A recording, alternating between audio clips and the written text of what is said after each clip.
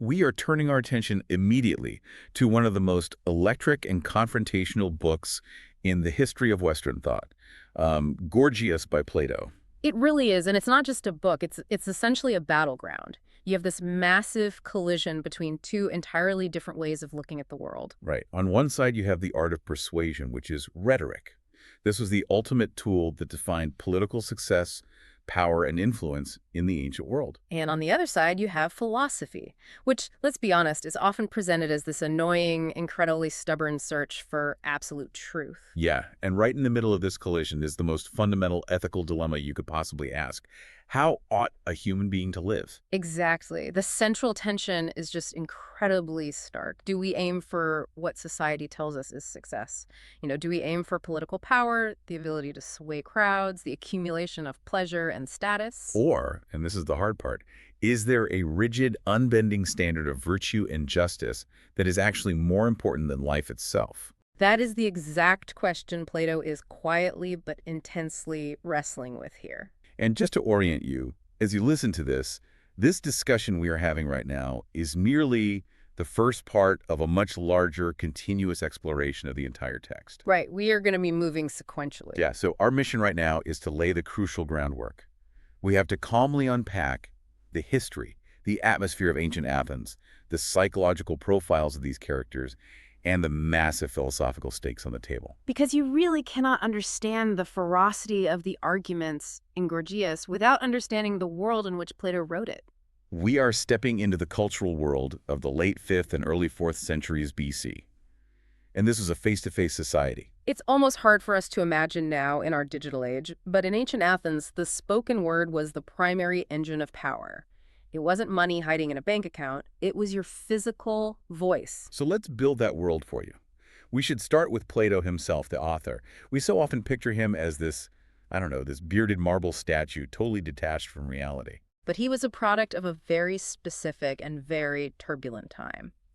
Plato was born around 427 BC, and he wasn't just some random citizen. No, he was born into an old, wealthy, and extremely aristocratic Athenian family. He had the absolute pedigree of the ruling class. But the Athens he grew up in was a city in complete crisis. His entire youth was defined by the Peloponnesian War. Right, the devastating conflict between Athens and Sparta. And this wasn't some glorious, heroic war for Athens. It was a slow bleed that ended in total defeat in 404 BC. Just take a moment to imagine growing up watching your city, which was supposed to be the beacon of democracy and culture, slowly crumble and eventually lose to its arch-rival. That completely changes your worldview. It shatters it entirely, and the aftermath was actually even more traumatic than the war itself. Because after the defeat, Athens didn't immediately just go back to being a happy democracy. No. In 403 BC, a right-wing junta known as the 30 Tyrants took power. They instituted a literal reign of terror. And here is the deeply uncomfortable complication for Plato. This junta involved his own relatives. His cousin Critias and his uncle Charmides were key figures in this oligarchy. They were the architects of this nightmare. We call them the 30 Tyrants, but the reality was just horrific. It was a military junta taking over the city. They suspended the courts. They started executing citizens quietly and sometimes publicly wealthy resident political rivals, mostly just to confiscate their property. They had people drinking hemlock left and right. Neighbors were informing on neighbors. It was an absolute bloodbath. And sitting at the dinner table with Plato were the men responsible for this. That must have been incredibly isolating for a young man. You're hearing about leadership and justice from your uncle, and then you look outside and see what they are actually doing to the city. It created a deep internal conflict. Plato likely grew up assuming he would just calmly step into politics. That was what men of his aristocratic class did. But seeing his own flesh and blood turn into monsters must have planted this seed of doubt, this realization that maybe the people in charge have absolutely no idea what they are doing. And the trauma didn't end when the tyrants were overthrown. The democracy came back, but it wasn't exactly a happy ending. Right, the atmosphere remained toxic and paranoid. Which leads us to the absolute breaking point for Plato, the year 399 BC. This is the year the restored democracy, the very system that replaced his tyrant relatives, put Socrates on trial. We have to talk about Socrates now. He is the main character in the book, but historically, who was he to Plato? He was a mentor, a deeply close friend, and in Plato's eyes, he was the most just man alive. So you had this backdrop, of total moral collapse. The war is lost, the democracy is vengeful, and in the middle of this mess, you have this one barefoot guy wandering the marketplace, refusing to shut up. That's Socrates. He wasn't a politician. He wasn't wealthy. He just walked around quietly asking people, do you actually know what justice is? Do you actually know what courage is? Which, if we are being honest, is incredibly annoying. If I'm trying to go about my day and someone stops me to ask for a precise definition of virtue, I'm going to be irritated. But it was viewed as much worse than irritation. It was perceived as a literal threat. The restored democracy was fragile, and they desperately wanted conformity. And here is Socrates, constantly questioning everything, challenging the authority of the politicians, the poets, the craftsmen. So they charged him. The formal indictment claimed he was not acknowledging the gods, which the city acknowledges, and that he was corrupting the youth.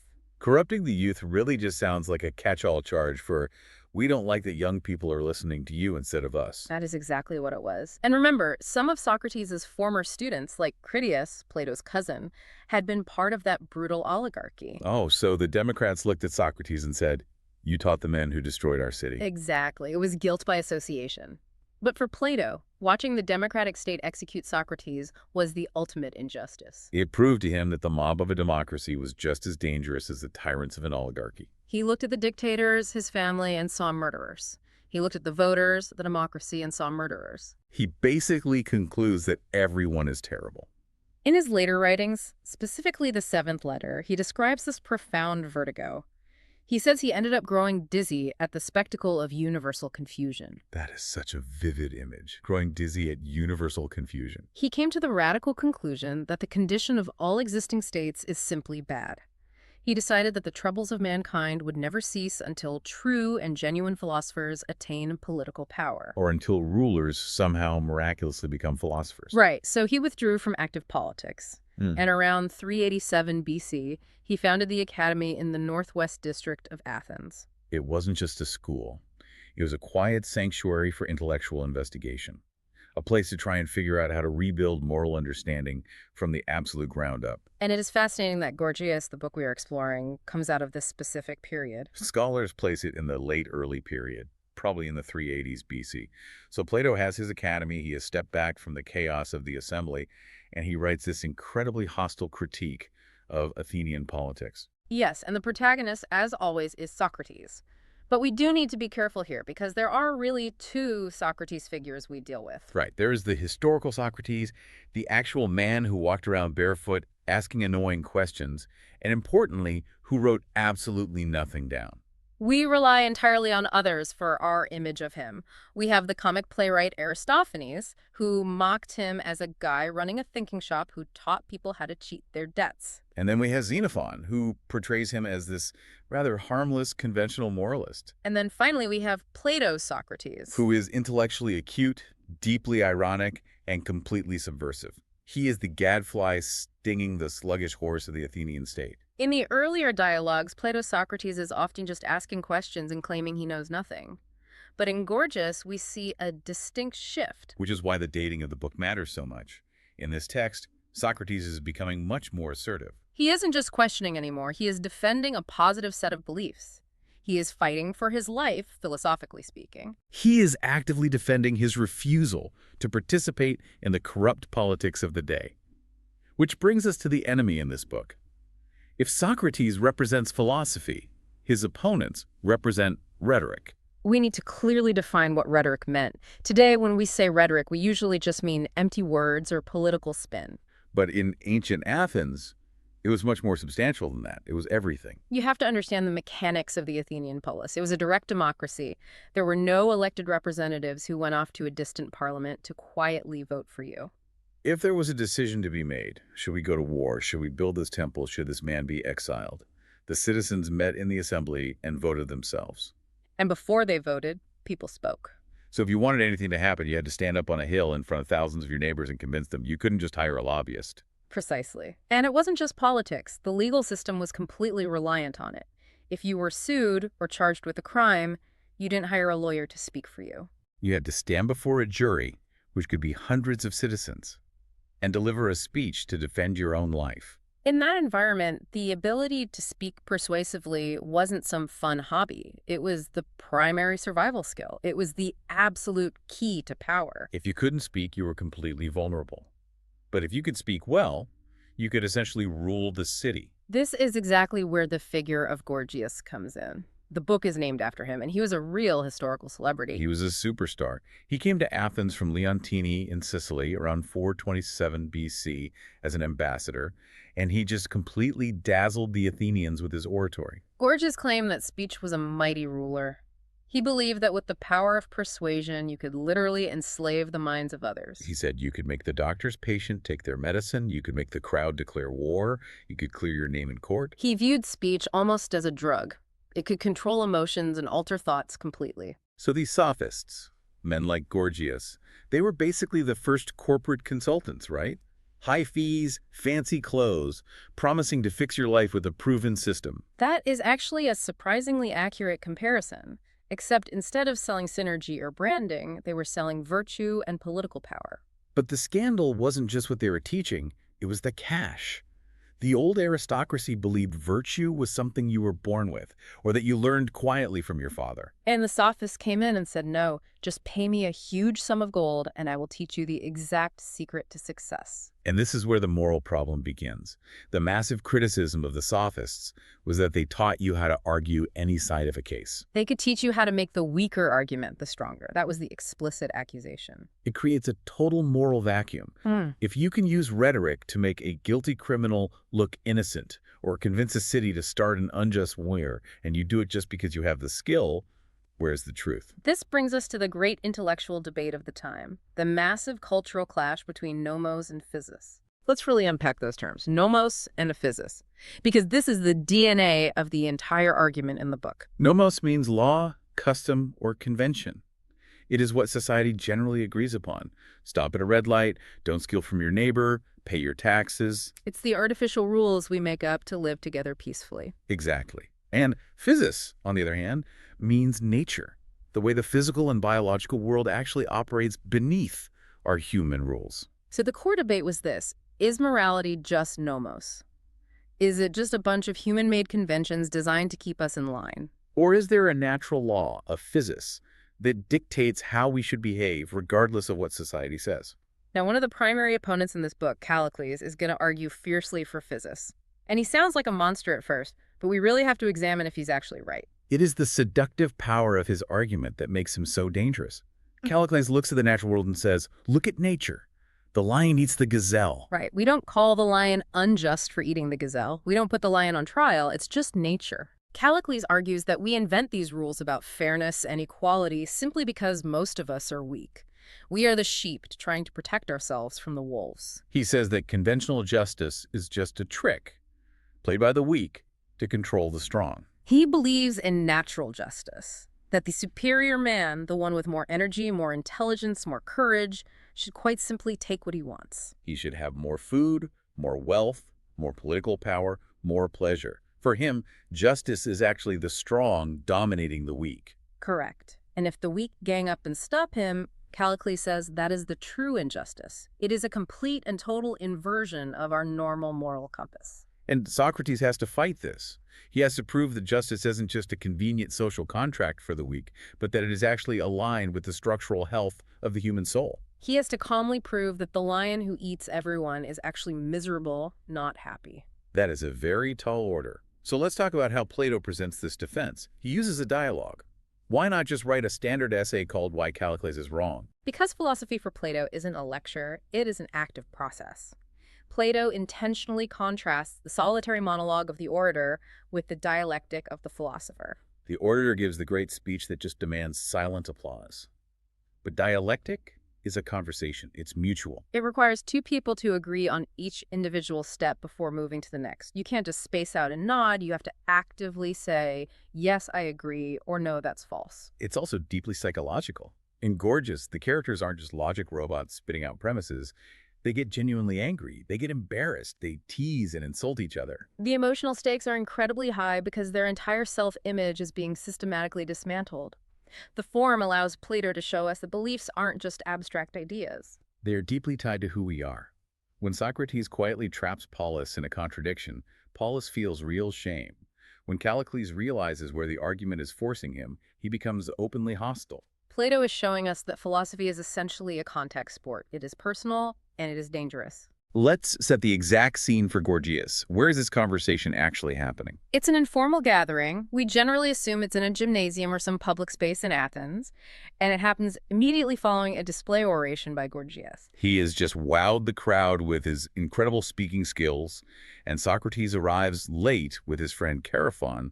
They totally miss the show. But Socrates doesn't care about the show. He wants to talk to the man himself. The mood starts off very polite, very civilized. But as the layers of social nicety are peeled away, it becomes increasingly hostile and serious. It moves from a polite chat to a savage unmasking of conflicting worldviews. Let's clearly introduce the cast of characters. We have three main opponents for Socrates, starting with the man himself, Gorgias. Gorgias is the celebrity, the elder statesman here. He is distinguished, perhaps slightly pompous. He runs a one-man show where he literally offers to answer any question anyone in the audience asks. That is quite the boast. I can answer absolutely anything. In the dialogue, he represents the raw power of speech. But interestingly, Plato treats him with some baseline respect. Gorgias isn't aggressive. He's just somewhat complacent. He hasn't really thought through the deep morality of his own trade. He is the celebrity who fully believes his own hype. He genuinely thinks he is teaching a noble art, but as Socrates reveals, he can't actually define what it is. Then we have Polus. His name literally translates to colt in Greek. Yes, colt, as in a young, unbroken horse. That metaphor tells you everything you need to know about his personality. He is youthful, highly volatile, and completely untamed. He is a student of Gorgias and a teacher of rhetoric himself. He is impulsive. He constantly interrupts the conversation because he thinks Gorgias is being far too modest or too careful in his answers to Socrates. So his name means colt. He's a young stallion.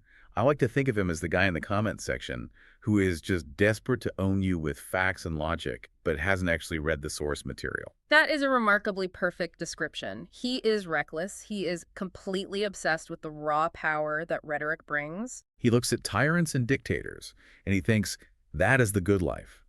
He thinks rhetoric is amazing specifically because it lets you act like a tyrant without facing any consequences. He is arguably intellectually sharper than Gorgias, or at least he is far more willing to say the quiet part out loud. He doesn't care about maintaining a respectable image. He just wants to win. And finally, we have the dark horse of the dialogue, Callicles. Callicles is perhaps the most fascinating figure Plato ever wrote. Historically, he is a complete mystery. We don't know if he was a real historical person who died young or a pure invention of Plato. He is an Athenian aristocrat just entering politics. Mm. And he represents the absolute most dangerous opposition Socrates has ever faced. Because Callicles discards conventional morality completely, Gorgias tries to remain polite, Polus tries to be clever, Callicles just goes straight for the jugular. He argues that natural justice means the superior man should take whatever he wants. He looks at Socrates and basically says, grow up. Philosophy is a toy for children. Real men seek power. He is the ultimate realist, or the ultimate cynic, depending on your perspective. He refuses to cooperate with Socrates by the end of the text, forcing Socrates to essentially carry the argument alone. So you can picture Socrates walking into this room. Gorgias is sitting there, probably exhausted from his speech, surrounded by adoring fans. Polus is pacing around, agitated and ready for a fight. And Callicles is standing in the corner, watching it all with a cynical sneer. You can feel the intense tension before a single philosophical word is even spoken. And the battle begins with a seemingly simple question of definition. Socrates just wants to know what rhetoric actually is. It seems like a polite, simple question, but in Socratic terms, it is always a trap. Always. Socrates is trying to determine if rhetoric is a true technique. A technique is an art or a precise craft, like medicine or carpentry. A true doctor knows the profound nature of the human body. He knows exactly why he prescribes a specific pill. He can calmly explain the complex cause and effect. And most importantly, he aims at the good, which is health. Socrates deeply suspects that rhetoric is not a techne at all, but merely a knack for producing conviction. He famously compares it to cookery or cosmetics. We really need to dig into this cookery insult because it is quietly hilarious. Socrates is telling the most famous speaker in the known world that he is basically just a pastry chef. He makes this comparison to highlight the vast difference between the good and the pleasant. Let's use that metaphor. A pastry chef Gives you what tastes good right now in this exact moment. Yeah. Sugar, fat, cream, it feels amazing while you are eating it. But does the pastry chef actually care about your arteries? Does he possess scientific knowledge of your long-term cellular health? No. He just wants to please your palate and get your money. A doctor, on the other hand, might hand you an incredibly bitter pill. He might even cut you open with a scalpel. It hurts. It is deeply unpleasant. But it is fundamentally for your good. It restores your health. So in this analogy, rhetoric is the sugar. Philosophy is the medicine. Exactly. Rhetoric flatters the massive crowd. It tells them exactly what they already want to hear. It makes them feel instantly good about themselves and their prejudices. While philosophy tells them the harsh truth, even if it hurts their pride. Socrates argues that Gorgias is just a spiritual pastry chef, feeding the soul junk food until it becomes sick and bloated. It is a totally savage, systematic takedown, and from there he sets another logical trap for Gorgias regarding the concept of justice. Right, because Gorgias claims he teaches rhetoric, which he admits is a massively powerful tool.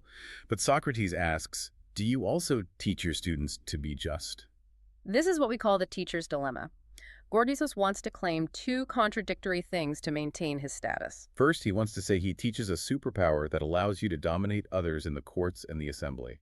But second, he wants to maintain that he is a highly respectable moral teacher who shouldn't be blamed if his students use that superpower for evil. Socrates forces him to admit that a true teacher of rhetoric, if it is a noble art, must teach justice. But if the student truly knows justice, they wouldn't ever do evil. So if the student does evil, the teacher fundamentally failed. Gorgias falls right into this contradiction because he is trying to maintain his social respectability while selling an inherently dangerous product. Once Gorgias is logically sidelined, Polus aggressively jumps in, and the conversation pivots directly to the nature of power. This is where Socrates drops one of his most mind-bending paradoxes. He looks at Polus and tells him that tyrants and powerful orators actually have absolutely no power. This is a monstrous and outrageous claim, as Polus himself puts it. And honestly, it sounds like semantic word games to a normal person. It does. If a dictator orders an execution, he definitely has the physical power to do it. If he wants to seize my house, he can seize my house. How can Socrates calmly look at a guy with a literal army and say, you have no power? It sounds totally delusional until you carefully follow Socrates' logic regarding the human will. He makes a crucial distinction between doing what one thinks fit and doing what one wants. Doing what one thinks fit versus doing what one wants. Okay, we need to break that down very carefully. It all hangs on the philosophical idea of the good. Socrates argues that every single human being, deep down, acts for the sake of some ultimate good. We don't take bitter medicine just because we love the taste of it. We take it because we want the good, which is health. We don't commute to work every day because we intrinsically love filling out endless spreadsheets.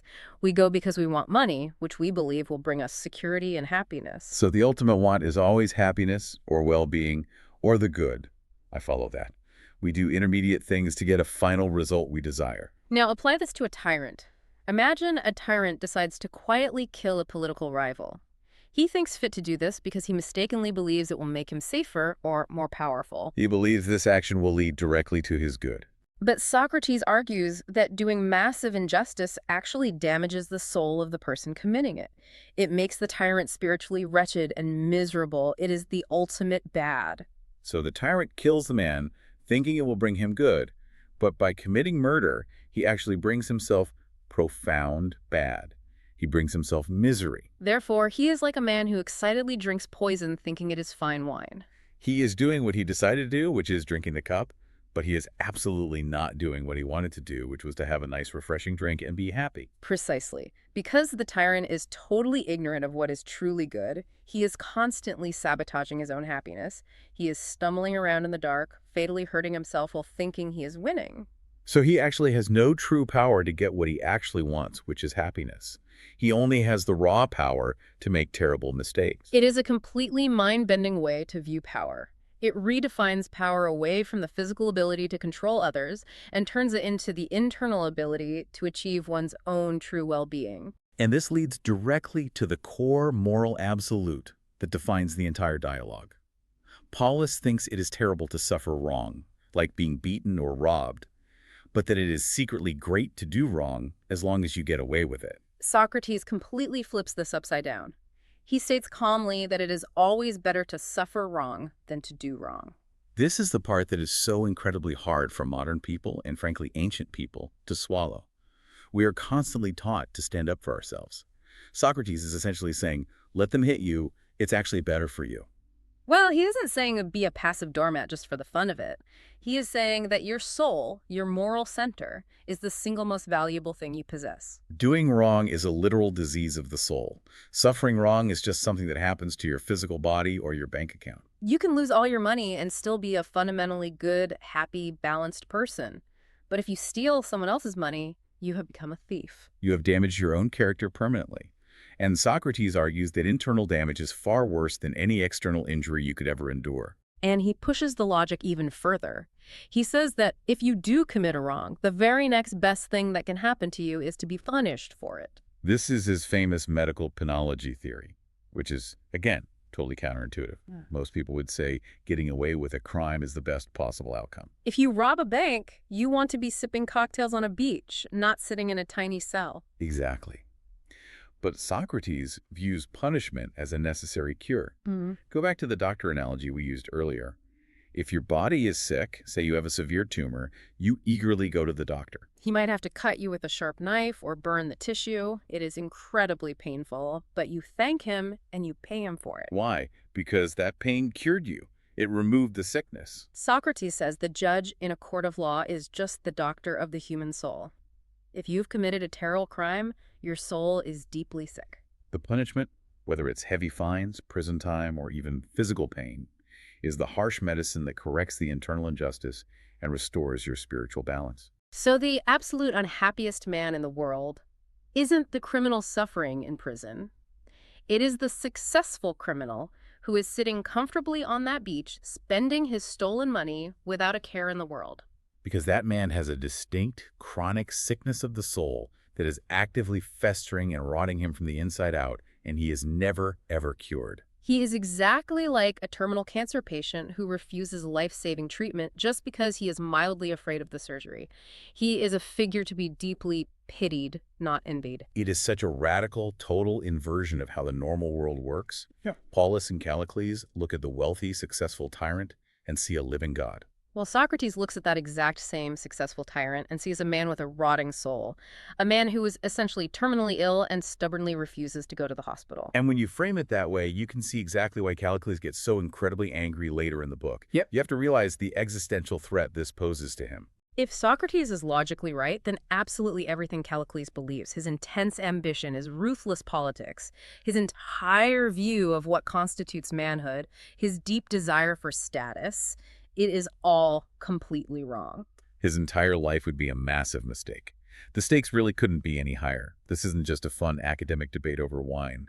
It is a literal fight for the definition of reality. So we have carefully placed all the pieces on the board. We have established the setting, a hot, highly competitive, face-to-face Athens where speech is a deadly weapon. We have introduced the characters. You have the aging celebrity rhetorician Gorgias, who genuinely thinks he's teaching virtue, but is really just selling sugar. You have the reckless apprentice Polus, the ancient equivalent of an internet troll who just wants to win arguments and worships raw power. You have the highly cynical, aristocratic power player Callicles, who openly wants to be the lion eating the weak. And standing against all of them, you have Socrates, the annoying, relentless philosopher who quietly insists that truth actually matters more than life itself. We have looked at the map.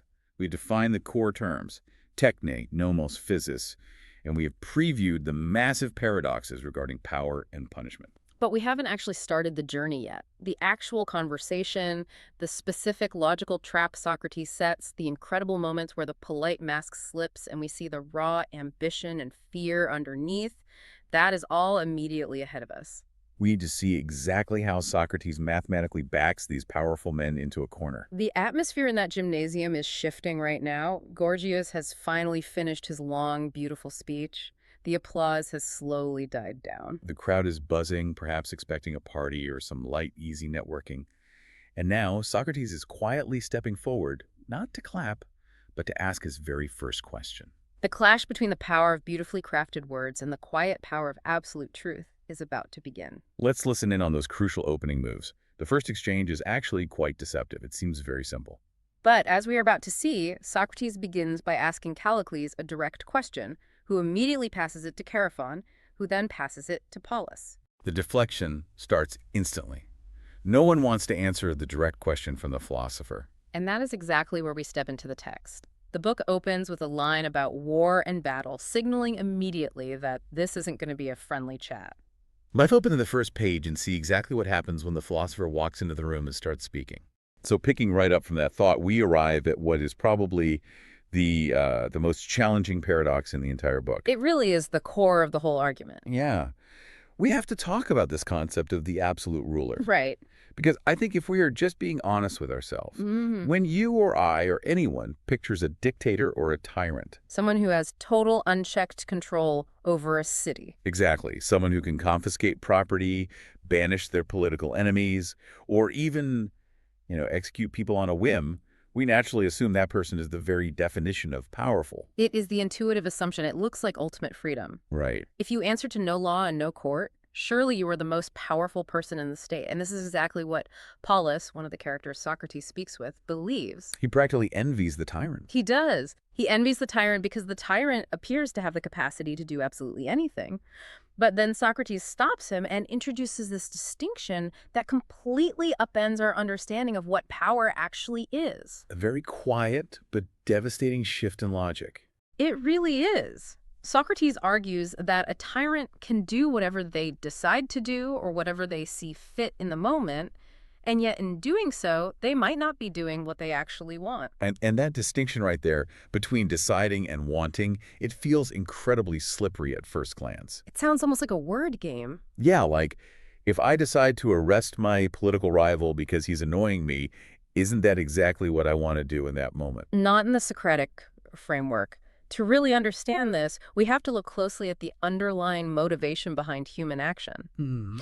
Socrates argues that we never do things simply for the sake of the action itself. You don't take medicine just because you love the taste of bitter syrup. Right, you take it to get better. Exactly, you take it for the sake of health. Or, you don't board a ship and sail across a dangerous, stormy sea just because you love seasickness. I certainly don't. You do it for the wealth or the trade or the security you'll get at the other end of the voyage. So we do things for the sake of the good that we think will follow from them.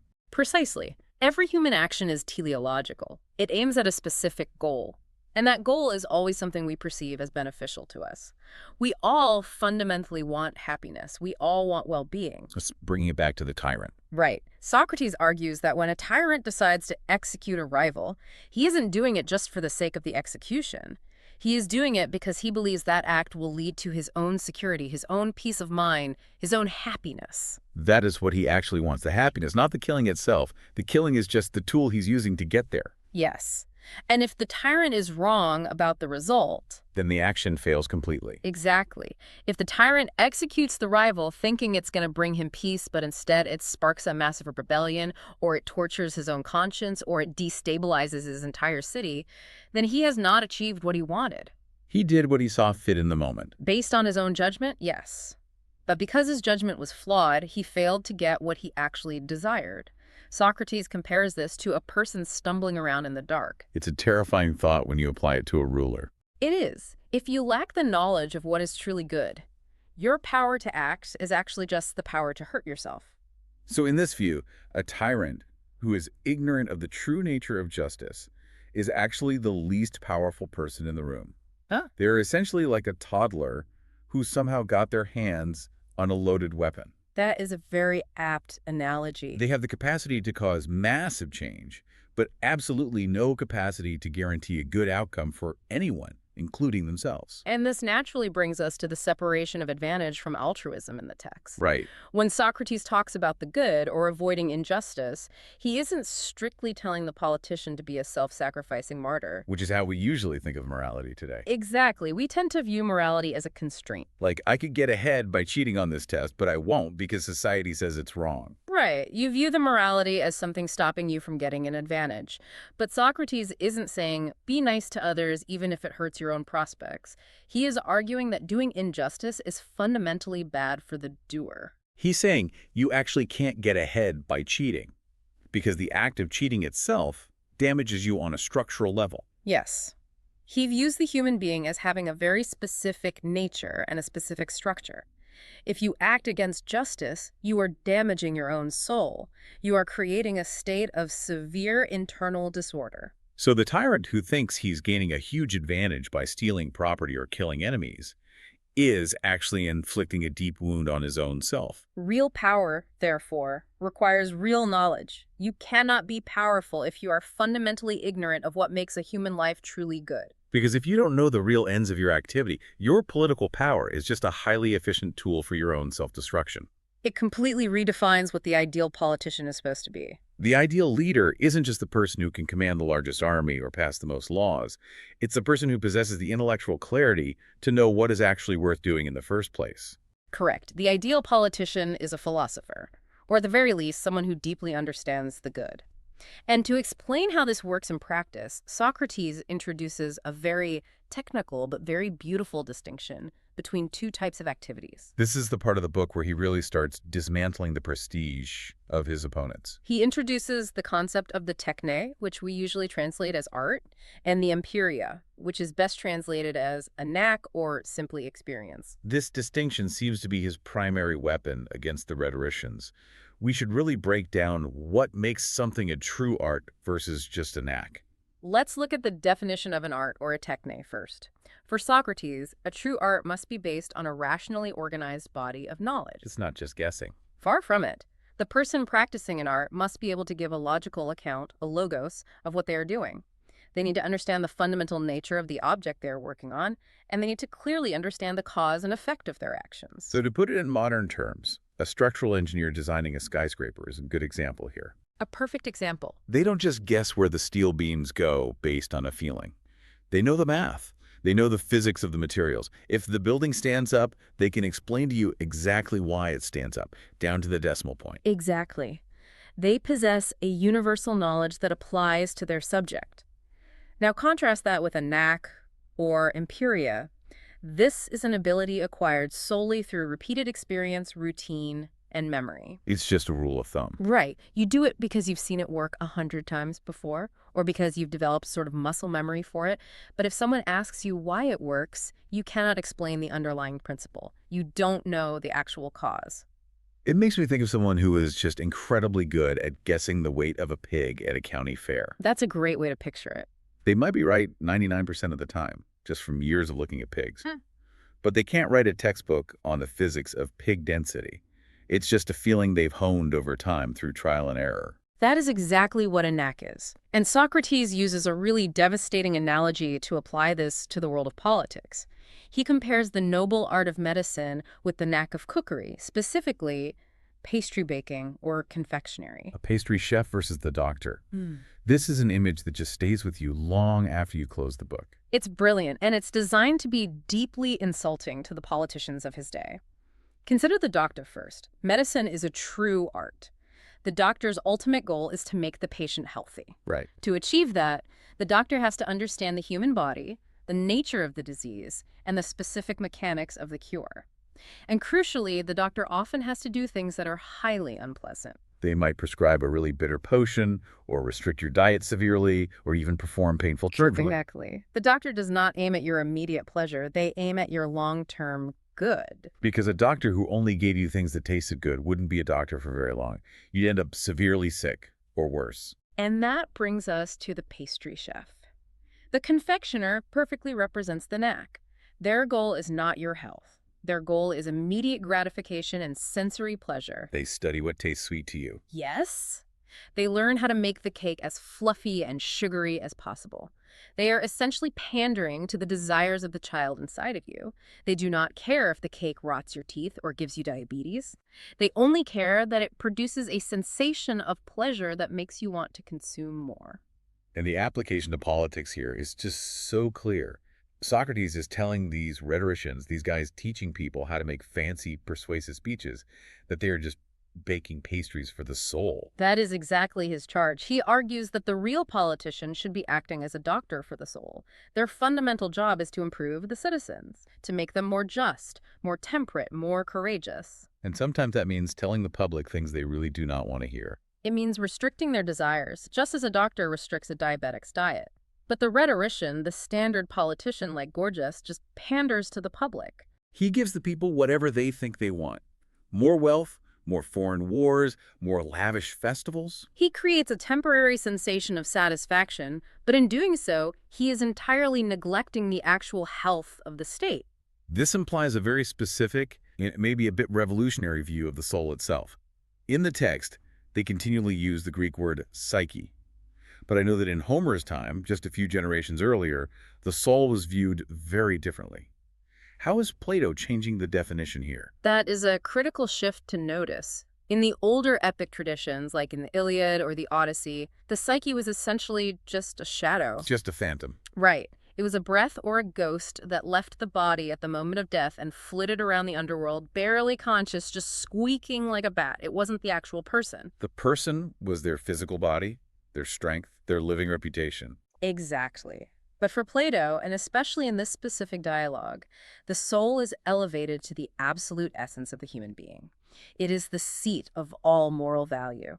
It is the true self that engages in life, makes rational decisions, and bears the ultimate weight of virtue or vice. So when Socrates talks about the political art, he's talking about the very serious art of caring for this moral self. If a politician makes you richer, but in the process turns you into a greedy, cruel, unjust person, they have objectively failed at the art of politics. Yes. They have actively damaged the most important part of you, while merely decorating the least important part. And this uncompromising moral stance, that the internal condition of the soul is vastly more important than any external power or wealth, leads directly to the major explosive conflict in the second half of the book. Because while Gorgias and Polus are somewhat trapped by these analogies, Callicles eventually enters the conversation, and he absolutely refuses to play by these rules. Callicles is such a fascinating, almost intimidating figure. He feels incredibly modern to read. He doesn't try to wiggle out of Socrates' logic or find a middle ground. He just smashes the entire premise. He basically sits down and says, Socrates, this whole morality thing you're talking about is a complete scam. Callicles is absolutely the most serious challenge Socrates faces in the text, because he rejects the foundational value system entirely. He argues that conventional morality, things like justice, fairness, temperance, these are just traps. Traps set by the weak to control the strong. Exactly. He looks at nature and he says, look at the animal kingdom. Look at the history of human nations. The strong naturally dominate the weak. That is the actual natural right, the law of nature. It's the classic might makes right argument. He genuinely thinks the superior man, the one with real courage and energy, should rule over the sheep of society and just take whatever he wants. He believes that for a man to be truly happy and truly great, he must allow his desires to grow as large as absolutely possible and then simply have the power and the means to satisfy them. He actually pities Socrates. He does. He thinks Socrates is unmanly for spending his life whispering in corners with teenagers about virtue instead of engaging in the real world of power, politics, and ambition. It's a heavy accusation. But Socrates rebuts this by attacking the very nature of desire itself. He uses this bizarre but brilliant image of the leaky jar. Can we break that down? It is a grotesque but powerful image. Socrates asks Callicles to imagine two different men. One man has sound, healthy, intact jars. He spends some time filling them up with wine, honey, and milk, and once they are full, he can relax. He doesn't have to worry about them anymore. He can just enjoy his life. He has achieved contentment. Right. But the other man has jars that are completely rotten and full of holes. He has to work frantically day and night, constantly pumping liquid into these jars, but they never ever fill up. The moment he stops pumping, the liquid drains out and they are empty again. And the man with the leaky jars represents the life of unlimited desire that Callicles is advocating for. Yes. Callicles argues that the flow, the constant process of satisfying massive desires, is what happiness is. But Socrates argues that this is actually a state of constant torturous need. It's like having a severe itch that you have to scratch forever. You're never actually satisfied.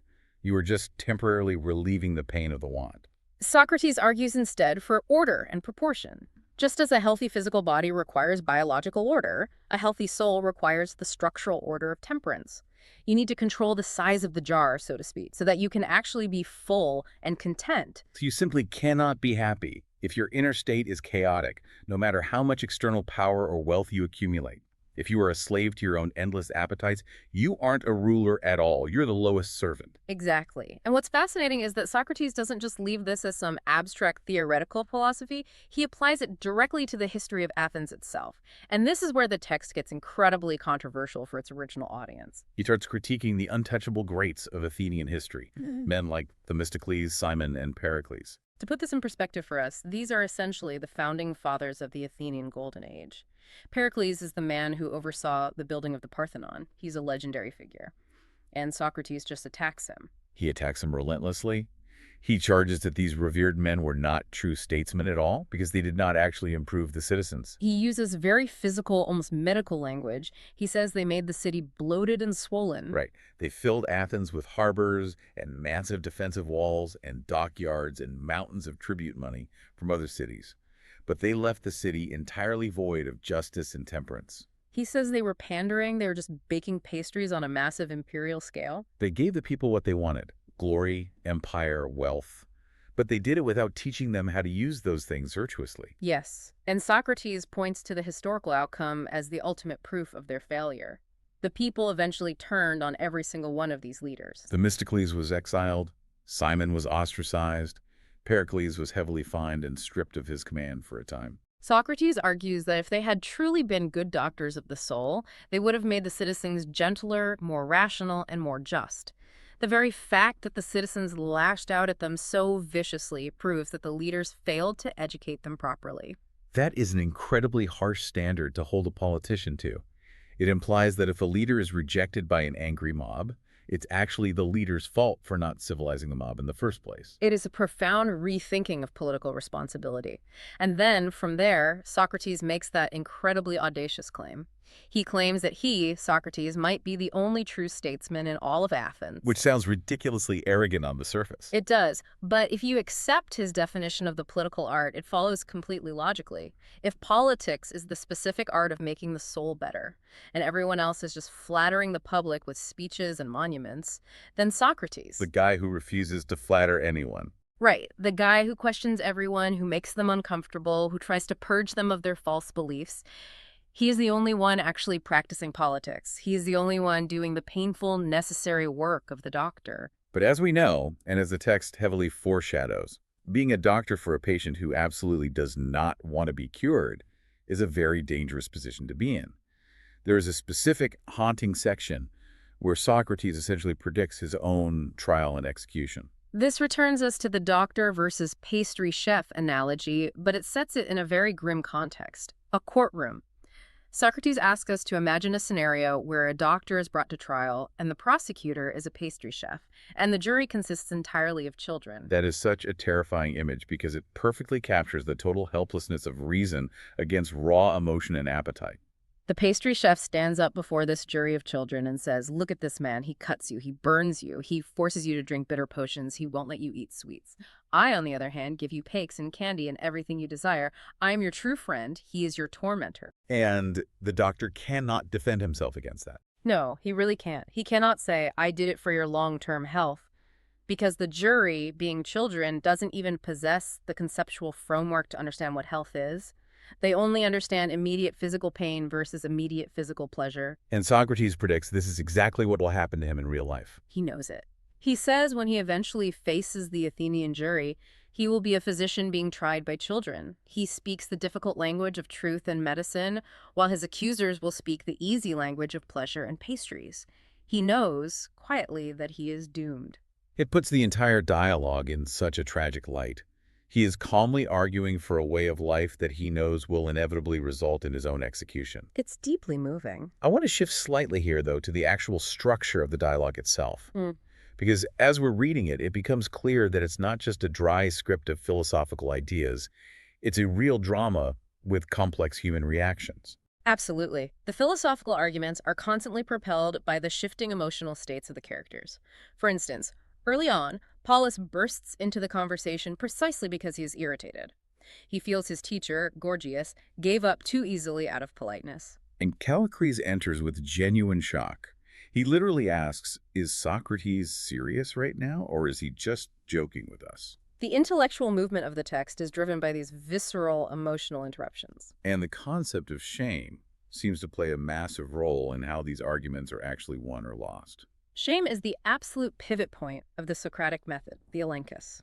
The method often functions by finding a hidden contradiction between a person's bold public assertion and their deeper, quieter moral intuitions. Like with Gorgias. Exactly. Gorgias is fundamentally ashamed to admit in public that he doesn't teach justice to his students. So he concedes a minor point to save face, and that concession traps him logically. And Polus does the same thing. He is ashamed to admit that doing terrible wrongs is a fine or beautiful thing, so he admits it is uglier than suffering wrong. And Socrates uses that exact admission of shame to dismantle his argument. But then Callicles enters, and Callicles is different. Callicles realizes that shame is the vulnerability. He sees the trap clearly, so he simply decides to be completely shameless. He bites the bullet, he looks at Socrates and says, no, doing wrong is actually great, stealing power is great, I am not ashamed to say it out loud. And when the opponent stops playing by the rules of social shame, the elenchus, the Socratic method of questioning, begins to physically break down. It really does. Callicles eventually stops cooperating entirely. He just gets sullen. He starts answering with heavy sarcasm or just total silence. And this forces a major structural change in the text itself. Socrates can no longer just ask short questions and get answers. He has to start making long, unbroken speeches to finish the argument on his own. Which leads us directly to the end of the text. As the logical back and forth completely breaks down, Socrates shifts gears entirely. He tells a myth, the myth of judgment. It's a fascinating pivot. It seems so strange for this champion of strict rationalism to end his argument with a mystical story about the afterlife. It is a subject of a lot of scholarly debate, but it seems that the myth is placed there to reinforce the logical arguments with a sense of traditional authority and to raise the stakes to a cosmic level. Socrates describes the final judgment of the dead. He says that in the afterlife, the physical body is completely stripped away. The judge sees only the naked soul. I find this image of the naked soul to be one of the most powerful concepts in the whole book. It's the ultimate, unavoidable exposure. It is. In earthly life, a massive tyrant like the great king of Persia is covered in expensive robes, gold jewelry, and surrounded by armed guards. You can't see the moral rot inside of him. But in death, all of those external props are stripped away. The soul stands totally bare before the judge. And Socrates says the soul bears the literal marks and scars of every single unjust act it committed during its life. It's almost like a picture of Dorian Gray scenario. Yeah. The soul silently records everything. Exactly. Every time the tyrant lied, every time he stole, every time he murdered, it left a physical scar, a distortion, or a crookedness in the fabric of his soul. The judge looks at this soul and sees that it is covered in welts and wounds. The judge doesn't even know who the person was in life. He doesn't care about their name or their earthly rank. He just sees a diseased soul and sends it away to be punished. And this ties perfectly back to that paradox of punishment we discussed earlier. Yes, Socrates argues that punishment is the cure. It is the painful medicine that cleanses the soul of its rot. If you have these spiritual scars, you should actively want to be punished to remove them. So if you commit a terrible crime and you use clever rhetoric to escape the court's justice, you are just keeping the fatal disease locked inside of you. You are entering the next world with a soul completely loaded with corruption. So in this framework, getting away with a crime is actually the worst possible outcome for a human being. It denies them the one painful cleansing they desperately need. That is his final cosmic argument. The idea that suffering wrong is better than doing wrong isn't just some nice social maxim to keep the peace. It is absolutely essential for the eternal structural health of the self. As we reach the very end of the text, though, we don't get a neat Hollywood resolution. Callicles isn't magically converted by this beautiful myth. He just quits the conversation. The ending is remarkably unresolved and quite dark, honestly. The dialogue presents a stark, unavoidable choice to the reader. The life of politics and rhetoric, aimed at earthly power and pleasure, versus the life of philosophy, aimed at truth and the health of the soul. But Socrates is the only one left holding the flag of philosophy.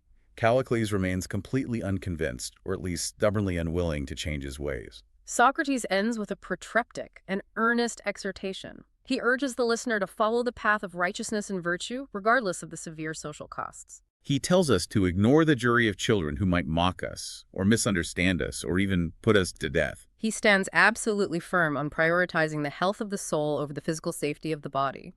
He leaves us sitting with this immense tension between the popular pastry chef politics of the real world and the difficult medical truth of philosophy. It really forces every person reading it to pause and ask themselves, if I were stripped entirely naked before a judge right now, what would my soul look like? Would it be straight and clean, or would it be covered in scars? That is the profound, unsettling question the book leaves us with, and it's the question that really defines the rest of Plato's work. If the city is inherently hostile to the truth, how does the philosopher actually live within it? We will see exactly how these heavy ideas continue to evolve as we move forward into the next section of our analysis. So, we find ourselves standing just outside a gymnasium in Athens. Right, and it's important to remember this is a public space. Usually it's a place filled with the sounds of, physical exertion, wrestling, running, the slap of skin on skin. But today, the atmosphere is vibrating with something completely different. It is the aftermath of a performance. We are picking up exactly where we left off, moving right into the third movement of our exploration of this book. Exactly. We aren't starting a new story here. We are stepping right into the middle of a tension that has already begun to boil. The dust is settling, but it isn't dust from wrestling or discus throwing. It is the dust of words. That is a great way to put it.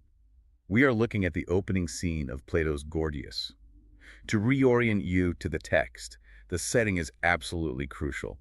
We have Socrates, who is, of course, the relentless questioner. And Chaerephon is with him, his enthusiastic and maybe somewhat impulsive associate. Yes, and inside we have Callicles, who is acting as the host for the visiting celebrity. There's also Polus, a young and fiery student. And, of course, the man of the hour himself, Gorgias. He is the most celebrated master of oratory in the Greek world at this time. And the vibe here isn't exactly a warm, welcome party. It feels a bit like showing up to a concert just as the roadies are packing up the amplifiers. The very first lines of this section set a really specific tone. They do. Callicles sees Socrates and Chaerephon approaching and hits them with this opening line. He says, to come for a war or a battle. It is a biting opening, isn't it? Callicles is referencing a proverb, basically saying that if you arrive late, you are late for a war or a battle. Right, implying you have missed the critical moment. Right. But he is flipping the meaning. He's telling them, you have arrived just as the action is over. He is mocking them slightly for missing the main event. And Socrates, in his typical fashion, catches the metaphor immediately and just throws it right back. He asks, are you implying that in the proverbial phrase, we are late for a feast? I always appreciate that pivot. Callicles talks about war, and Socrates talks about a feast. It tells you everything about what they are hungry for. Callicles sees this display of rhetoric as something visceral, maybe even aggressive or victorious, like a battle. Exactly. Whereas Socrates sees it as sustenance, or at least he pretends to, for the sake of the argument. And in the text, this isn't a literal feast of food and wine. Right. Callicles explains that Gorgias has just finished what the Greeks called an epidakasis. An elaborate display speech. Yeah. Yes. He has been feasting the crowd on fine things, on beautiful words, and perfectly constructed sentences. Which establishes the fundamental conflict of the entire book right here on the first page. It is the conflict between display and inquiry. That is the core of it. Callicles and the crowd want the feast. They want to be entertained, to be passive recipients of beautiful sounds. But Socrates wants the battle, or rather the dialectic. He wants to strip away the performance and get to the actual truth. If you think about it, it is the difference between watching a fireworks show and understanding the chemistry of gunpowder. Callicles is basically telling them, you missed the fireworks. And Socrates is essentially saying, I didn't come for the fireworks. I want to talk to the pyrotechnician. That is exactly it. And Callicles, playing the gracious host, tries to smooth things over. He mentions that Gorgias is staying with him and promises that Gorgias will put on another display for them later. He is offering a private replay of the performance. But look at how Socrates rejects that offer. He doesn't want a private show. He asks a very different question. He asks, but would he be willing to enter into conversation with us? This is the crucial distinction we need to focus on. The text contrasts the monologue with the dialogue. The monologue is safe. The speaker controls the flow, the timing, the emotional beats, and ultimately the applause. While the dialogue, the conversation, is incredibly risky. You have to answer back. You have to defend your premises in real time. Socrates states his mission very clearly here. He says, I want to ask him what the power of his art consists in and what it is that he professes and teaches. Notice how he isn't interested in how well Gorgias speaks. He is interested in what Gorgias is actually doing. He wants to define the art itself. In Greek, the word is techne. He wants to look under the hood of the car while everyone else is just standing around admiring the paint job. That is a very apt analogy. So we have this setup. The famous Gorgias is inside the building, probably catching his breath after this massive speech, surrounded by his adoring fans. And Socrates wants to go in and essentially pop the balloon. But before he gets to the main event, the boss battle, so to speak, he has to get through a minor obstacle. The proxy skirmish. Yeah. Yes, this is a fascinating bit of character work in the text. Socrates encourages Chaerephon to ask the first question. He pushes his friend forward, basically saying, you ask him. Right, and when Chaerephon asks, ask him what, Socrates gives him a template based on other, more grounded professions. He says if he were a maker of shoes, he would answer that he is a shoemaker. If he were like his brother Herodotus, he would be a doctor. So ask him who he is. It seems like such a simple, innocent question, just what do you do? But when Chaerephon tries to ask this, Polus, the young student of Gorgias, jumps in. He literally intercepts the question before Gorgias can even open his mouth. It is exactly like a press secretary jumping in front of a politician. Mr. Gorgias is tired. I will handle this question. Polus's name literally translates to colt in Greek, doesn't it? It does. And he acts exactly like a young horse. He is young, wild, and largely undisciplined. He claims Gorgias is exhausted, which might technically be true after a long speech, but his real motivation is painfully obvious. He wants to show off. He wants to prove to the crowd that he can speak just as beautifully as the master. So Chaerephon asks the assigned question. Since Gorgias is an expert in an art, what should we call him? And Polus delivers this incredibly flowery, over-the-top answer. He doesn't just say he is an orator. He launches into this prepared paragraph. He starts talking about how experience makes our life proceed by art, while inexperience makes it proceed by chance, and how various men partake of various arts in various ways. And he finally ends by saying that Gorgias partakes in the finest of them all.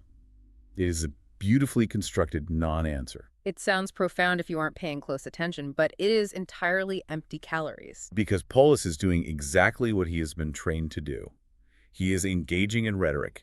He is praising the art rather than defining it. He is describing its quality, that it is the finest, but he is completely failing to describe its essence. He isn't telling us what it actually is. Exactly. He is answering the question, how good is Gorgias? But the actual question on the table was, what is Gorgias? And Socrates is definitely not impressed by this display. Not at all. Socrates steps in and gently but very firmly dismantles Polus.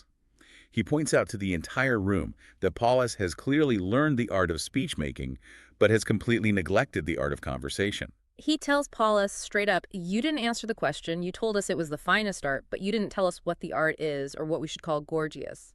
It is a devastating critique, dressed in polite language. He is basically telling the young man, you are great at giving a eulogy, but I just asked for his job title. Which forces the conversation to pivot back to the main man. Polus has been brushed aside, so Gorgias has to step up and defend his own profession. And Gorgias enters the fray with an immense amount of confidence. He readily accepts the challenge. In fact, he boasts that no one has asked him a new question in many years. He is completely unthreatened by Socrates at this point. Completely. But Socrates sets a subtle trap right away, or perhaps we should call it a condition of engagement. He asks Gorgias to keep his answers short. He explicitly requests the short style, not the long style. Which is deeply ironic.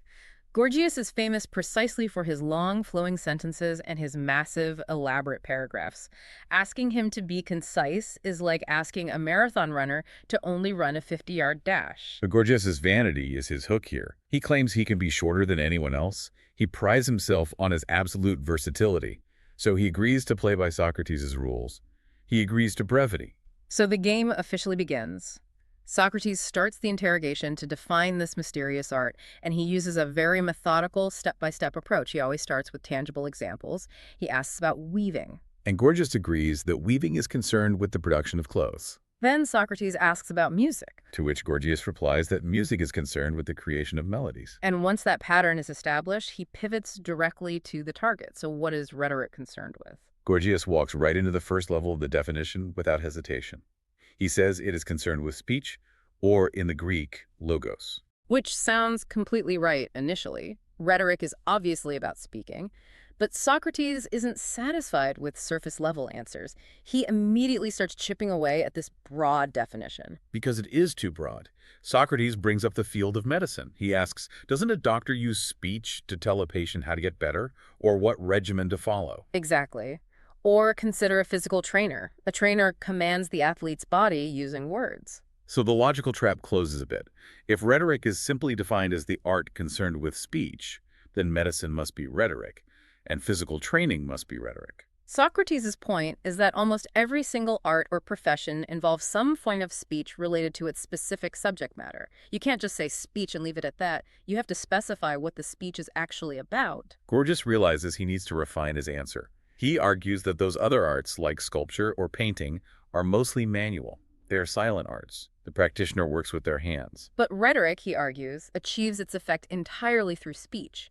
It is 100% talk. There is no manual labor involved. It is a better distinction, certainly, but Socrates is ready for it. He brings in the heavy hitters of abstraction.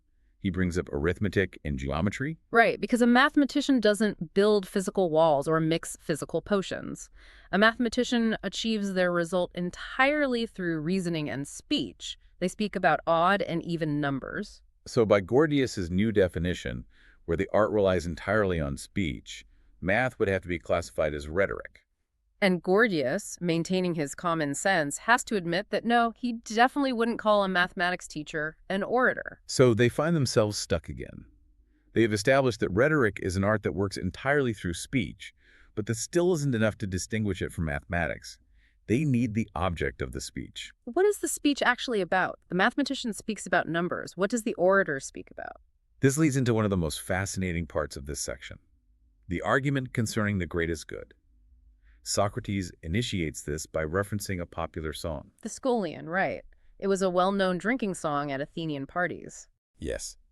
And it listed the best things in life in a very specific, culturally accepted order. First was health, second was physical beauty, and third was wealth. Specifically, wealth that was gained honestly, without fraud. Socrates uses this cultural touchstone to set up a hypothetical cage match. You have to imagine these figures in the room. He imagines three professionals standing right in front of Gorgias: a doctor, a physical trainer, and a businessman or moneymaker. And each of these professionals fiercely claims that their specific job produces the greatest good for humanity. It is a brilliant, dramatic device to clarify the stakes. Socrates role-plays as the doctor first. He speaks for the doctor, saying, "Hey, Socrates, Gorgias is deceiving you. My art produces health." Does the orator produce health? No. And isn't health the greatest good, just like the song says? It is a very hard point to argue against. Without your health, nothing else really matters. You can't enjoy wealth or beauty if you are dying. But then the trainer steps up to make his case. The trainer says, I produce physical beauty and strength. What can Gorgias possibly offer that is better than being strong, beautiful, and physically capable? This reflects the immense value the ancient Greeks placed on physical excellence and the athletic ideal. And finally, the businessman gets his turn to speak. The moneymaker looks at both of them with complete contempt and says, what are you two talking about? I produce wealth. You can be healthy and strong, but if you are entirely destitute, you are going to be miserable. Wealth is the enabler of all other goods. It buys the food, it buys the medicine, it buys the leisure time. So Socrates presents these three formidable contenders directly to Gorgias. He is essentially saying, look at these guys. They have tangible, universally desired products: health, strength, money. You are just a guy who talks. What is this greatest good that you claim your art produces? It is a moment that demands a profound answer. And Gorgias finally plays his trump card. He doesn't back down or qualify his statement. He claims his art produces a good that is actually the source of all those other goods. He defines it very specifically. He says it is the cause not only of freedom for oneself, but also of the power to rule over others in one's own city. That is a massive, sweeping claim. Freedom for yourself and dominion over everyone else. How does he actually get there logically? He clarifies that it is the ability to persuade with words, specifically to persuade the judges in the law courts, the senators in the council, and the citizens in the public assembly. And here's the real kicker, the hierarchy of power that Gorgias proposes. Yeah. He argues that if you possess this power of persuasion, you essentially own all the other experts. Yes, he tells Socrates directly, with this power you will have the doctor as your slave and the trainer as your slave. And the businessman. Gorgias says the businessman will end up making money not for himself, but for you, the orator, because you are the one who can persuade the masses to give you that money, or vote to confiscate his property, or rule in your favor in a contract dispute. It is a chillingly pragmatic, almost cynical view of how society operates. The expert does the actual labor, but the persuader holds the leash. The doctor knows how to cure the disease, but the orator knows how to get the doctor hired by the state or exiled from the city. Precisely. Gorgias is defining the greatest good, not as a moral good, like virtue or wisdom, but purely as a political good. He is talking about raw power, the power to move the mob in whatever direction you choose. So Socrates listens to this and accepts this new definition as a working premise. Rhetoric is the artificer of persuasion. It is the factory that manufactures persuasion in the minds of the listeners. But of course, Socrates isn't done digging. He accepts the premise to push further into it. He asks, is rhetoric the only art that produces persuasion? And to test this, he brings back our friend the painter, Zeuxis. Zeuxis was a very famous realist painter in antiquity. Yes. The legend about him was that he painted a bundle of grapes so incredibly realistically that actual birds flew down from the sky to peck at the canvas. Socrates uses him to ask, doesn't a painter persuade us that what he has painted is real? And doesn't the mathematician persuade his student that a certain number is odd or even? The student starts out not knowing, and by the end of the lesson, they are fully persuaded of a mathematical truth. So, just like the word speech wasn't specific enough earlier, the word persuasion isn't specific enough now. Mathematics persuades, art persuades.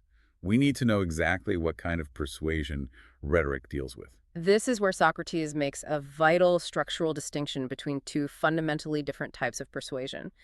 There is the persuasion that results in instruction, which means teaching someone so they actually know the truth. And then there is the persuasion that results in belief. This is convincing someone to hold an opinion without giving them the actual foundational knowledge of why it is true. He connects this directly to the venue where rhetoric is practiced. It happens in the law courts and the large public assemblies. And the topic they are usually debating is justice and injustice, or right and wrong. Socrates asks Gorgias a very practical question. Can you really teach a mob of thousands of people about the fundamental complex nature of justice in a very short period of time? Like the limited time allowed by the water clock in an Athenian court case. And Gorgias, being a practical man of the world, has to admit, no, obviously not. You cannot teach deep philosophy or complex moral truth to a massive crowd in an hour. Therefore, Socrates concludes, rhetoric must produce the second kind of persuasion. It produces belief. It creates conviction. It makes the crowd feel intensely like they know the answer, without actually giving them the underlying knowledge. The orator is a producer of belief, not a teacher of truth. This distinction between knowledge and belief is really the epistemological core of the entire argument. Socrates clarifies it further by asking a seemingly simple question. He asks if there is such a thing as false knowledge. And Gorgias says no, because if you truly know something, it must by definition be true. If it turns out not to be true, then you didn't actually know it, you just mistakenly thought you did. So false knowledge is an oxymoron. It cannot exist. But then Socrates asks, is there such a thing as false belief? And Gorgias says yes, absolutely. You can believe something firmly, with all your heart, and it can be completely factually wrong. So if we follow the logic, since rhetoric produces belief, and belief can be false, then rhetoric is an art entirely capable of producing false convictions in the minds of the jury or the assembly. That seems deeply dangerous. It creates a massive structural problem for a society. And Socrates highlights this danger by bringing up what we might call the assembly problem. He asks, when the city gathers to make a crucial decision, like building a new wall or constructing a harbor or choosing a general for an impending war, who exactly should they ask for advice? Logic dictates that you ask the expert. If you want to build a sturdy wall, you ask the architect or the master builder. If you want to fight a war effectively, you ask the seasoned military general. You don't ask the guy whose only skill is talking well. Exactly. Why on earth would the assembly listen to a professional orator on matters of complex engineering or military strategy? It seems completely absurd on its face. But it is right here that Gorgias stops being defensive. He goes on the offensive. He reveals the true, terrifying scope of his art. He drops the names of the absolute heavyweights of Athenian history, the Mistocles and Pericles. These were the undisputed titans of their political world. Themistocles was the one who convinced the Athenians to build the wooden wall, the massive naval fleet that ended up saving them from the Persian invasion. And Pericles oversaw the building of the Parthenon and the long walls connecting Athens to its port. Gorgias points this out to Socrates. He says, look at the walls around us. Look at the shipyards. Did the stonemasons advise the city to build them? Did the carpenters make the policy? No, Themistocles did, Pericles did, the orators did. That is an undeniable historical reality. The technical experts knew how to build the ships, but the orators were the ones who decided what to build, when to build it, and whether to build it at all. And then Gorgias makes the argument incredibly personal. He moves from grand history to an intimate, everyday scenario. He uses the patient analogy.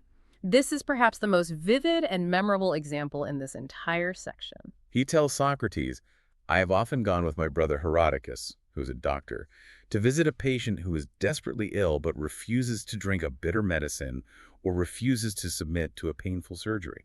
You can easily visualize this scene.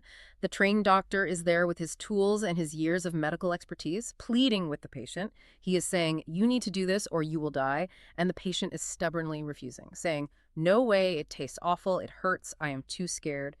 The doctor, despite all his scientific knowledge, is completely helpless to save the man. And Gorgias says, "In that exact moment, I, the orator, stepped in. And using only words, I persuaded the patient to do exactly what the expert doctor could not get him to do." Wow. He is explicitly claiming that his art of speaking is actually more effective at practicing medicine than medicine itself, at least when it comes to the crucial step of patient compliance. That is exactly his claim. He even takes it a step further.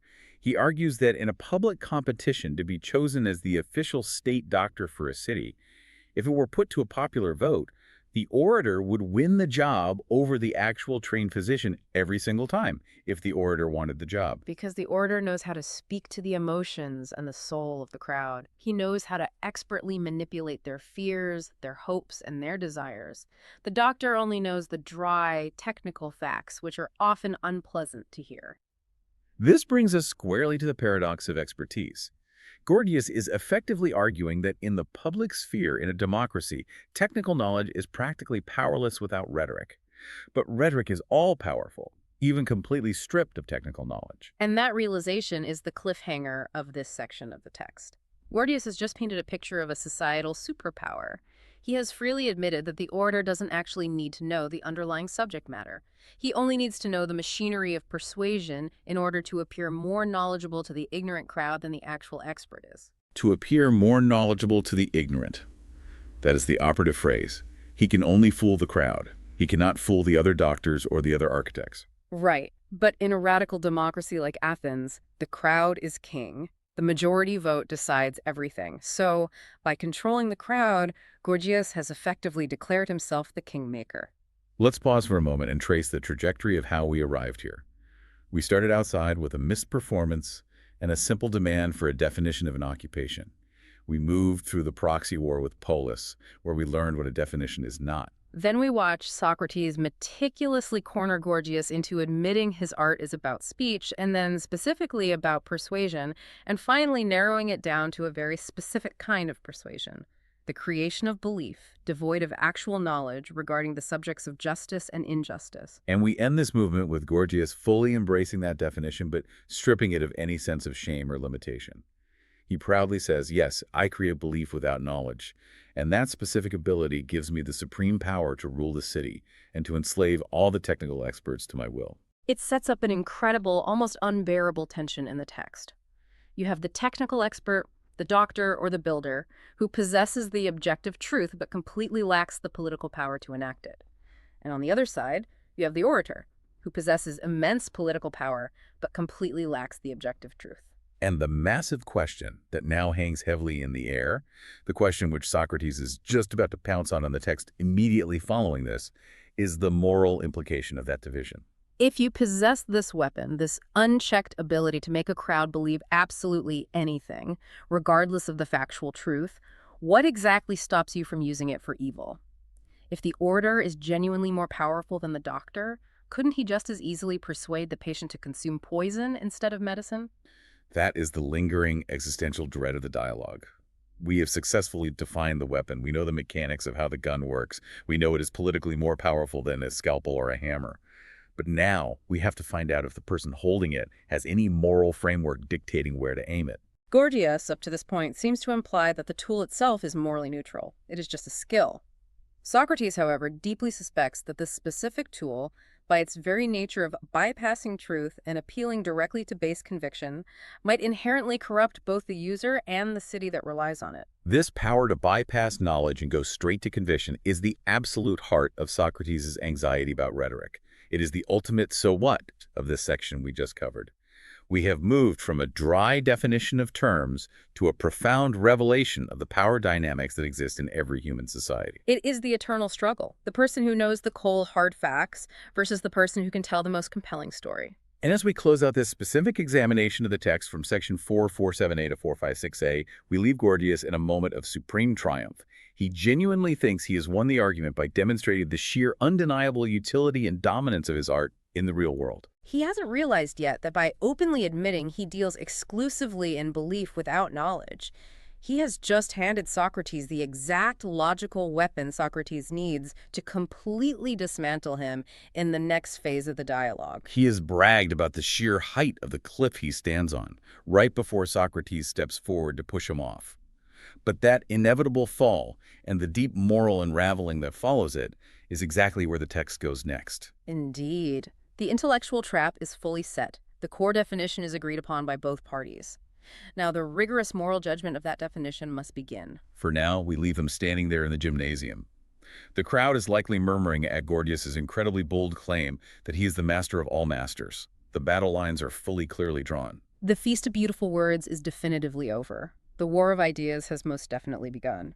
And speaking of beginning wars, this brazen admission by Gorgias is the exact spark that Socrates has been waiting for to ignite the next, much more dangerous stage of the interrogation. So picking right back up where we left off, because the text really doesn't give us a moment to breathe here. No, it really doesn't. We are right back in the thick of it, just sitting in that crowded room in ancient Athens at Callicles' house. And just to quickly re-anchor you in the scene without breaking the momentum, Socrates is there. He's looking slightly disheveled, as always, and he is currently locked in this intense verbal grip with Gorgias. Right, the most famous rhetorician in the world. Exactly, and we're deep in the middle of Plato's Gorgias here, observing this private gathering. It's a very quiet, very tense atmosphere. It is. And we're at a really critical juncture in the book, because up until now, Gorgias has been sort of dancing around the definition of his art. He's been very polite, very vague, But Socrates has methodically pushed him into a corner where he finally has to declare what oratory actually is. And what it does. And this is where Gorgias drops the modesty. He just stops playing the polite guest and decides to reveal the true extent of his power. He claims that oratory isn't just about speaking well. He claims it is a kind of master key. A superpower, really. Yeah, he tells Socrates that oratory embraces and controls almost all other spheres of human activity, which is just, that is a massive claim to make in front of a room full of people. It's an assertion of total dominance. Gorgias is essentially saying that his skill set supersedes all other experts. And what's fascinating here, and we really need to look at this closely, is the specific evidence he uses to back this up. He doesn't go to politics first. No, he doesn't start with a political example like convincing a crowd to go to war, which you might expect. He starts with a medical example. He brings up his brother, Herodicus. Right, Herodicus the physician. Right. Gorgias tells this story that feels so incredibly vivid you can almost see the dust in the room. He describes going with his brother to visit a patient who is suffering from some severe ailment. It's a scenario that really highlights the limits of expertise. It does. Because the patient needs something painful. Maybe it's cauterization, like burning a wound to stop infection, or surgery, or perhaps drinking a very bitter purgative drug. Something awful but necessary. Exactly. And the doctor, Herodicus, he knows this is necessary. He has the actual technical knowledge of medicine. He can explain the biology. He can give the prognosis. He can say, look, if you don't do this, you will die. But the patient refuses. The fear of pain just completely overrides the logic of the expert. Precisely. The doctor hits a wall. All his medical facts cannot bridge the gap to the patient's will. The expert fails to persuade. And this is where Gorgias steps in. And he admits he knows nothing about medicine, right? He admits it freely. He doesn't know how the surgery works. He doesn't know the chemical composition of the drug. Yeah. But he knows how to speak. He steps in and uses the art of persuasion. Yes. And simply through words, by manipulating the patient's hopes, their fears, building trust, he convinces the patient to submit to the doctor's knife. Gorgias claims he saved the patient's life when the doctor couldn't. He's effectively saying, my brother had the tool, but I had the power. That is such a striking distinction. It implies that knowledge, without the ability to communicate it effectively, is impotent. That is exactly Gorgias's point. He argues that oratory is the super science because it activates all the other sciences. And he pushes this even further with a hypothetical scenario that Socrates finds very, very interesting. The election scenario. Right. Gorgias says, imagine there was a contest in the city assembly to appoint a public medical officer. This was a real position in Athens, by the way, a state-employed doctor. So it's basically a job interview in front of thousands of people? In one corner, you have the qualified physician, the man who spent his entire life studying the human body. In the other corner, you have an orator who knows absolutely nothing about medicine. Gorgias claims, unequivocally, that if the orator wanted the post, he would win. The doctor would just be ignored. The doctor would starve, as the text says. Because the orator can speak more persuasively. Gorgias says there is no subject on which the orator could not speak more persuasively before a popular audience than the actual professional of that subject. And that phrase, before a popular audience, that's the hinge, isn't it? Socrates catches that immediately. He does. Socrates clarifies this a bit later, and it's vital we understand it now.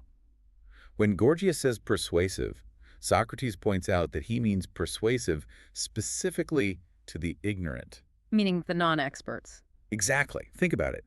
If this debate were held in front of a panel of senior physicians, and the orator started talking smoothly about health without knowing the actual facts, the doctors would see right through him. They'd laugh him out of the room. They would.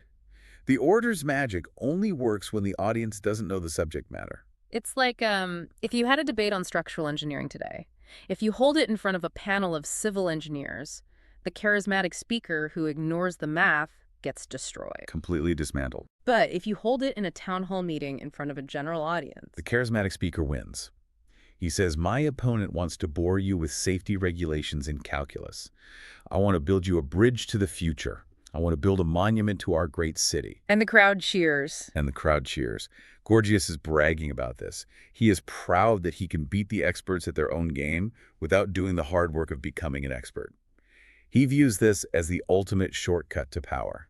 But then, right there in the text, we see a shift in Gorgias's tone. Because immediately after bragging about this omnipotence, this ability to steal jobs from doctors and potentially any other expert, he seems to get nervous. He realizes how this sounds. You have to remember, he's a foreigner in Athens, and he's essentially claiming he can manipulate the Athenian democracy, override their own experts, and get whatever he wants. That sounds dangerous. It sounds extremely dangerous. He sounds like he's a threat to the state. People might start looking at him not as a respected teacher, but as a public enemy. So he starts to backpedal. He launches into this long speech, which we often refer to as the defense of the teacher. Right. He tries to insulate himself from the consequences of his teaching. He uses this boxing analogy. He compares rhetoric to martial arts, boxing, wrestling, or pancration. Pancration being that brutal, sort of total combat sport. Yes, very lethal skills. And Gorgias says, look, we send our sons to learn these fighting skills. Why do we do that? So they can defend themselves, protect their friends, and fight for the city in times of war. The intention of the training is just. The intention is defense and patriotism. Exactly. But, as Gorgias points out, sometimes a student turns bad. A bad apple. Right? A student becomes physically powerful, he learns the chokeholds and the strikes, and then he goes home and beats up his father or assaults his neighbors. Gorgias asks the room, in this case, who is to blame? Do we drag the boxing coach into the public square and execute him? Do we ban the teaching of boxing altogether? Gorgias says, obviously not. You blame the student who twisted the art for an evil end. And he applies this directly to oratory. He does.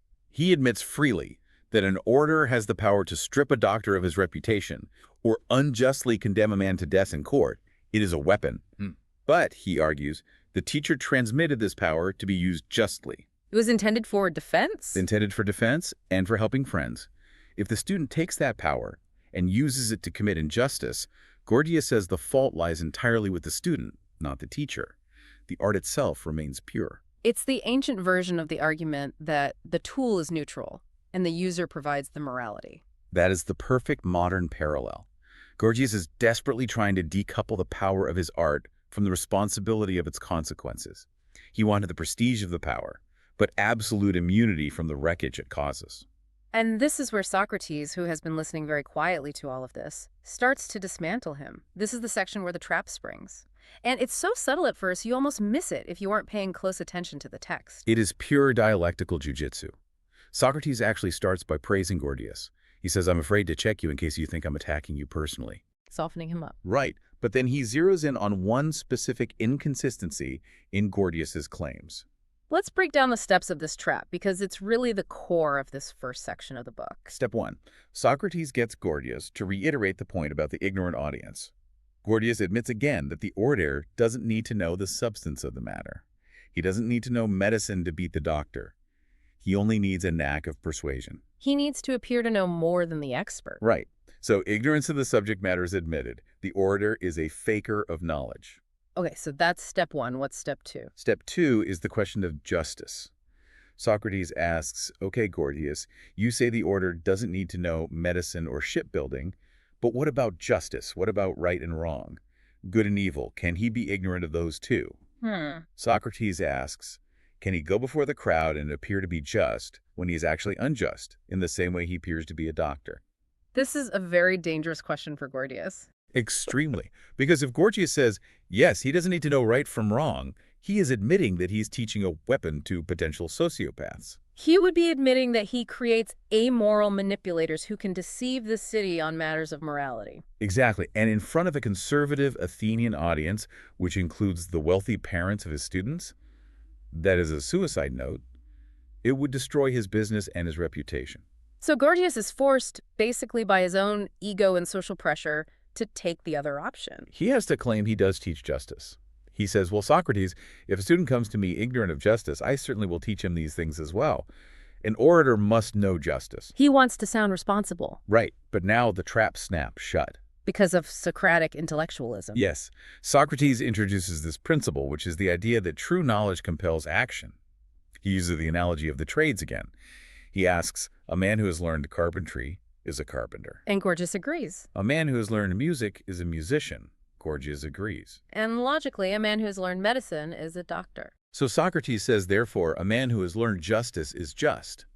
And here is the kicker. Socrates believes that if you truly, genuinely know what is right, you will never want to do wrong. Because no one does evil willingly. Exactly. They do it out of ignorance or false belief about what is good. So, if the orator has learned justice, as Gorgias just claimed he must, then the orator will always act justly. He will never want to do wrong. I see the contradiction now. It circles right back to the boxing analogy. It completely breaks the boxing analogy. Let's look at the two conflicting statements Gorgias has made. Okay. Statement A, the boxing defense. My students might use this power unjustly to do wrong, but don't blame me. Right. Statement B from the cross-examination. My students learn justice from me, and he who knows justice is just and will never do wrong. You can't have it both ways. You really can't. Either the student is capable of doing wrong, which means he doesn't actually know justice, or he knows justice and is incapable of doing wrong. Gorgias is checkmated. He is. If he admits his students can be unjust, he admits he failed to teach them justice, or that he doesn't teach it at all, which makes him a dangerous corrupter. And if he insists he teaches them justice, then his previous defense about the bad student makes no sense. Because a bad student shouldn't exist if his teaching actually works. The logic is airtight. And Gorgias falls silent, which is a stunning moment in the text because Gorgias is never silent. This is the man who says he can answer any question. The silence is deafening. But as they say, nature abhors a vacuum, and so does this crowded room. And this is where Polus jumps in. Polus. The cult. We really need to talk about this character shift here because it changes the whole tone of the room. Polus is presumably one of Gorgias's young star pupils, and his name literally means colt or foal in Greek, suggesting he's young, wild, untamed. Very energetic. Very. He has been watching his revered master get humiliated by these quiet little logic games, and he just can't stand it anymore. He interrupts quite aggressively. He attacks Socrates directly. He accuses Socrates of shaming Gorgias into a contradiction. Polus argues that Gorgias didn't actually tell the truth when he said he teaches justice. He thinks Gorgias has only agreed out of social politeness. Exactly. Polus thinks it would be socially awkward for Gorgias to say he doesn't care about justice. So Polus thinks Socrates is playing a dirty trick by exploiting Gorgias's sense of propriety. Polus basically says, forget polite society. I'm not going to fall for that trap. I'm going to tell it like it is. Of course we don't teach justice. Who cares? Polus represents this cynical might makes right view that was really bubbling up in Athens at the time. He thinks he can run over Socrates with sheer aggression. But Socrates handles him beautifully. He really does. He treats Polus like a hyperactive child. He actually says something to the effect of, we acquire friends and children so that when we get old and stumble, you younger ones can set us upright. It's incredibly patronizing. Extremely, but in a very gentle, almost grandfatherly way. But Socrates sets a strict condition for continuing the talk with this young man. Right, because Polus loves those long, flowery speeches. That's the style of Gorgias. Flowery, emotional, long-winded paragraphs that don't really say much. Socrates cuts that off immediately. He says, no, if you want to talk to me, we do dialectic. Short questions and short answers. Short Q&A. He says, if you start speechifying, I'm walking out the door. He forces Polus to fight on Socrates' home turf. And Polus, being arrogant, agrees. He thinks he can win even with short answers. So he asks Socrates the question he thinks will stump him. He says, fine. If you think Gorgias is wrong, what do you think oratory is? Is it an art? And here is where we get the defining theory of the book. Socrates says, no, it is not an art. The Greek word there is techne. A techne is a craft based on rational principles. It actually understands the nature of its object. It can explain why it does what it does. So medicine is a techne because it understands the body. Exactly. Carpentry is a techne because it understands wood and structure and load-bearing logic. So what does Socrates call oratory if it's not a techne? He calls it an imperia, a knack, a routine. It's something you just pick up by hanging around and seeing what works without understanding the underlying principles at all. It's like a person who learns to play a song on the piano by just memorizing where the fingers go, without knowing how to read music or understanding harmony. That's a great comparison. And he compares it in the text to something very specific and somewhat insulting to Polus. He compares it to cookery. Yes, to baking pastries and making sauces. It seems sort of random at first. Why cookery? It's crucial to understand the goal of the practice. The goal of medicine is the good. With a capital G, health. It is the best possible condition of the patient. Even if that means pain. Even if it means bitter pills or surgery, yes. The doctor does what is best, not what is pleasant. But the goal of cookery, and specifically the kind of decadent, rich cooking Socrates implies here, is not health. It is pleasure. It is gratification. It targets the immediate sensation of the tongue. So cookery figures out what tastes good right now, completely regardless of whether it rots your teeth or makes you sick later. Precisely. And Socrates says oratory is exactly the same thing. It doesn't care what is actually good for the state or the soul of the listener. It only cares what sounds sweet to the vaders right now. It flatters the audience to get a desired result. To make this rigorous, Socrates lays out what we call the geometric proportion, or the matrix of arts. And this is a pretty dense section of the book, so we should really take our time and visualize it. Yeah, let's break it down. Imagine a grid. 2 columns, 2 rows. The columns represent the 2 parts of the human being, the body and the soul. Okay, body and soul. And Socrates believes there is a specific, genuine art for the maintenance and the correction of each of those parts. Let's do the body first. For the body, the art of maintenance, keeping it strong and healthy, is gymnastics or physical training. Right, and this isn't just jumping jacks. No, it's a rigorous regime to build a naturally healthy constitution over time. And then the art of correction, fixing the body when it actually gets sick, is medicine. Okay, so gymnastics and medicine are the 2 true arts of the body. They aim at the good. Exactly. Gymnastics prevents illness, medicine cures it. Now we move to the soul. And Socrates equates the soul to the political self, the citizen. He does. For the soul, the maintenance art is legislation. Making good laws builds the health of the state and the character of the citizens. It sets the baseline for a healthy society. And the corrective art, the cure for when things go wrong. That is justice. Right. Or the judicial system. When people break the laws and the soul becomes diseased with vice, justice steps in to correct it. So to recap the grid, we have 4 true arts: gymnastics, medicine, legislation, and justice. And all of them aim at the good, the best condition of the subject, even if it involves hard work or pain. And here's the twist that Socrates introduces. Right. There's a parasitic counterpart to each of these 4 arts. The flatteries. The flatteries are the knacks. They don't aim at the good at all. They aim at the pleasant. They mimic the true arts like a mask.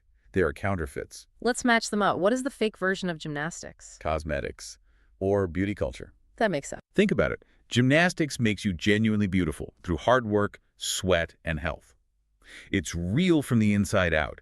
Cosmetics makes you look beautiful by painting over the flaws. Wearing fancy robes to hide a flabby physique. Using heavy scents to hide bad hygiene. It creates the illusion of health without the reality. It completely deceives the eye. That's a really powerful image. The fake exterior versus the healthy interior. And what about the mimic of medicine? We already touched on this a bit. It's cookery. Medicine restores health through difficult knowledge. Cookery mimics medicine by pretending to know what is best for the body, but it simply offers what is sweetest. Socrates uses a great image here with the pastry chef. He does. He says, imagine if a doctor and a pastry chef, let's call him Pierre for the sake of the story, were to compete for the affection of children. Or ignorant men, tying it back to the earlier point. Right.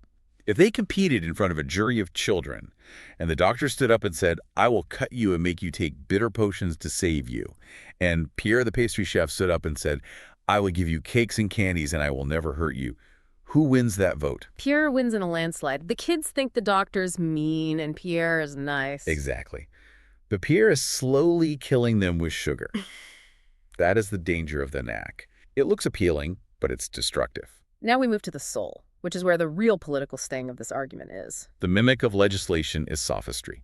The sophist plays with laws and ideas, making them seem fluid or optional. They weave arguments that confuse the foundational principles of society. Yes, just as cosmetics confuses the eye regarding the body, sophistry confuses the mind regarding the laws. It's legislative make-believe. And finally, the mimic of justice, the spot that Gorgias and Polus occupy. The mimic of justice is oratory, rhetoric.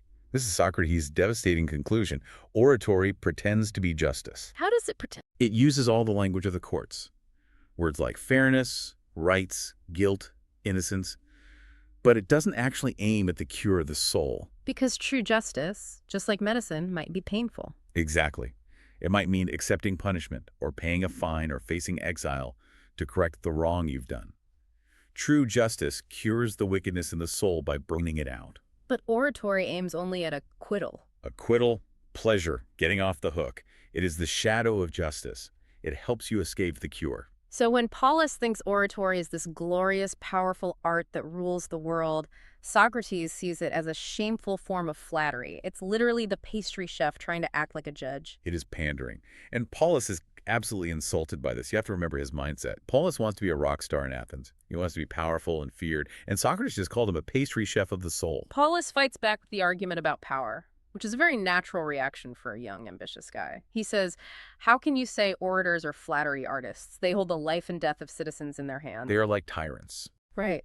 Polus appeals to the evident reality of their world. In Athens, if a highly skilled orator accuses you in front of the assembly, you might be executed. If a tyrant dislikes you, you die. Polus asks, do they not have great power in the city?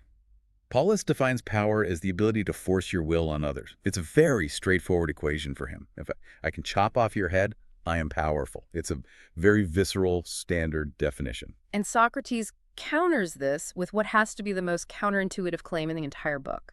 He says, if you mean power is something good for the one who has it, then I say orators and tyrants have the least power of any citizens. Polus thinks he's joking. He's like, they can kill anyone. How is that not power? Socrates draws a distinction here that is vital, and we really need to unpack it carefully. The distinction between doing what one thinks fit and doing what one wants. Let's break this down, because it sounds like wordplay at first, but it's actually deep psychology.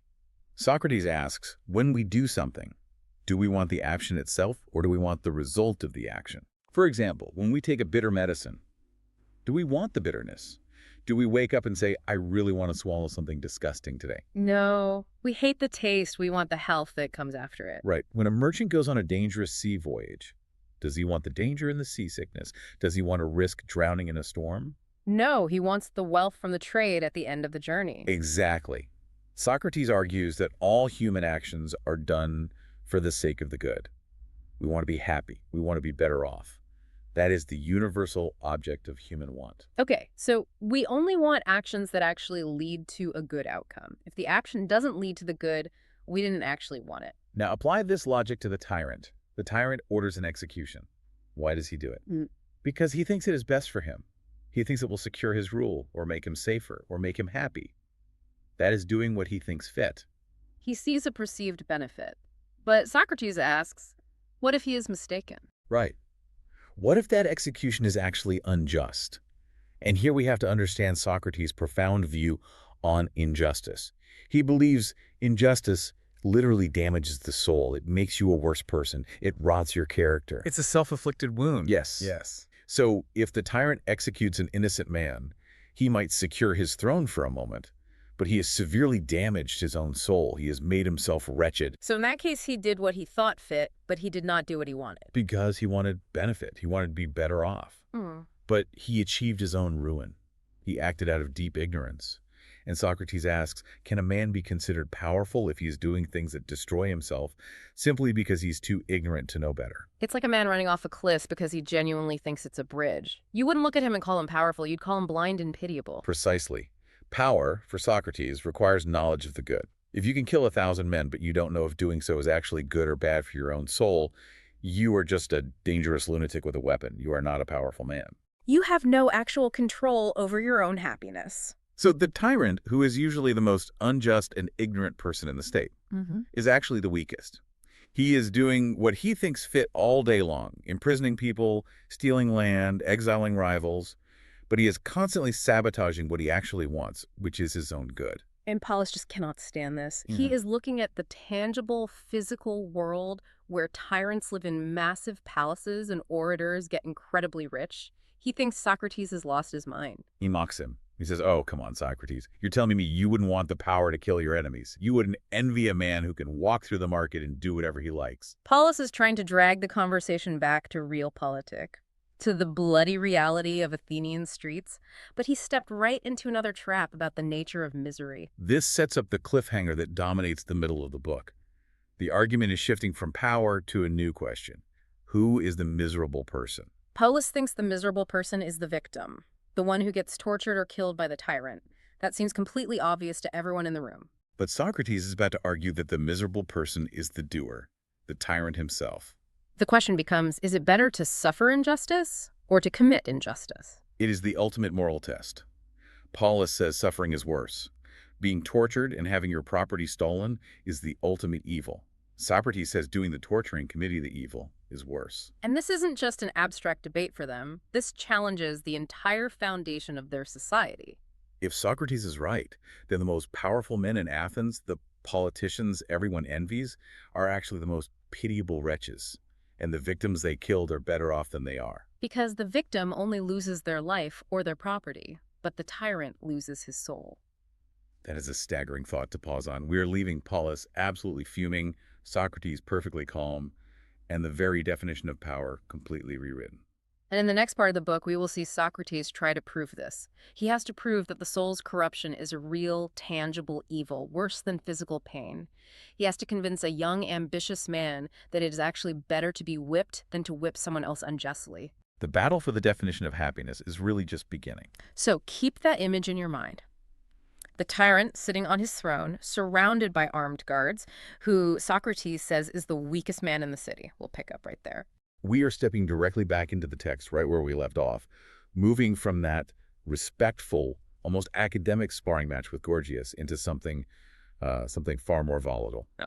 The atmosphere in the room completely changes here. We are leaving the elder statesman behind and turning our attention to the student, Polus. And the friction is immediate. It really is a completely different energy. Gorgias was tired, perhaps a bit trapped by his own reputation for politeness. He conceded points because he didn't want to seem unreasonable to the crowd. But Polus has no such inhibitions. He is young, he's aggressive, and frankly, he is offended by what he has just heard. Yeah, he feels Gorgias capitulated way too easily. Exactly. He essentially tags himself into the ring to save the reputation of rhetoric. He thinks his teacher was tricked. And he's not interested in the abstract definition of art or craft anymore. He wants to talk about the real world. He wants to talk about power. Because, let's be honest, that is the subtext of this entire conversation so far. Yeah. Why do people learn rhetoric? To gain power in the city. To rule. Polus looks at the world, and he sees tyrants. He sees dictators. He sees men who can kill and banish at will, and he sees them as the absolute pinnacle of human success. That is his baseline reality. It's how the world works to him. And then he hears Socrates say something that, to his ears, sounds like absolute madness. Socrates looks at these tyrants, these men who hold life and death in their hands, and he claims they have the least power of anyone in the city. We really have to pause on that, because on the surface, it sounds like Socrates is hallucinating. I mean, if I am a dictator and I can snap my fingers and have you executed or confiscate your property or exile you from Athens entirely, how can you possibly say I have no power? That fits every single conventional definition of power we have. It feels like Socrates is just playing a word game, doesn't it? It totally does. It certainly feels that way to Polus, too. He explicitly challenges Socrates on this. He asks, do they not kill whoever they want? Do they not confiscate possessions?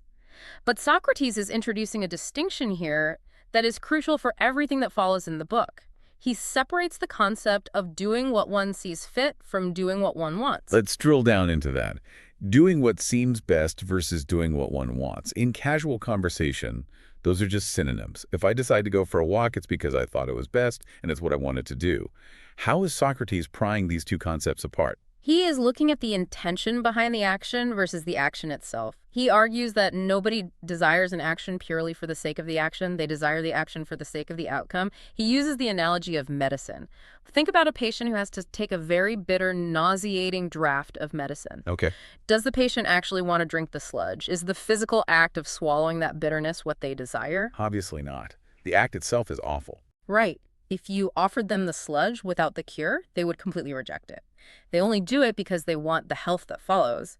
They are doing what seems best in the moment, drinking the medicine, to get what they want, which is to be well. So the action is just a vehicle. Exactly. The action is just a means to an end. Socrates uses another example from the text, which is sailing. In the ancient world, sailing was terrifying. It was dangerous, uncomfortable, incredibly risky. Merchants didn't want to be tossed around in a storm or risk drowning. They didn't love the process of sailing for its own sake. They wanted the wealth that waited for them at the end of the voyage. Spot on. So we endure the bad means to get the good end. I accept that premise for things that are painful, like medicine or dangerous storms. Yeah. But how does this apply to the tyrant? The tyrant isn't drinking bitter medicine.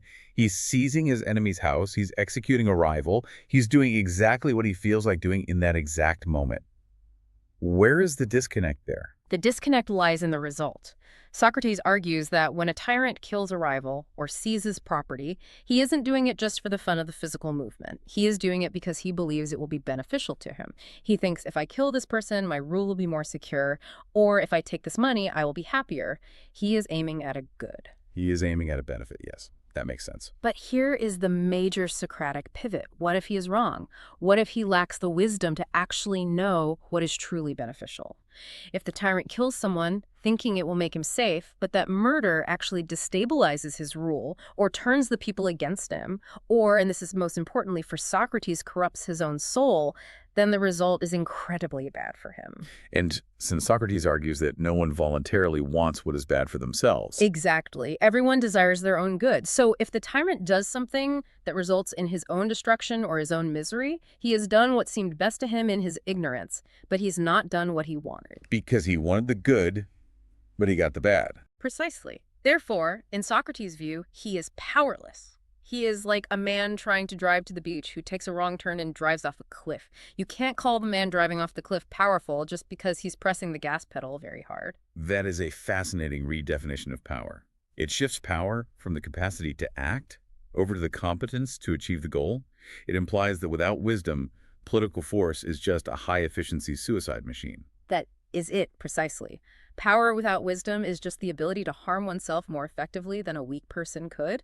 If you are weak and foolish, you might trip and scrape your knee. If you are all-powerful and foolish, you can destroy your entire life and the lives of everyone around you. Socrates looks at the tyrant and sees a toddler wandering around a room with a loaded weapon. That isn't power. That is precariousness. But Polus is not a philosopher. He's a rhetorician. He's a man of the world. He hears this high-minded distinction about will versus whim, and he just rolls his eyes. He thinks Socrates is completely detached from reality. So to prove his point, to show you that injustice actually does pay, he brings up a specific case study from the book, the story of Callicles. We really need to spend some time on Callicles because this is the counter-argument that Polus thinks is absolutely unbeatable.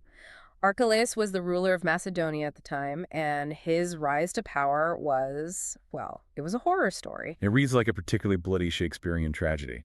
It really does. And Polus recites the details with a strange mix of shock and admiration. You have to understand, Callicles shouldn't have been king. He was the son of Perdiccas, the previous king, but his mother was a slave belonging to Alcides, Perdiccas' brother. So under the law, Callicles was a slave. He belonged to his uncle, Alcides. So he starts at the absolute bottom of the social hierarchy, a slave with no rights. How on earth does he get to the throne? Through a cascade of brutal betrayals. Polus lists them out for Socrates. First, Archelaus contacts his master and uncle Alcetus. He also invites Alcetus' son, Alexander, who is Archelaus' own cousin. He invites them to a feast, promising hospitality. He gets them thoroughly drunk. The classic setup. Indeed. And once they're incapacitated, he doesn't just kill them quietly. He throws them into a cart, drives them out into the wilderness, murders them both, and disposes of the bodies so they are never found. So he wipes out the uncle and the cousin.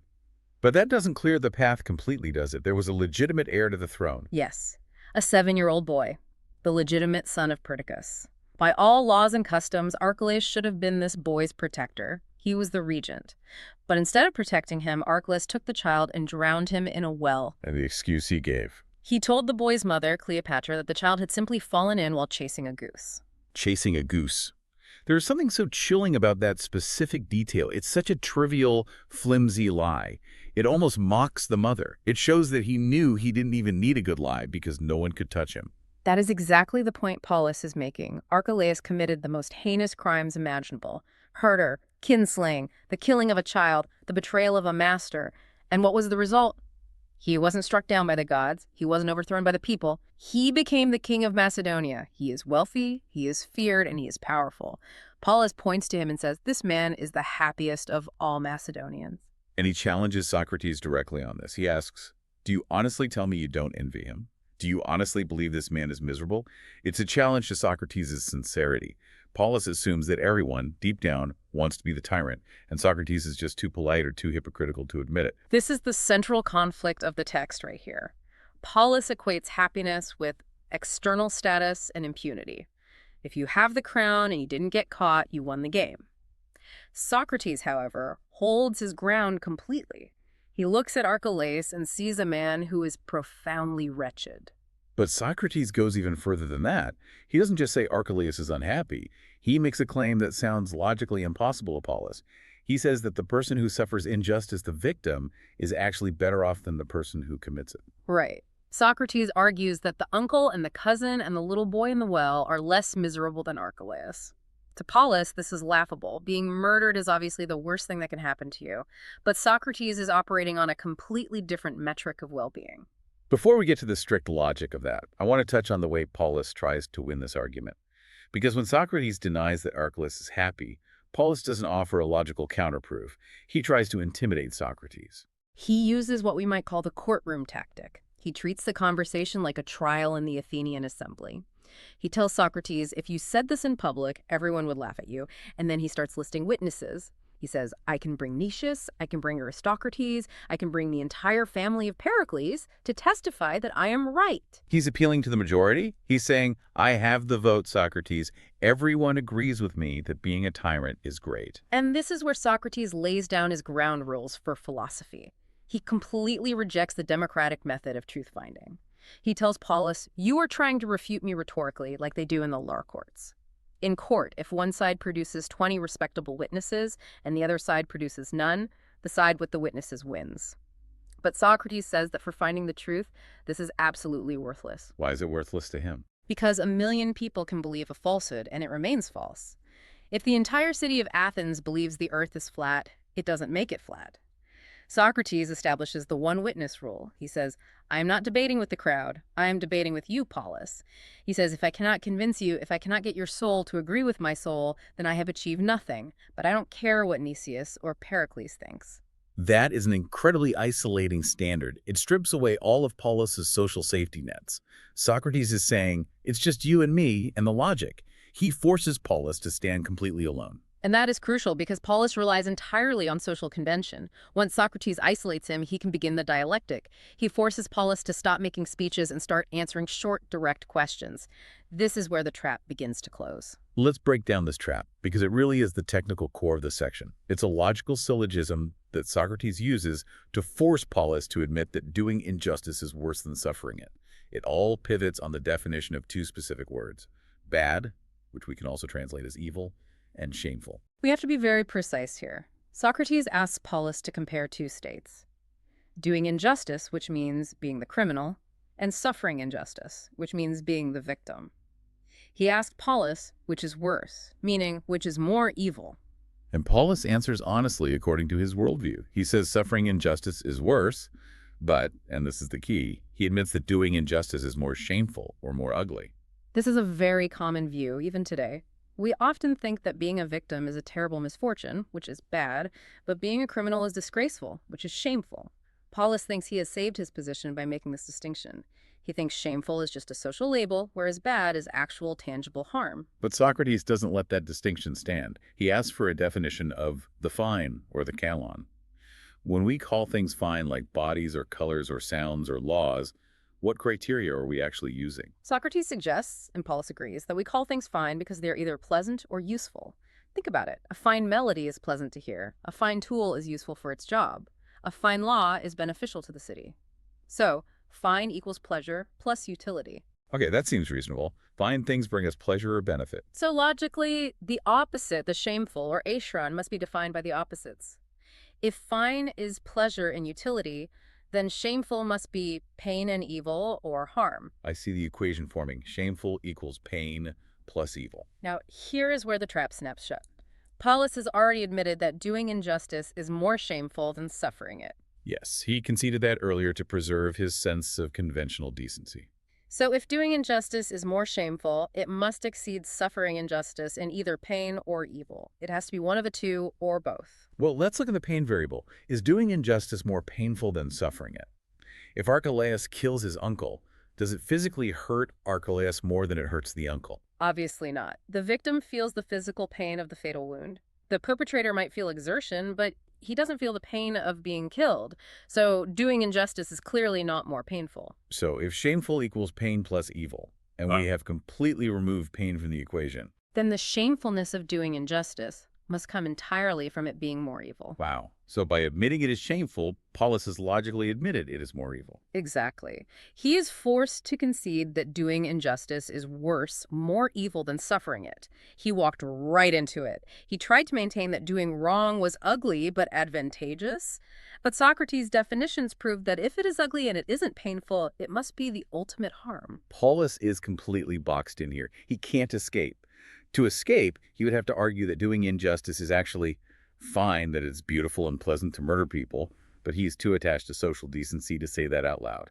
He wants to be a tyrant, but he wants to be thought of as a gentleman. And that vanity is his undoing. Socrates uses Polus's own reluctance to own his immorality against him.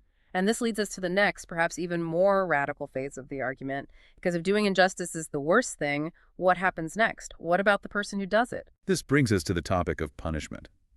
Remember, Polus thinks Archelaus is the happiest man, specifically because he committed these crimes and escaped punishment. He thinks punishment is a bad thing that should be avoided at all costs. And Socrates turns this upside down as well. He returns to the agent-patient relationship. He argues that if an agent does something, the patient suffers the corresponding effect. If you hit, something is hit. If you burn, something is burnt. Basic physics. Cause and effect. He applies this directly to justice. If a judge punishes justly, that act of punishing is a fine act. It is a good act. Therefore, the criminal who is being punished is suffering something fine or just. But getting punished is awful. You get fined or whipped or imprisoned. How on earth is that fine? Remember the definition of fine we just established. It's either pleasant or useful. Punishment isn't pleasant. No one enjoys being whipped. Therefore, if it is fine, it must be useful. It must be beneficial. Beneficial to whom? The criminal. Yes, to the criminal. This is where the medical analogy comes back with full force. Socrates creates a hierarchy of evils. He looks at three parts of a human life: money, body, and soul. He says poverty is the evil of the estate, or your money. Disease is the evil of the body. And injustice is the evil of the soul. And since the soul is the self, it's the part of us that thinks, feels, and decides, it is inherently more valuable than money or the body. Incomparably so. Therefore, the disease of the soul, which is injustice, is the greatest evil of all. It is the foulest thing. Now, think about the body. If you have a serious disease, say, a tumor, what do? You go to a doctor. And what does the doctor do? He might cut you open with a scalpel. He might cauterize the wound. He might give you bitter, painful drugs. It hurts. It is incredibly painful. But do you avoid the doctor because of the pain? No. You accept the pain because you want the cure. You want to get rid of the disease that is killing you. Socrates argues that the judge is the doctor of the soul. Punishment is the medicine. It is painful, yes, but it purges the evil of injustice from the soul. It restores your spiritual health. This completely inverts the Archelaus example. Polus thought Archelaus was the winner because he avoided the pain of punishment. And Socrates argues that this makes him the ultimate loser.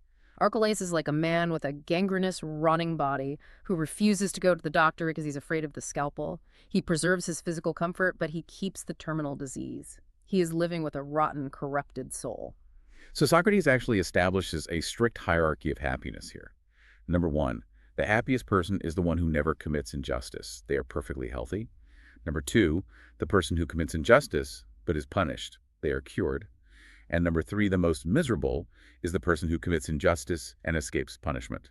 They are terminally ill and entirely untreated. That is the ranking. The tyrant who escapes justice is the most miserable creature on earth. He is harboring the greatest evil inside himself and nurturing it every single day. This has profound implications for how you should live your life. Socrates effectively tells Polus that if you commit a crime, you shouldn't use rhetoric to defend yourself. You should use rhetoric to accuse yourself. You should run to the judge, drag your friends and family if they're guilty, and beg for punishment. Strike me, cut me, heal me. That is the Socratic mandate. He says we should view the judge strictly as a healer. It is a staggering thought. Imagine a modern politician who gets caught in a massive scandal. Socrates would tell them, don't hire a lawyer to get you off. Hire a lawyer to ensure you are punished swiftly and severely so your soul doesn't rot.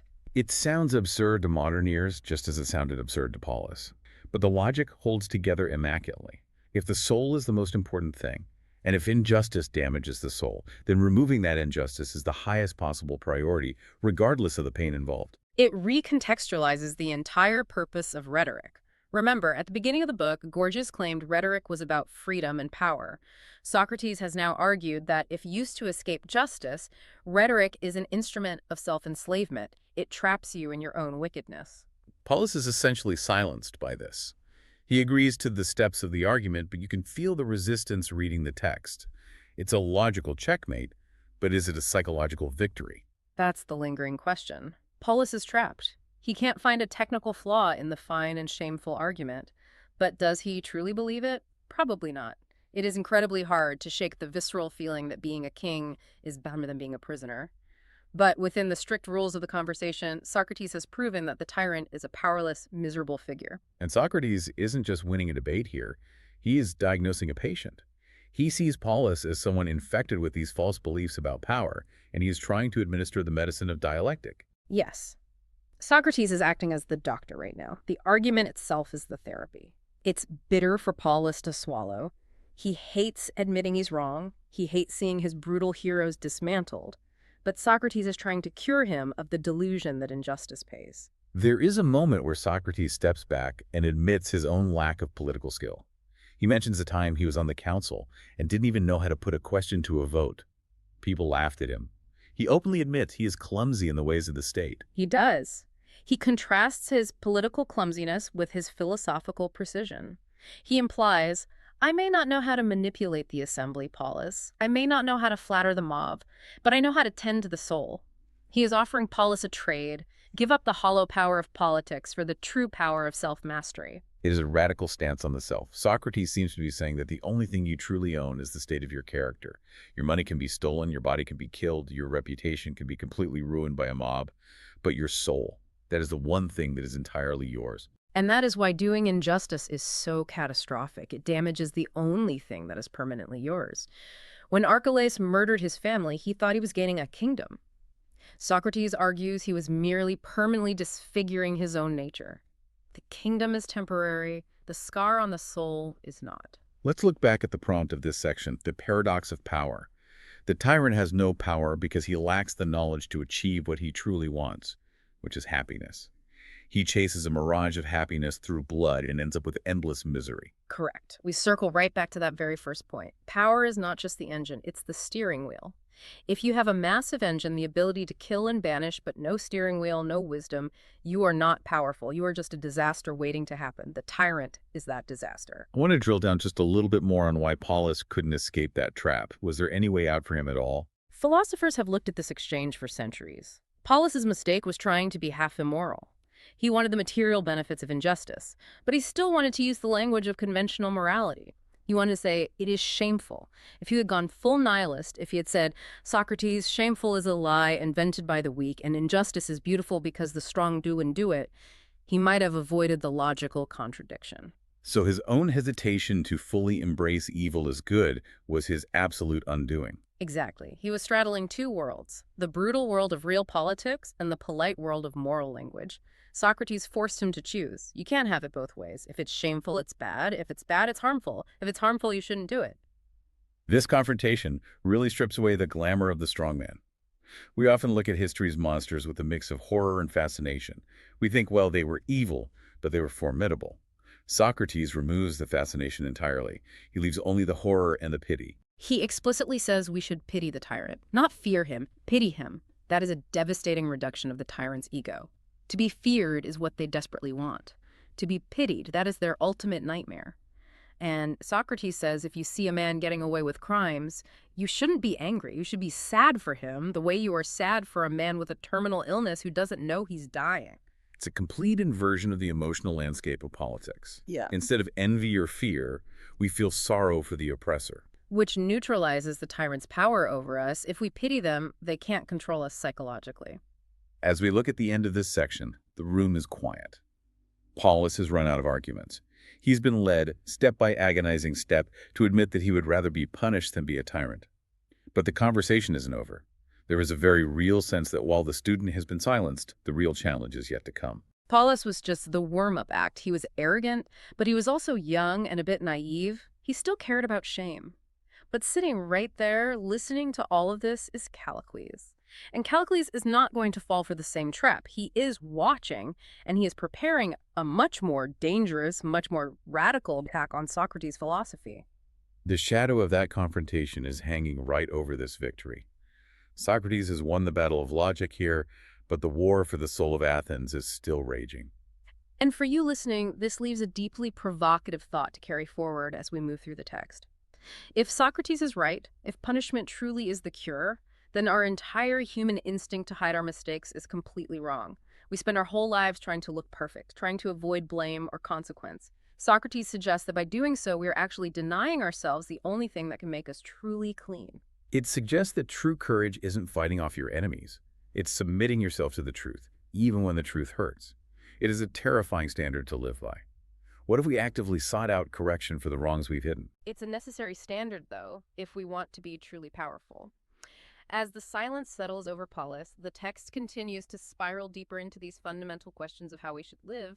The surface has been broken, but the darkest depths are still ahead of us. So we are right back in the room. We haven't stepped out for air. We haven't taken a break. The crowd in Athens is still murmuring. The heat is still rising. And the tension between Socrates and the young rhetorician Polus is absolutely palpable. We are in the thick of this book. It is suffocating, isn't it?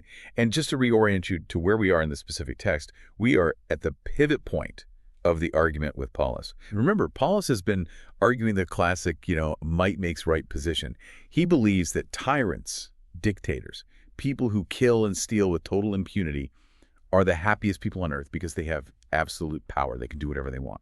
And Socrates has taken the stance that seems completely insane to everyone listening in that room. He claims that doing wrong is actually worse than suffering it. And more than that, and this is the cliffhanger we are standing on right now, he's about to argue that getting caught and punished is actually better for you than getting away with it. Which sounds completely backwards to our modern ears. And it sounded backwards to them, too. I mean, Polus thinks Socrates is losing his mind, but Socrates is about to close the trap.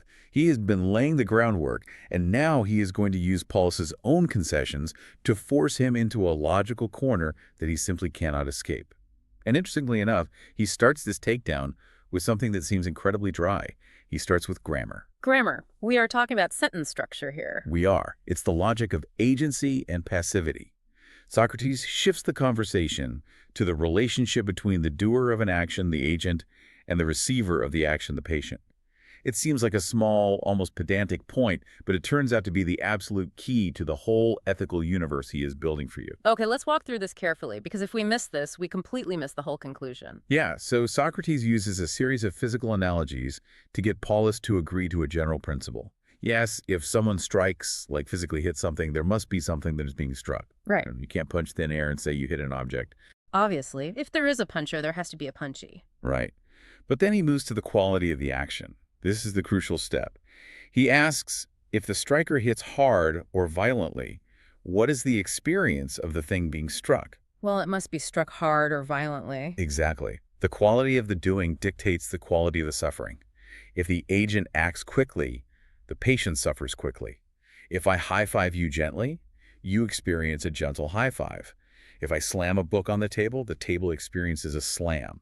The experience of the receiver mirrors the action of the doer perfectly. Okay, that tracks physically. That makes total sense. He goes further to cement this. He brings up burning. If an agent burns something, the object is burnt.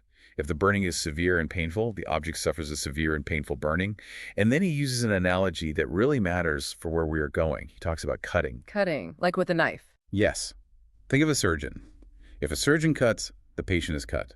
If the cut is deep, the patient experiences a deep cut. If the cut is painful, the patient experiences a painful cut. The principle they agree on, and Polus says yes to all of this, by the way, is that what the agent does, the patient suffers in the exact same way.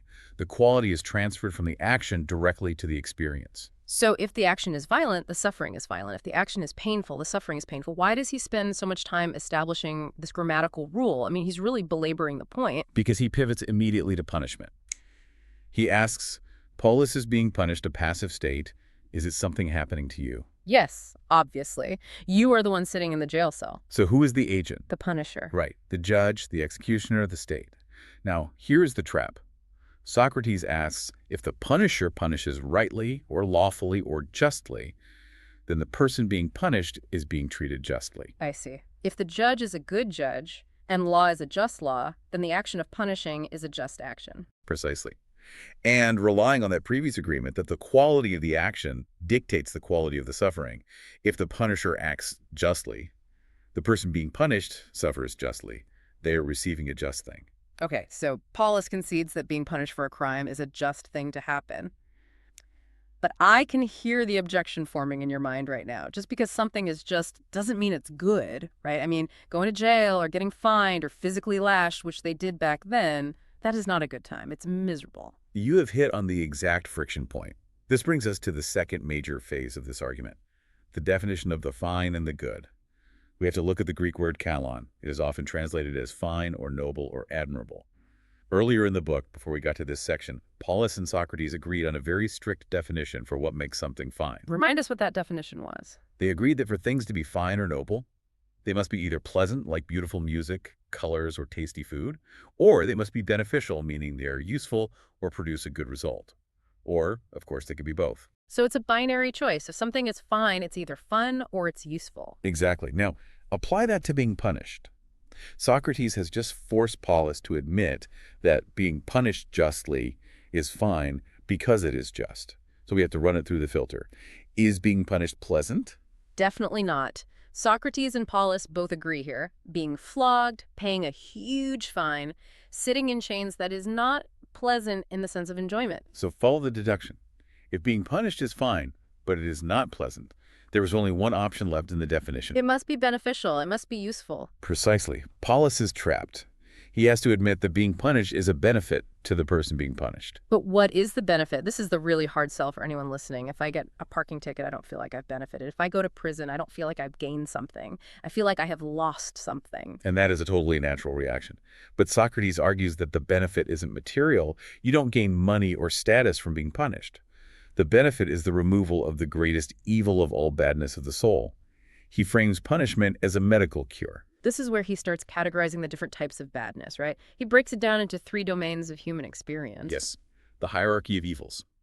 He asks Polus to look at 3 distinct areas. Estate, which is your wealth and possessions, body, and soul. For your estate, the evil or the bad condition is poverty. For your body, the evil is weakness, disease, or deformity. And for your soul, the evil is wickedness, ignorance, cowardice, and injustice. And he asks Polus to rank them. Right. He asks which of these is the foulest, which is the most shameful. Polus, being a typical Greek concerned with honor and public reputation, immediately says that wickedness of the soul and injustice is the most shameful. It is much more shameful to be known as a liar and a cheat than to be poor or sick. Okay, but again, shameful feels like a social construct. How does Socrates prove it's the absolute worst thing for you personally? He goes back to that definition of fine and foul. If fine is pleasant or beneficial, then foul or shameful must be the exact opposite. It must be painful or harmful. So he puts injustice on the scale. Is being an unjust person, like a liar or a murderer, more physically painful than having a terrible disease like cancer? No. In fact, the tyrant implies that doing injustice is actually kind of fun. It doesn't hurt to steal money from someone else. It hurts to be the one who lost the money. Being wicked doesn't give you a physical ache. Exactly. So if injustice is the most shameful thing, but it isn't the most painful thing, logic dictates it must be the other one. It must be the most harmful. Yes. It must cause the greatest harm to the human being. Therefore, wickedness of the soul is the greatest evil in the entire world, far worse than poverty or a terminal illness. Let's just sit with that for a second. It's an incredibly heavy thought. He is literally saying that being a bad person damages you more than cancer damages your body. Which brings us right back to the medical analogy. I love how heavily Socrates leans on this. He treats the courtroom exactly like a hospital. It is his central metaphor here. He asks, what art cures poverty? Business or money-making? What art cures disease? Medicine. What art cures wickedness? Justice. He views the judge not as an oppressor, not as someone getting revenge for society, but as a doctor trying to heal a sick patient. And this completely changes how we view the pain of punishment. Right. Think about ancient medicine for a moment. This is a world long before anesthesia. If you had a tumor or a severe infection, the doctor would use a knife to cut it out while you were awake, or a hot iron to cauterize the wound to stop the bleeding. It was excruciatingly painful. But would you refuse it? No, because you want to be healthy. You accept the pain to get rid of the disease that will kill you. And that is Socrates' exact point. The judge performs painful procedures, fines, imprisonment, lashes not to hurt you maliciously, but to cauterize the rot in your soul, to cut out the tumor of injustice so you can be whole again. So if we follow this logic, and Polus is nodding along to all of this, he is totally trapped in this rhythm of, yes, that makes sense. We get a ranking of happiness that is completely upside down compared to what Polus started with. It completely inverts Paulus's worldview. Let's look at the ranks. Rank 1, the absolute happiest man. This is the one who never gets sick in the soul to begin with. The truly just man. He needs no cure. Rank 2, the second happiest man. This is the man who gets sick, he does wrong, but he's cured. He is punished. He suffers the pain of the surgery, the sting of the fine, or the jail cell, but he gets his health back. And rank 3. Most miserable man on earth. The man who has the greatest evil, a rotten, wicked soul, and never gets cured. He completely escapes punishment. He uses his power, his wealth, and his rhetoric to avoid the judge entirely. This is the tyrant. This is Archelaus. Exactly. Paulus started this whole debate saying he actively envied Archelaus. He envied him because Archelaus killed his own uncle and cousin, seized the throne of Macedonia, and suffered absolutely no consequences. Socrates says you shouldn't envy him. That man is a walking corpse. He is like a child with a lethal, rotting infection who refuses to go to the doctor because he is afraid of the pain of the scalpel. He preserves his biological life, sure, but he lives it in a state of supreme, permanent corruption. It is such a powerful, visceral image. The idea that getting away with it is actually the worst possible punishment you could ever inflict on someone because it condemns them to remain broken forever. And this leads to what scholars often call Socrates' comic fantasy, or the paradoxical utility of rhetoric. Oh, I really love this part. It is so sarcastic, but also deadly serious at the exact same time. He asks, if this whole medical analogy is true, then what is the point of oratory? What is the point of being a persuasive public speaker? Right. Usually people hired rhetoricians or learned rhetoric to defend themselves in court, to help them avoid punishment. Socrates says, no, you have it all wrong. If you truly care about yourself, you should use rhetoric to accuse yourself. You walk into court and say, Your Honor, I did it. Lock me up, please. Basically, yes. Yeah. He says if you or your parents or your best friends commit a crime, you shouldn't hide it. You should drag them to the judge immediately. You should be the very first person to expose the tumor to the light so the doctor can cut it out.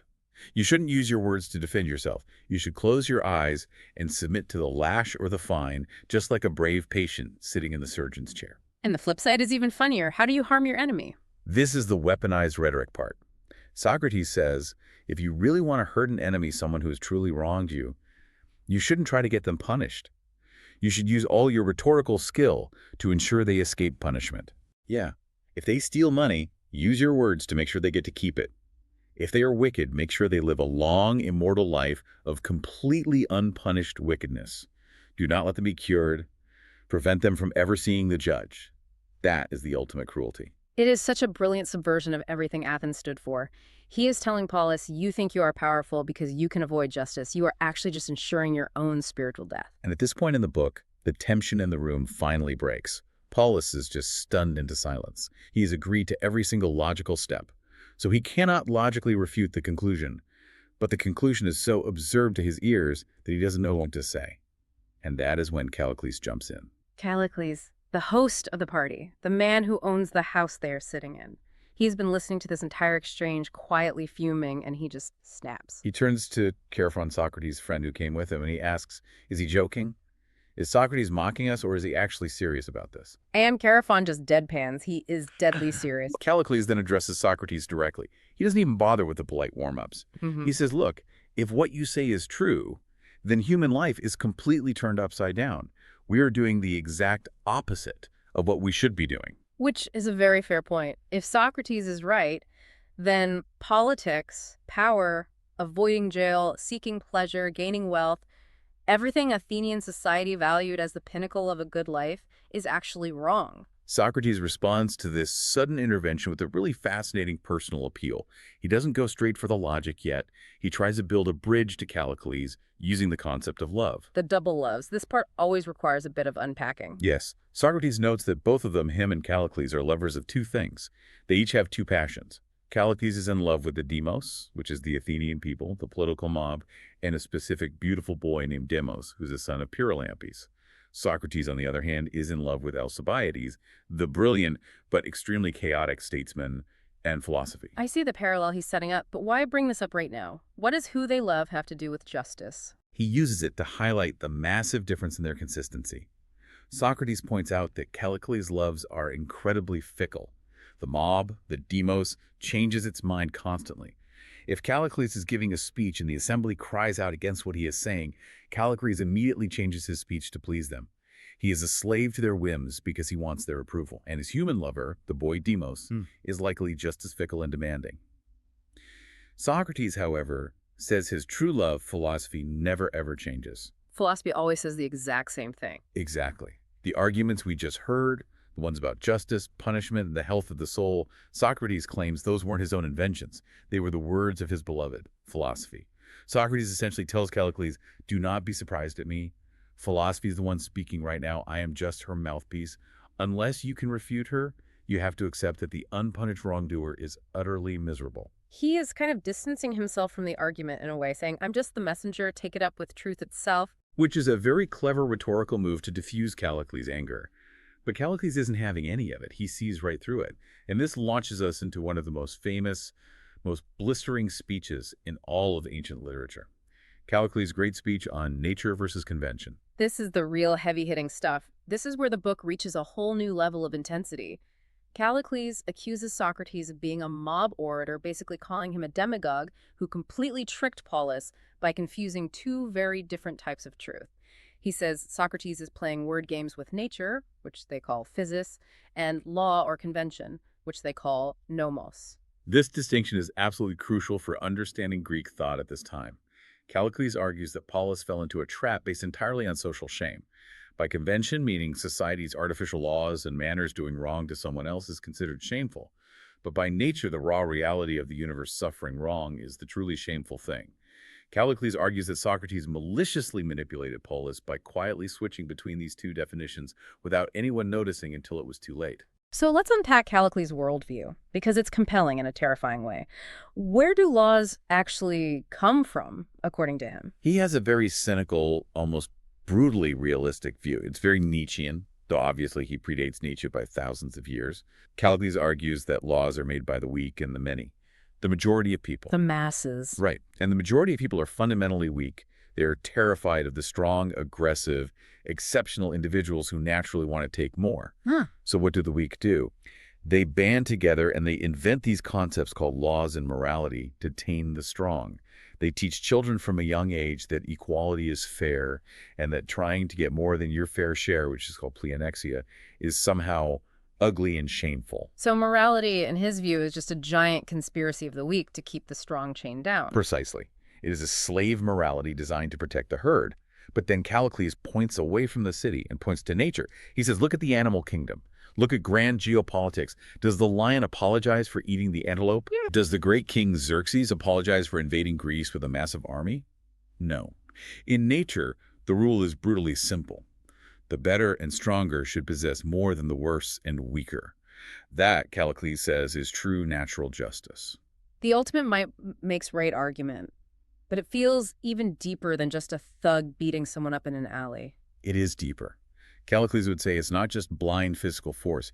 He believes that the truly superior man, the one with profound courage, intelligence, and ambition, fundamentally deserves to rule over the inferiors.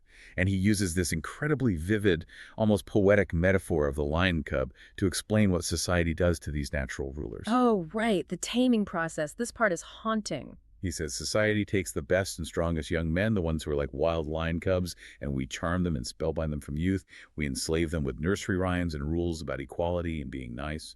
We essentially break their spirit before they even realize how powerful they are. But Callicles doesn't think this will last forever, does he? No, he predicts almost with a sense of desperate longing that one day a man of sufficient nature will rise up, a true lion. He will shake off all these paper laws, these written rules, these unnatural social charms. He will trample our petty morality underfoot and shine forth as a true master. And in that glorious, terrifying moment, the blinding light of natural justice will finally be revealed to everyone. It is incredibly stirring rhetoric. You can see why Callicles is a far more dangerous opponent than Polus. He isn't just fumbling around trying to defend a tyrant he read about.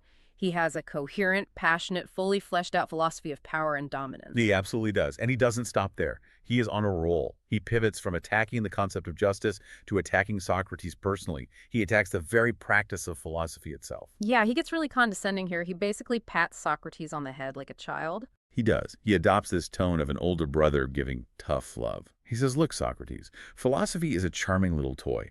It's great for young boys. It shows they have a free spirit and an active, curious mind. If a teenager is doing philosophy, I applaud him. But when I see a grown man, an old man like you, still hanging around whispering in corners about philosophy, it is disgusting. It is frankly ridiculous. He compares it to lisping, right? Like baby talk. Yes. That's the exact analogy. If a toddler lisps and plays with wooden toys, it's cute. We smile. But if a grown man walks around lisping and playing with children's toys, you want to whip him. It's unnatural. Callicles says an adult who spends his life philosophizing has ruined himself. He has become completely unmanly. Unmanly in what way? Because he's not lifting weights. Unmanly because he is useless in the real world. Callicles says the philosopher doesn't know the laws of his own city. He doesn't know how to speak to normal people in the assembly. He doesn't understand human pleasures or passions or the brutal realities of business and politics. He lives in a sterile academic bubble. He hides in the shadows with 3 or 4 young boys whispering about logic instead of stepping into the center of the city and speaking with a loud, commanding voice. And then comes the threat. And it is a chilling moment for us reading it now because we know exactly how Socrates eventually dies. It is a moment of profound, heavy, dramatic irony. Callicles looks at Socrates and warns him. He says, you are defenseless. He paints a hypothetical scenario. He says, if someone were to arrest you today, Socrates, and drag you off to prison on a completely false charge, you would be entirely helpless. You would get dizzy. You would stand there in court and gape and stare, unable to string a coherent sentence together to save your own life. Because he doesn't know rhetoric. Exactly. Callicles says you might be the wisest man in the corner of a room, but a rascal, an absolute scumbag of an accuser, could have you put to death simply because you don't know the music of affairs. You don't know how to manipulate the jury. A box on the ear. That is the phrase Callicles uses. A man like Socrates could be slapped in the face with total impunity, and he wouldn't be able to hit back. It is Callicles' personal version of the Archelaus argument. What good is your invisible inner virtue if it cannot protect your physical body from being killed by a lesser man? He actually quotes the playwright Euripides, urging Socrates to stop refuting these abstract, useless points and start living the active life of a real man before it's too late. So how does Socrates take this? I mean, this guy just called his life's work a childish, disgusting toy, insulted his manhood, and basically predicted his execution. Most people would get incredibly defensive or angry. Socrates, he is delighted. Of course he is. That is so perfectly on brand. He genuinely is thrilled. Because he doesn't hear insults, he sees a rare opportunity. He calls Callicles his touchstone. Explain that metaphor for us, because it's a very specific ancient reference. Right, so a touchstone is a dark piece of stone used in metallurgy to test the purity of gold. You literally rub the gold against the stone, and the color of the streak it leaves tells you if it is real, pure gold, or just a cheap fake. Socrates says his own soul is the gold. He desperately wants to know if his deeply held beliefs about justice and the good life are actually true. But to test them properly, he can't just talk to anyone. He needs a sparring partner who has three very specific qualities. Polus and Gorgias didn't have all three. They were flawed stones. But Callicles, he says, is the perfect touchstone. What are the three qualities he needs? First is knowledge. Callicles is highly educated, he understands the world, and he can logically follow a complex argument. Second is goodwill. Callicles claims to be giving Socrates friendly advice, citing that very warning about the trial and wanting to save his life. And third, and most importantly, is frankness or outspokenness. Unlike Gorgias, who was worried about his public reputation as a teacher, and unlike Polus, who was eventually shamed into agreeing, Callicles is absolutely not ashamed to say what he really thinks. He just stood there and advocated for the brutal domination of the weak by the strong without blinking. He has no filter, which makes him the perfect scientific instrument to test this philosophy. Exactly. Socrates says, if you, Callicles, with your knowledge, your frankness, and your supposed goodwill toward me, if you agree with me at the end of this conversation, then my soul is in a demonstrably good state. The truth will be settled forever because it has survived the ultimate stress test. He is radically raising the stakes. He is saying, I accept your challenge. You think I'm a child playing with toys. Fine. You are the ultimate test of my entire existence. Let's rub the gold on the stone. And notice what has actually happened here, structurally. Socrates hasn't fought back yet. He hasn't refuted the lion cub theory. He hasn't debunked the natural justice idea yet. He has simply accepted the terms of the engagement. He essentially looks at Callicles and says, okay, you think natural justice is the stronger ruling over the weaker? Let's investigate that very precisely. Who exactly are the better? Who exactly are the stronger? He is luring him in. He absolutely is. The stage is now perfectly set. We have the strongman philosophy of Callicles, visceral, political, dripping with ambition, and grounded in the raw power of nature, going head-to-head with the quiet, unyielding, philosophical life of Socrates. And Socrates is preparing to dismantle Callicles, not by preaching a sermon at him, but by asking him to rigorously define his own explosive terms. And that is where the real ultimate battle begins. The trap that Polus fell into was purely logical. But this battle with Callicles, you can feel it. It is going to be existential. It is. And as they take a collective breath here in the room, preparing to dive into the exact definition of strength and justice, you can feel the shift in the atmosphere. This isn't just a debate about rhetoric or wordplay anymore. It is a battle over the fundamental question of how a human being ought to live their life. So let's see if the wild lion can actually withstand the quiet questions. Socrates is ready. We are stepping right back into the heat of the argument. Exactly where we left off in the text. Right into it. There's really no time for pleasantries because the tension on the page is just, it is palpable. Yeah, it really is. We are right in the middle of Plato's Gorgias, specifically that electrifying confrontation between Socrates and the very ambitious Callicles. It is a pivotal moment in the book. Just to reorient ourselves, Callicles has just laid out his brutal manifesto. Right. He has argued that might makes right, that the strong are naturally entitled to take from the weak. And that justice like fairness or equality is just a lie. Exactly. A lie invented by the weak to protect themselves from the strong. He essentially accused Socrates of being childish, like for caring about philosophy instead of real power. He is standing there claiming that the law of nature is the law of the lion. The strong eat the weak. And now Socrates begins his work. And it is not with a shout, it is with a question. That is the classic Socratic method, but here, it feels weaponized. Yeah, it feels very deliberate. Socrates starts by asking for a definition. This is critical. Callicles has used these words, the better, the stronger, the superior, as if they all mean the exact same thing. Meaning people like himself. Right. So Socrates asks, quite innocently, if he means that the stronger and the better are the same. And Callicles says yes. He walks right into the very first trap. He does. But wait, before we get to the trap, I want to understand Callicles' mindset here for a second. He seems so confident that strength is this self-evident thing. He really is. Like, obviously the guy with the muscles of the army is the better guy. Is he just being naive, or is this a common view in Athens at the time? Oh, it is a very common view. And frankly, it is a common view today, even if we do not say it quite as loudly. Fair point. Callicles is channeling a kind of aristocratic realism. He looks at nature, he looks at animals, geopolitics, and he sees that the big eat the small. Yeah. To him, that is not just how it is. That is how it should be. So when he agrees that stronger and better are the same, he is not playing a logic puzzle. He is thinking about the natural order of dominance. Okay, so he is picturing the lion eating the gazelle. But Socrates immediately pivots away from the lion. He pivots to, well, the mob. Right. Socrates immediately latches onto that physical definition of strength. Because if stronger simply means having more force, More muscle, more physical capacity to dominate, then we have to look at the collective.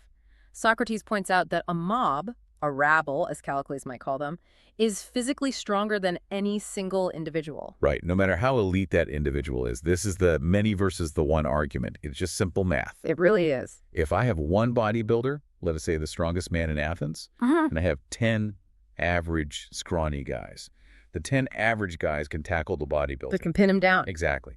So collectively, they are stronger. Precisely. And if they are stronger, then according to Callicles' own definition, they're better. Wow. And therefore, their rules, their ordinances, are the rules of the superior. And what does the mob enact as law?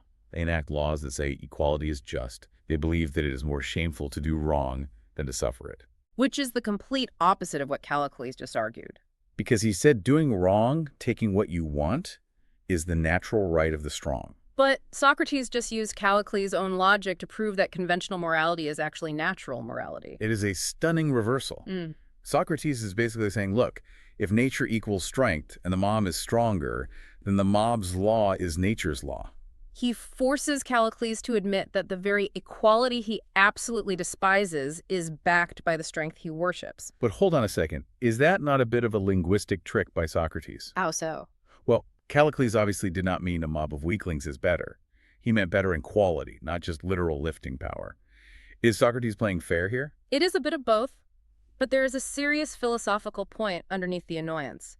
Socrates is forcing Callicles to be precise. You cannot just use words like strength as a vague vibe for people you like. Exactly.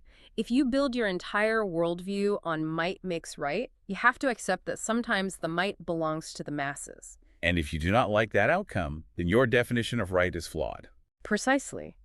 Callicles wants the perks of the might makes right argument, meaning he gets to rule, but he does not want the consequences of it. Which would mean the majority ruling him. Right, and you can almost hear Callicles grinding his teeth in the text here. He gets so frustrated. He accuses Socrates of hunting for words, being pedantic. He says, do you really think I meant that a gathering of slaves and riffraff are the better ones just because they have big muscles? It a moment of real irritation.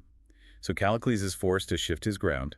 He realizes physical force is not a stable definition for the kind of elitism he wants to defend. So he pivots. He says, no, by the better, I mean the more worthy, the nobler. But Socrates will not let him get away with vague adjectives. He pushes again. He asks, who are these better people? And Callicles tries a new definition. The better are the wiser. The more intelligent. And this leads us right into one of the most famous, and for Callicles, definitely the most annoying sequences in the book. Yeah. The argument of the tradesmen. The cobblers, the cooks, and the weavers. This is where Socrates gets, well, he gets really annoying. He starts talking about cobblers and cooks, and you can feel Callicles bristling. Because Callicles wants to talk about emperors, not shoe repair. So why does Socrates always drag the conversation down to these mundane levels? It is not just to be annoying. It is because the trades, what the Greeks called techner, are the only places where we have clear, undisputed definitions of wisdom and better. Oh, I see.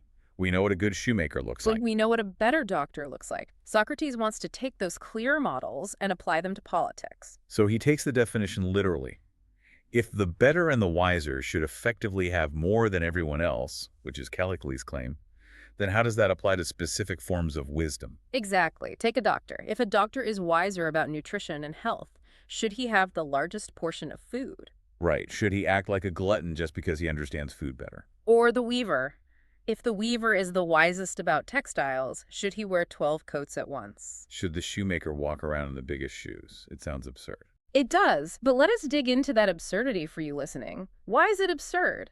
If I'm the best shoemaker, why shouldn't I have the biggest shoes? Because the purpose of the shoemaker's wisdom is not consumption. It is competence. Yes. The shoemaker knows the proper fit. A giant shoe on a normal foot is not a reward. It is a mistake. It is useless. Socrates is exposing the incoherence of Callicles' greed here. Callicles thinks superiority entitles you to excess. Socrates shows that in any rational field of knowledge, the expert does not take the most for themselves. They know the right measure. That is such a crucial distinction, the most versus the right measure. Callicles thinks the best equals the most. Socrates thinks the best equals the fitting. So the doctor prescribes the right amount of food, not the maximum amount. Because if the doctor took the maximum amount of food just because he was the better man, he would get sick. He would harm himself. Callicles' reaction to this is just priceless. He explodes. He says, by the gods, you simply never stop talking about cobblers and fullers and cooks and doctors, as if our argument were concerned with them. He is disgusted. To Callicles, these examples are low class. He is talking about statesmanship, power, empire, and here's Socrates talking about shoes.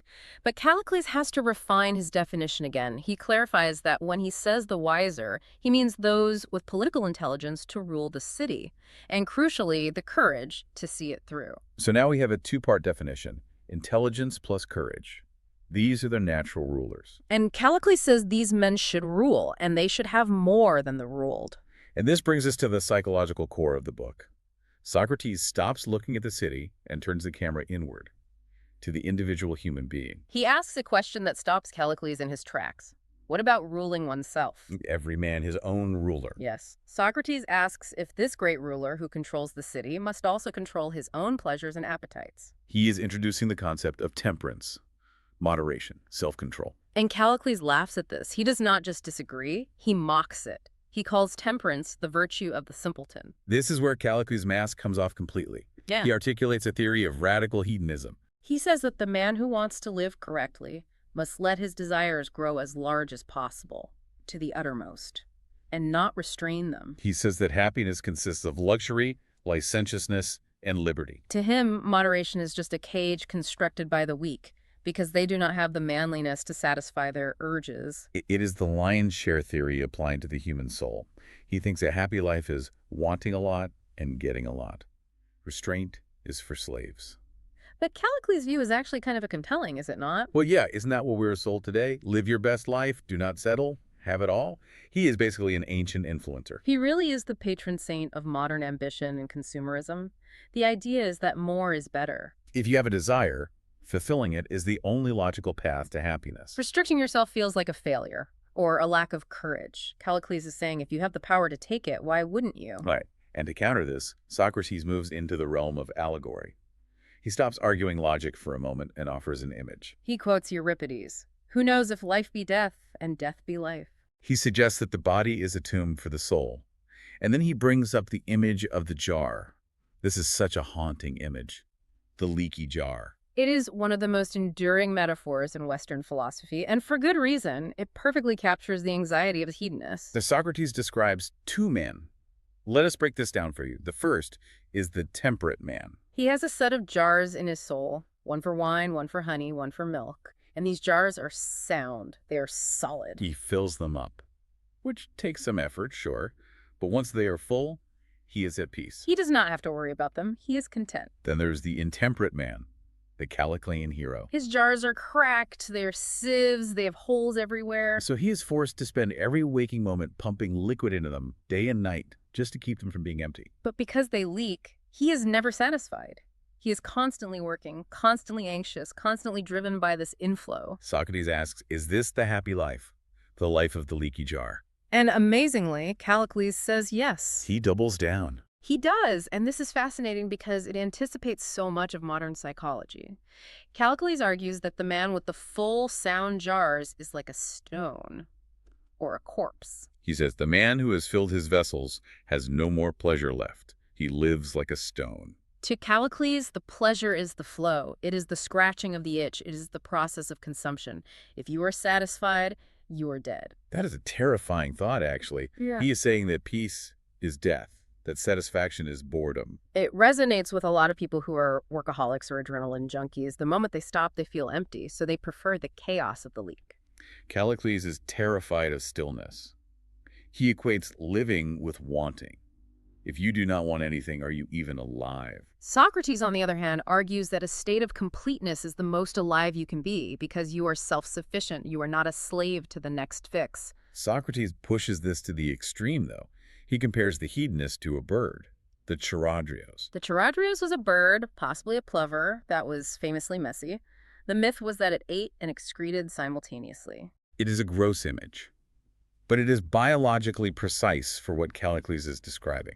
A tube, input, output, no retention, no growth, just processing matter. And Callicles essentially says, yes, that bird's life is the good life, which is bold. It is very bold, but Socrates will not let him rest there. He pushes the process versus state argument to its logical repulsive extreme. He asks about the itch. If a man has an itch and scratches it his whole life, is he happy? This is where the trap snaps shut. Think about an itch for a second, a mosquito bite. When you scratch it, there is a momentary sensation of intense pleasure, or rather, relief. It feels good. But would you choose to be covered in mosquito bites for eternity just so you could keep scratching them? No, that is torture. That is hell. Exactly. It forces you to confront the nature of addiction. If happiness is just relieving a craving, then a life of perpetual itching and scratching must be paradise. But we know intuitively that it is misery. And Socrates hints at even darker things. He alludes to the life of a catamite. Implanting shameful sexual submission where one is constantly used. He asks Callicles, is that man happy just because he gets what he wants? And that shames Callicles. For the first time in the text, he flinches. He cannot bring himself to say that every pleasure, no matter how shameful, is good. That is the crack in Callicles' armor right there. Yeah. He admits that some pleasures are better and some are worse. And once he admits that, his simple equation of pleasure equals the good collapses. Because if there are bad pleasures, then there must be a standard higher than pleasure to judge them. Right. You cannot use pleasure to measure pleasure. You need a yardstick, and that yardstick is the good. But Socrates does not stop there. Yeah. He wants to prove it logically, not just aesthetically. He moves into the argument of opposites. Now this part gets a bit technical, and it is easy to get lost in the logic chopping. Let us slow this down. Yeah, how does this argument actually work? Let us treat it like a logic puzzle. Socrates establishes a premise about opposites. Think of good and bad like a binary switch. Or better yet, think of health and disease. Consider your eye. Can your eye be healthy and diseased at the exact same time? No. If I have an eye infection, my eye is bad. When the infection is cured, it becomes good. I cannot have both states simultaneously in the same spot. Right. It is mutually exclusive. You lose the good to get the bad, and you lose the bad to get the good. They alternate. Okay, that makes total sense. You cannot be rich and destitute at the same moment. You cannot be fast and slow. Exactly. Now, Socrates looks at the experience of pleasure and pain. He uses the example of drinking water when you are thirsty. Let us break down the physiology of that. Thirst is a pain. It is a distress signal from the body. It is a lack. So thirst equals pain. Now you start drinking. The act of drinking that cool water hitting your throat is a pleasure. Right. And here's the key. While you are drinking, are you still thirsty? Well, ideally, yes. The thirst is diminishing, but while I am gulping, the need is still there. The pleasure of drinking is happening because the pain of thirst is there. Correct. You feel the pain of thirst and the pleasure of drinking simultaneously. They coexist. They overlap. And when your thirst is finally quenched, when the pain stops, the pleasure of drinking stops too. You put the glass down. Ah, I see. So the pain and the pleasure start together and end together. They are linked. Therefore, Socrates argues, pleasure and pain behave differently than good and bad. 1, good and bad are mutually exclusive. They cannot coexist. 2, pleasure and pain do coexist. And 3, there's where pleasure cannot be the same thing as the good. It is a category error. Callicles is trying to say that a sensation, which is pleasure, is an ethical value, which is good. But Socrates proves they follow different laws of physics, essentially. Exactly. Callicles gets annoyed by this. He calls it quibbling.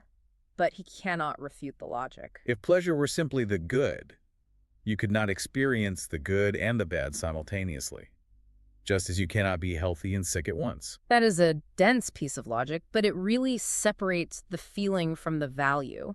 Just because something feels good does not mean it is good. And that sets up the second proof, which I think is even more devastating, because it hits Callicles right in his ego. The coward and the brave argument. This one is brilliant because it uses Callicles' own machismo against him. Callicles loves courage. He despises cowards. He agrees that brave men are good and cowards are bad. That is his whole brand. Right. So Socrates sets up a war scenario. Imagine the enemy army is retreating. Who feels more relief? The brave soldier or the coward? Well, the coward, obviously. The brave man stands firm. He was not that terrified to begin with. He was composed. So when the danger passes, he feels fine. But the coward, he was petrified. He was shaking in his boots. So when the enemy leaves, he feels an immense surge of relief, a huge spike of pleasure. Exactly. The coward experiences a higher amplitude of pleasure because he experienced a higher amplitude of pain, which was the fear. The brave man has a flatter emotional line because he has self-control. So wait, if we follow Callicles' logic that pleasure equals good, Then the coward is the better man. because the coward feels more pleasure than the hero. If the goal of life is to maximize the sensation of pleasure, then you should be a coward. You should be a leaky jar. You should be terrified and then relieved over and over again. That maximizes the scratching of the it. That completely destroys Callicles' worldview.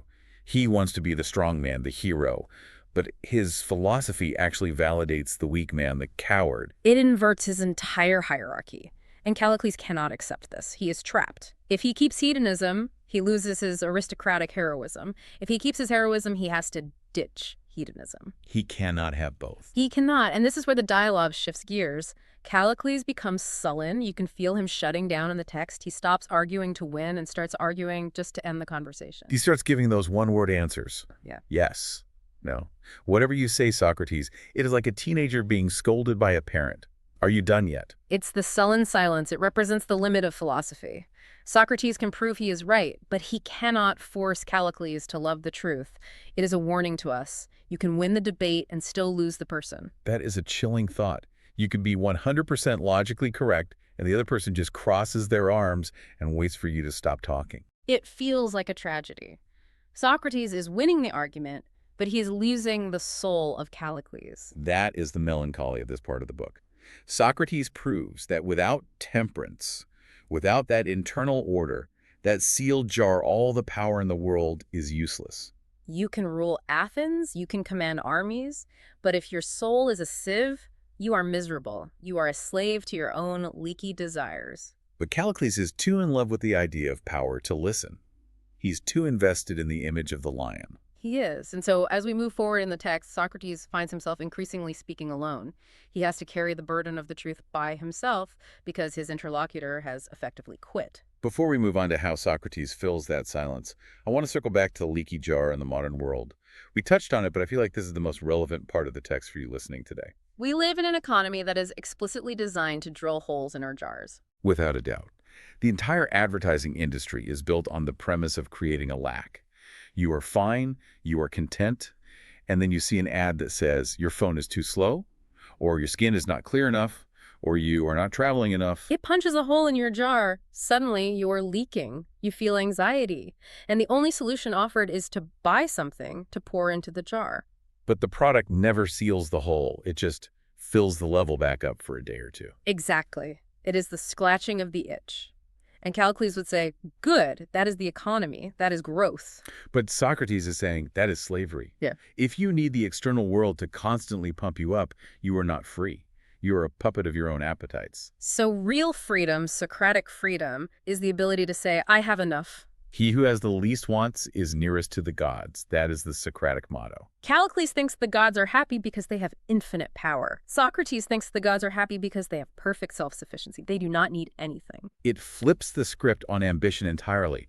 We are taught to be ambitious, to want more. Socrates is saying be ambitious for your own soul. Be ambitious for order. And that is why this text is so dangerous. It challenges the entire basis of our consumer society. It asks you, are you a user of things or are you a vessel that is being used? It puts the coward argument in a new light, too. The consumer, the Calliclean man, is a coward because he is terrified of emptiness. He is terrified of sitting in a quiet room with himself. He needs the noise, the intake, the distraction. Whereas the brave man can sit with himself. He can face the silence. He does not need the constant stimulation to feel alive. That is true courage. I am looking at the text here. Socrates asks, so the wise and the fools, the cowards and the brave, feel pain and pleasure about equally. And Callicles has to admit it. That equality is fatal to Callicles. He wants to be superior. If he feels the same biological urges and reliefs as the fool, then his claim to be a Superman vanishes. He is just another animal chasing a carrot. It really deconstructs the great man theory. You know, the idea that there are these titanic figures of history who are just built differently. Socrates is saying, no, stripping away the fancy clothes and the armies, you are just a guy who gets thirsty and hungry like everyone else. The only difference is how you handle it. And how you handle it is the only thing that matters. That is the technique of living. We have covered a huge amount of ground here. We have gone from political mobs to leaky jars to the logic of eye infections. But I want to pause on the cobbler and doctor again. We laughed about the giant shoes, but there is something deeper going on there regarding the nature of authority. You are right to pause there. It is easy to miss the nuance because of the humor. Socrates is actually making a radical claim about what authority is. To Callicles, authority is a status. It is something you have because you are superior. It is a crown you wear. I am the king, therefore I rule. But to Socrates, authority is a service based on knowledge. The doctor has authority over the patient not because he is better in a cosmic sense, but because he knows how to heal. His authority is strictly tied to the benefit of the person he is ruling. That changes everything. The doctor rules for the patient, the shoemaker works for the foot. Exactly. This destroys Callicles' idea of the tyrant. Callicles thinks the ruler rules for his own benefit, to get the lion's share. Socrates is using the doctor analogy to say, no, the ruler rules for the benefit of the ruled. The doctor does not use the patient to get fat. The doctor uses his skill to make the patient healthy. So when Callicles gets angry and talks about political wisdom, he is trying to separate ruling from caring. He wants the prestige of the doctor without the obligation to cure. That is a brilliant way to put it. He wants the title of shepherd so he can eat the sheep, not so he can protect the flock. Socrates is essentially saying that such a person is not a ruler at all. He is a wolf. And this connects to the leaky jar again. Because if you are a wolf, if you are driven by this insatiable hunger, you cannot be a good ruler. You are too busy trying to fill your own sieve. Precisely. A man with a leaky jar makes a terrible king. He will bankrupt the state, start wars for plunder, and exploit the citizens, all to pour water into a vessel that never fills up. Only the temperate man, the man with the sound jars, can be trusted with power because he does not need anything from the people. He is already self-sufficient. That is a powerful political statement. We usually think of temperance as a private virtue, something for monks or ascetics. But Socrates is arguing it is the #1 qualification for political office. And that is why Callicles hates it, because Callicles enters politics specifically to fill his jar. He sees the city as a resource to be consumed. Socrates sees the city as a body to be healed. They are speaking two completely different languages. It really highlights why the dialogue gets so hostile. It is not just an academic disagreement. It is a clash of two fundamentally incompatible ways of living. And notice how Plato structures the escalating tension in the book. When the many versus the one argument happens, Callicles is annoyed. When the cobbler argument happens, he is disgusted. But when the leaky jar and the catamite arguments happen, he is shamed. Why is shame so important here? Socrates keeps bringing it up. You would be ashamed to admit this, or Gorgias was too ashamed to deny it. Shame is the last tether holding Callicles to society. He claims to be a nihilist who does not care about convention. He claims to be above the herd. But Socrates reveals that Callicles does care. He cares deeply about how he looks. He cares about being seen as manly and noble. Socrates uses that vanity as a hook. He drags Callicles back to morality by showing him that his immoralism looks ugly, gross, and cowardly. It is like he is saying, you think you are a lion, but you are actually just a messy bird or a coward shivering in a ditch. Yes, he strips away the glamour of evil. That is Socrates' superpower. He makes vice look ridiculous and unappealing rather than scary and powerful. And that leads us to the final breakdown of the conversation. Callicles is checked out. He is sullen. He is giving one-word answers. So what happens now? Well, the conversation changes. It stops being a debate and starts being a demonstration. Since Callicles will not answer, Socrates has to answer for him. He has to construct the positive vision. He has to explain what the universe looks like if it is not a chaotic struggle for power. So we are moving from destruction to construction. Exactly. Socrates is going to introduce ideas about geometric equality and cosmic order. He is going to argue that the universe is held together by proportion, not by greed. Geometric equality? That sounds math-heavy again. It is, but it is beautiful. It is the idea that everyone should get what fits them. Not that everyone should get the same arithmetic amount or that the strong should get everything in a tyranny. It is the logic of the healthy body. The heart takes what it needs to pump. If it took all the blood, the body dies and the heart dies. Exactly. Callicles is a cancer cell philosophy. It wants to grow indefinitely at the expense of the host. Socrates is the immune system. That is a perfect image to hold on to. We are witnessing the immune system of philosophy attacking the cancer of tyranny. And while the patient Callicles might be refusing treatment, the cure is being written down for us. The stage is cleared. The solo begins. Socrates is about to build a city in speech, based on order, discipline, and the health of the soul. And that is exactly where we will follow him as the text continues. The argument is far from over. In fact, the real vision is just beginning to take shape. Let us keep exploring. So picking right up where we left off in our analysis of Plato's Gorgias, we are stepping into what is arguably the most intense phase of this conversation. Right, it really becomes a psychological siege at this point. Yeah, it's a fascinating shift in the book. And just to briefly ground us again, we're looking at this classic philosophical text by Plato set in Athens, where Socrates is fundamentally clashing with rhetoricians about power and the good life. Exactly. The central conflict of the book is the philosophical life, which seeks truth against the political life, which in this context seeks pleasure and persuasion. And right now, Socrates has the character of Callicles pinned down. Callicles has been aggressively pushing this idea that the good is identical to pleasure. He thinks the strong should just take whatever they want. For Callicles, if it feels good, it is good. It's pure hedonism. And Socrates sees this as a deeply dangerous confusion, so he sets out to completely dismantle the mechanics of Callicles' argument. And he starts this by bringing up a scenario that seems specifically designed to get under Callicles' skin. He asks him to think about warfare. It's a very calculated move. Callicles prides himself on this image of the strong, dominant man. So Socrates says, all right, let's visualize a battlefield. Let's look at bravery and cowardice. He paints this picture of the enemy retreating. The danger has just passed. And he asks Callicles a very simple question about who is feeling joy in that specific moment. Right. He asks if the brave man feels joy when the enemy retreats. And Callicles obviously has to say yes. The brave man is happy they won. But then Socrates pivots. He says, well, what about the coward? The soldier who is absolutely terrified, who's shaking and wanting to run away. When he sees the enemy retreating, does he feel joy? I mean, logically, you'd have to say he feels even more joy than the brave man. That is exactly the trap. Callicles admits that the coward feels an immense amount of joy, maybe even a deeper sense of relief than the brave man, because the brave man was steady. The brave man wasn't overwhelmed by terror, so his transition to safety is moderate. Right. He's just glad the job is done. But the coward was in pure agony. Yes. The coward's release from that sheer terror is a massive rush. It's a deeply intense pleasure. And here's where you see the logical snare pulling tight. Because if pleasure is the exact same thing as the good, which is the hill Callicles has been willing to die on, then the coward is actually experiencing more the good than the brave man. Which means the coward would be a better man than the brave man. And Callicles absolutely despises that conclusion. He hates it. It violates his whole aristocratic strongman worldview. He thinks cowards are wretched, but his own formula forces him to honor the coward.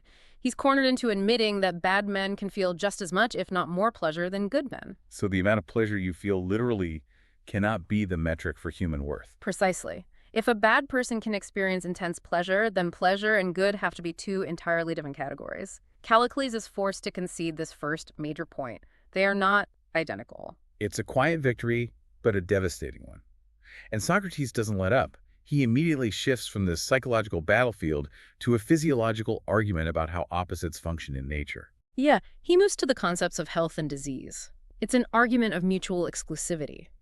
Socrates points out that you cannot be simultaneously healthy and diseased in the exact same part of your body at the exact same time. Right. If your eye is infected, it isn't healthy. Yeah. Once the infection is gone, the health returns.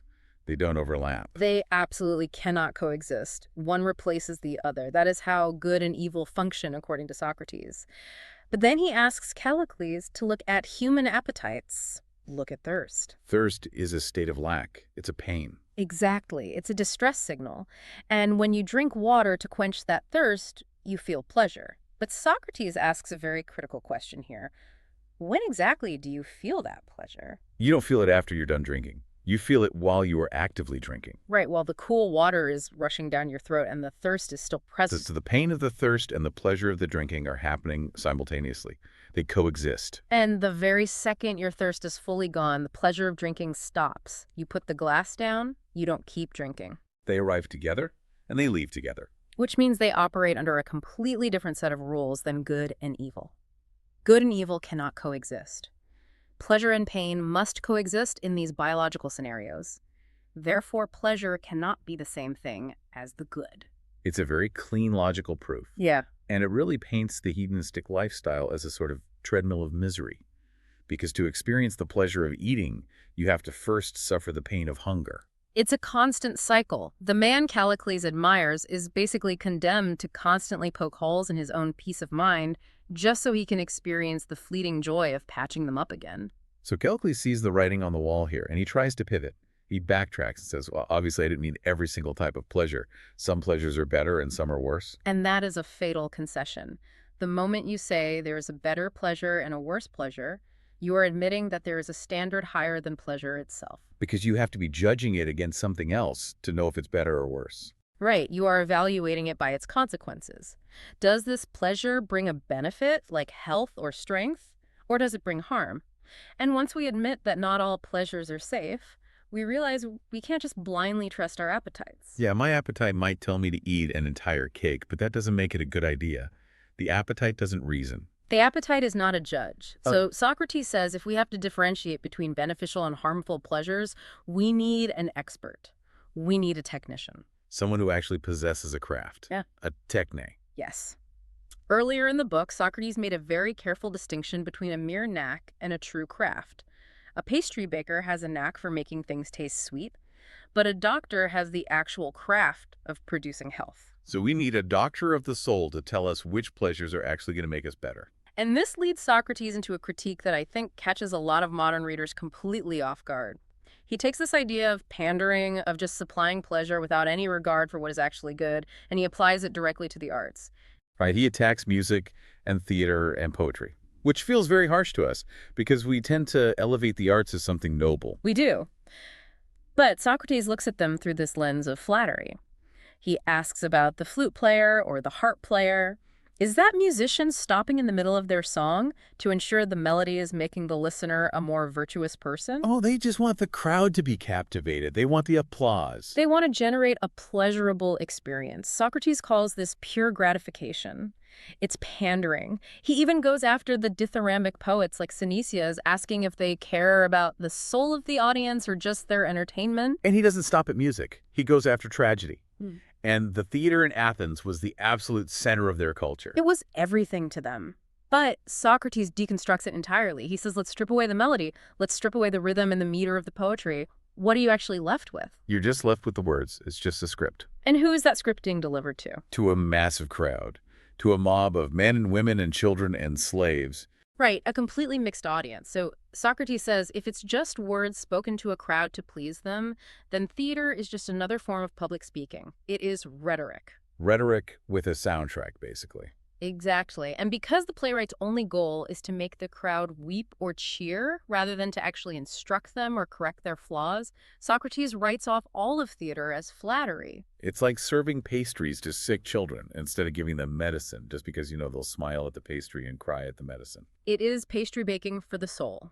It focuses entirely on what is pleasant in the moment and completely ignores what is best for the person. And this really sets the stage for what is arguably his most controversial attack in the entire text. Yeah. Because if the great poets are just flatterers, what does that make the politicians? Callicles pushes back hard here. He's willing to admit that maybe the current crop of politicians in Athens are pandering to the masses, but he says you cannot possibly say that about the legends of the past. He brings up the heavyweights.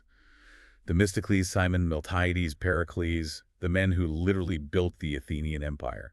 To a citizen of Athens, this is like naming the founding fathers. These men are practically sacred. And Socrates looks at that list calmly and says they were all failures. Which is such a massive historical revision to drop into a conversation. Callicles is stunned. He points out that they built the Parthenon. They built the long walls. They made Athens the wealthiest, most powerful city in the known world. And Socrates replies that they only focused on the body of the city. They neglected its soul entirely. Yes, they filled the shipyards. Yes, they built walls and collected taxes. They satisfied the city's appetites. But did they actually make the citizens better people? And how does Socrates go about proving that they didn't? He brings in the herdsman analogy. He says, imagine a man is hired to take care of a herd of horses.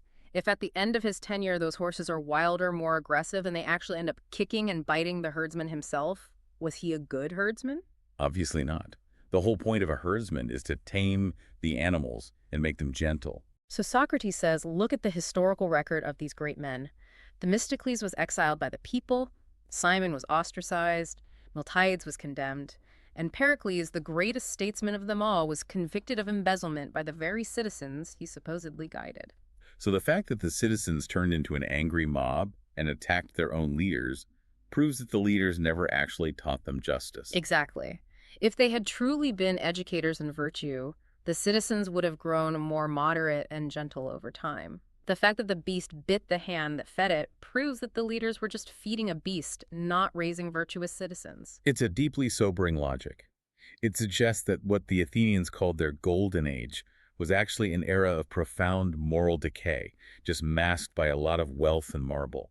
They were swollen with power, Socrates says, but ulcerated in their souls. They never taught sophistry. They never taught moderation. Let's pause on that word for a moment, sophistry, because this seems to be the ultimate counterweight to everything Callicles is arguing for. It is. It's usually translated as moderation or temperance or self-control. But in the Greek context, it means a lot more than just holding yourself back. It implies a deep, fundamental soundness of mind. It's about having your internal world properly organized. Yes. And this brings us to the most vital image Socrates offers in this section, the analogy of the craftsman. He asks us to really look at how any true craftsman actually works. A painter, or a shipwright, or a builder. They don't just throw materials into a pile and hope it works out. They don't operate on the principle that simply having more wood is always better. They have a blueprint, they have a specific design they are aiming for. They select their materials very carefully, and they arrange them. They introduce taxes and cosmos into the materials. Arrangement and order. Right. A house is considered good not because it has infinite bricks, but because the bricks are ordered in a way that creates stability. A ship is good because the planks are fitted in a precise proportion to keep the water out. Order is what makes a thing good. And Socrates takes this structural principle and applies it directly to the human being. He says the physical body has an ideal order, and we call that order health. When the body loses that arrangement, when the temperature spikes or the fluids are unbalanced, we call that disease. And what is the equivalent for the human soul? He says the order of the soul is called lawfulness and law. And when a soul possesses that arrangement, the result is justice and moderation. So according to this, a good soul is not a soul that is experiencing the maximum possible amount of physical pleasure. A good soul is one that is structured. It is a cosmic soul, meaning it is like a cosmos, an ordered universe. It is not a chaos of random conflicting desires. And the disciplined person, the one Callicles was mocking earlier as living like a stone or a corpse because they restrict their desires, Socrates is saying that person is actually the only one who is truly alive and healthy. Yes. The chaotic desire-driven hedonist is quite literally a sick soul. Socrates brings back the image of the leaky jar. A disorganized soul is constantly emptying out. It is never full, it is never satisfied, and therefore never at peace. Now, right around this point in the text, the entire dynamic of the debate breaks down. Callicles just completely shuts down. He does. He withdraws from the conversation. He realizes that Socrates has trapped him in a logical vice, and he cannot argue his way out. But he stubbornly refuses to concede the point. He gets annoyed and basically says, I don't know what you're rambling about, Socrates. Find someone else to answer your questions. It's the silent treatment. He's behaving like a petulant child who is losing a game. But the remarkable thing is that Socrates doesn't just pack up and go home. He continues the philosophical inquiry entirely on his own. He essentially starts a monologue, but he structures it as a mock dialogue where he asks the question and then provides the answer himself. Which really highlights a core Socratic belief. The pursuit of truth isn't dependent on having a willing opponent. The logic stands on its own merit, regardless of whether Callicles is brave enough to participate. Exactly. The argument doesn't need Callicles' approval to be true, and in this solo section, Socrates cements this profound connection between self-discipline and true happiness by building a chain of virtues. It's a very systematic progression. He starts with the disciplined soul. Right. He says if a man has an ordered, disciplined soul, he will naturally do what is appropriate in any given situation. And acting appropriately toward other human beings is the definition of justice. Yes. And acting appropriately toward the gods is the definition of piety. And because his soul is disciplined, he will only pursue the things he ought to pursue and avoid what he ought to avoid, which makes him brave. So simply by possessing self-discipline, this man inherits the complete set of virtues. He is pious and he is courageous. And Socrates concludes that a completely virtuous man is a completely happy man. Conversely, the undisciplined man, the tyrant that Callicles idolizes, is inherently unjust, impious, and cowardly. Therefore, he is completely miserable. There is a very specific nuance here about the tyrant's inability to form connections. Socrates argues that the licentious man cannot have true friends. It makes perfect sense if you think about the mechanics of friendship. Friendship requires partnership. It requires a baseline of equality and a mutual respect for boundaries. But the tyrant's entire philosophy is about having no boundaries.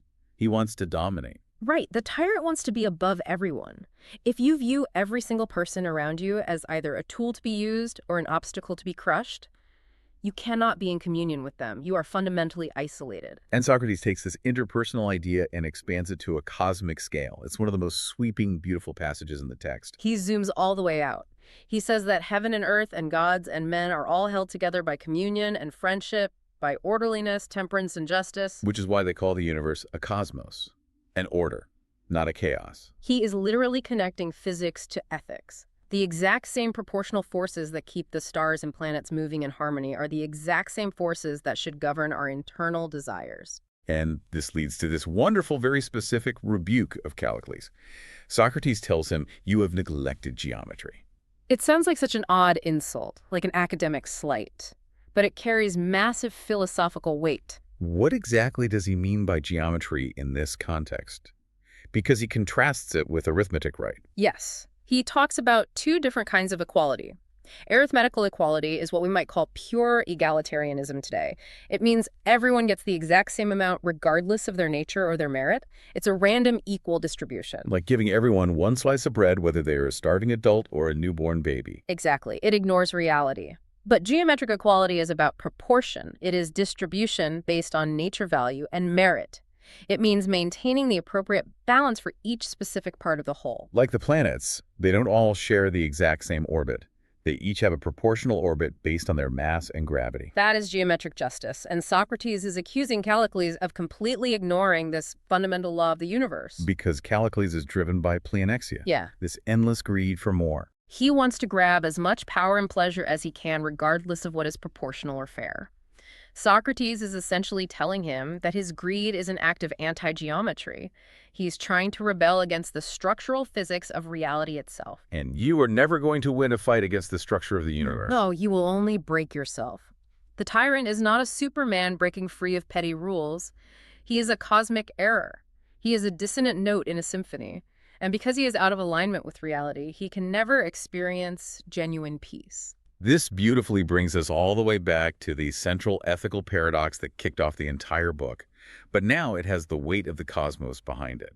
The idea that doing wrong is fundamentally worse than suffering wrong. When Socrates first said it, it sounded absurd. But now we see the underlying mechanics. Doing a wrong act destroys the internal order of your own soul. It introduces that disease we were talking about earlier. Whereas suffering, a wrong being robbed or insulted or physically harmed by someone else, that inflicts damage on your body or your bank account, but it leaves your soul's order completely intact. So if you recognize that the soul is your true self and the body is just a temporary vessel, you would choose to suffer the injustice every single time, rather than infect your own soul by committing a wrong. It's not even a difficult choice if you understand the geometry of it. Not at all. And this framework leads Socrates to a truly radical conclusion about what happens when you do commit an injustice. Because if committing a wrong is a disease of the soul, then what is the cure? The cure is punishment. Socrates argues that if you commit a crime, the absolute best thing that can possibly happen to you is that you are caught and brought before a judge. The judge acts as the doctor of the soul. Which is the exact opposite of how everyone lives. Everyone tries to hide their mistakes. They want to get away with it. Because they mistakenly believe that the punishment is the evil thing. But Socrates says the injustice is the evil. The punishment is the bitter medicine. He uses really visceral surgical language here. He talks about needing to be cut and burned by the physician to remove the rot from the body. So punishment disciplines the soul. It forcibly removes the chaos and restores that lost sophistry. Yes. So the man who commits terrible crimes and somehow manages to evade justice, the successful tyrant, is actually the most miserable creature on earth. Because he is walking around with a terminal sickness in his soul and actively avoiding the only doctor who can save him. He thinks he is free because he has power, but he is carrying his own destruction inside him. And this completely inverts the entire concept of rhetoric that Gorgias and Polus and Callicles were defending. They believed the whole point of public speaking was self-defense. They thought rhetoric was a shield, a way to convince the jury to acquit you so you could escape the penalty. But Socrates says using rhetoric to escape punishment is like using your eloquence to convince a surgeon not to remove your tumor. It's suicidal. He concludes that there is really only one noble use for the immense power of rhetoric, and that is to accuse yourself, To stand up in front of the court and confess. to say, I did this wrong. Bring the penalty upon me so that my soul can be healed. Or to do the exact same thing for your family and your friends. To use your words strictly to bring hidden rot into the light so that justice can restore the proper order. It is an incredibly demanding stance. It removes justice entirely from the realm of retribution or revenge and places it purely in the realm of spiritual restoration. It shifts our entire focus away from external markers of success like wealth and power and reputation. If the internal structure of the soul is all that truly matters, then all that external striving is just a distraction. We have really covered an immense amount of ground here. We started with Callicles shouting that the strong should crush the weak, and we have arrived at this vision of a universe bound together by proportion and friendship. We moved from a very crude politics of power to a highly elevated politics of virtue. Socrates has effectively argued that the so-called great men of Athenian history were actually tragic failures because they couldn't grasp this simple geometry. They built physical empires, but they left behind broken, corrupted citizens. And it leaves the reader with a very quiet but very heavy question to ask themselves. How are we organizing our own lives? Are we practicing geometry? Exactly. Are our internal lives structured like a cosmos with balance and proportion? Or are we just living as leaky jars, frantically pouring experiences and pleasures into a void that will never fill up? Are we building character that aligns with the universe, or are we just chasing shadows? Socrates has comprehensively won the logical argument.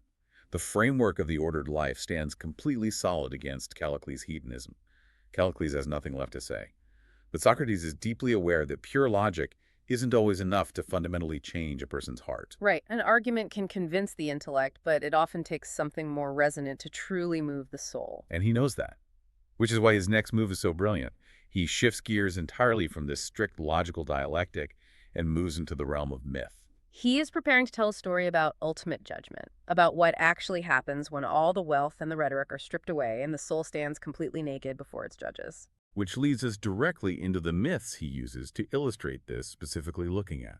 So we are right at the edge of the cliff here. If you have been following the flow of the argument in this book we have been exploring, you can feel the oxygen getting sucked out of the room. Yeah, it really is palpable. The whole book fundamentally strips away our assumptions about power and virtue, and right here we watch Socrates slowly and methodically back Callicles into a corner regarding the nature of doing wrong versus suffering wrong. And it is not just a polite debate about rhetoric anymore. No, it is a fight for the definition of reality itself.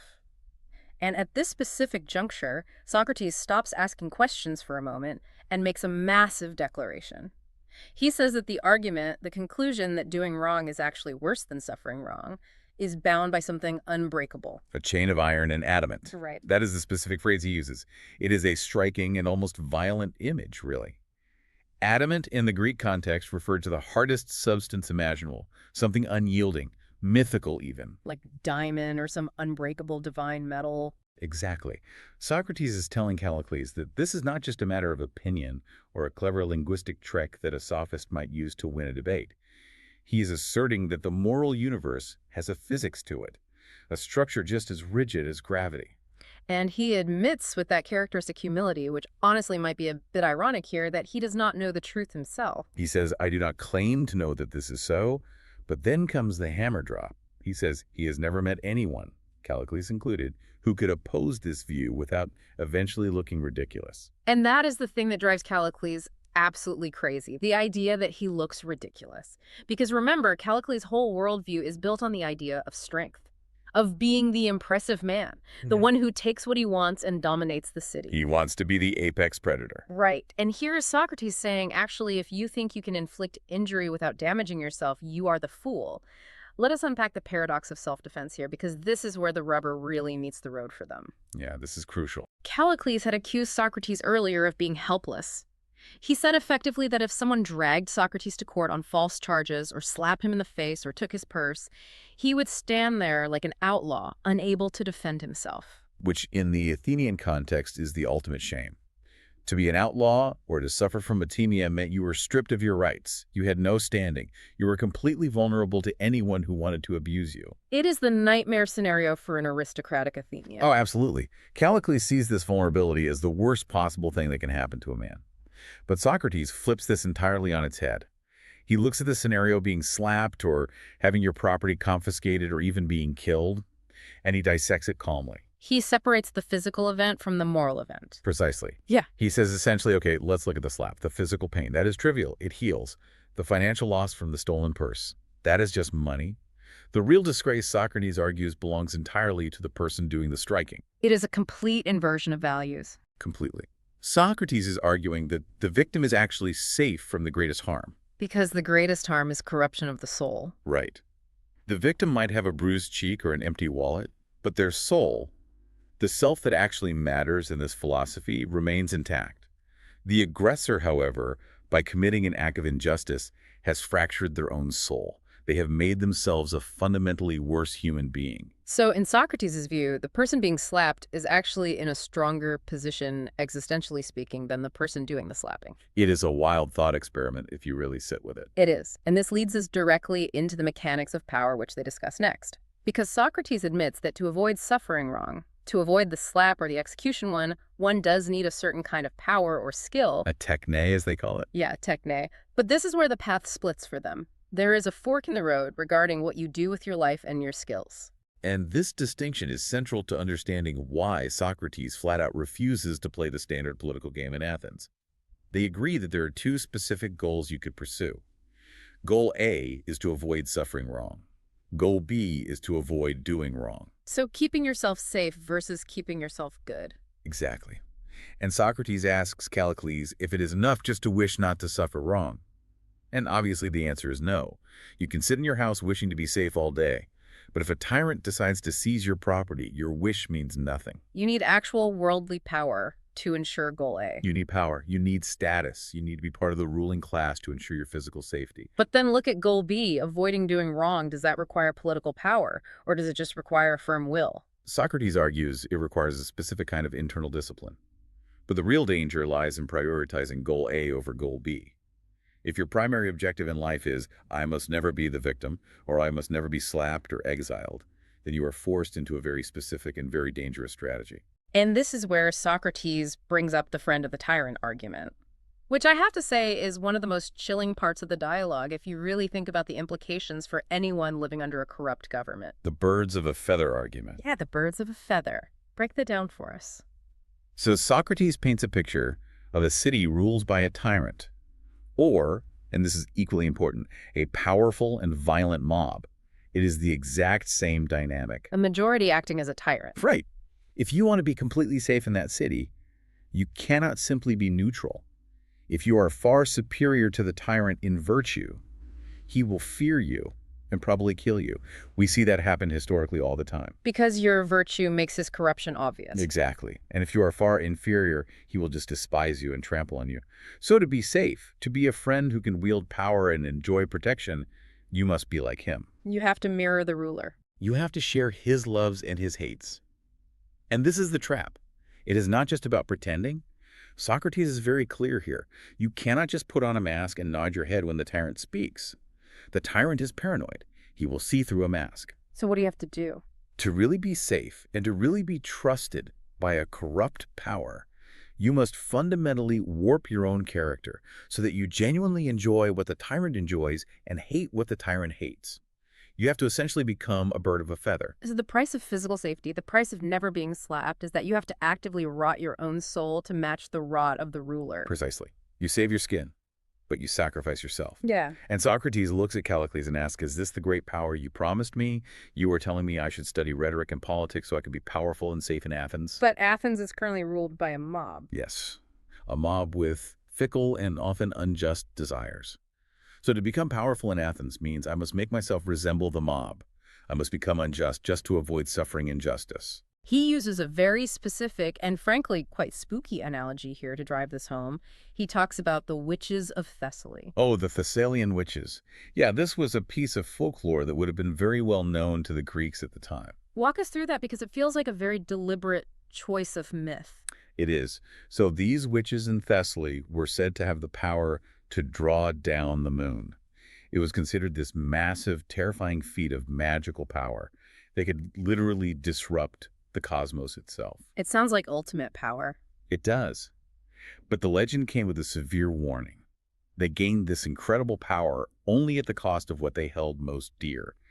In some versions of the myth, they lost their eyes. In other versions, they lost their own children. And Socrates uses this to tell Callicles to watch out. He says, watch out, because if you try to draw down the moon, if you try to seize total political power in this chaotic city, you are going to pay with what is most dear to you. And for Socrates, that is not your eyes or your children. It is your integrity, your moral center. It is the integrity of the soul.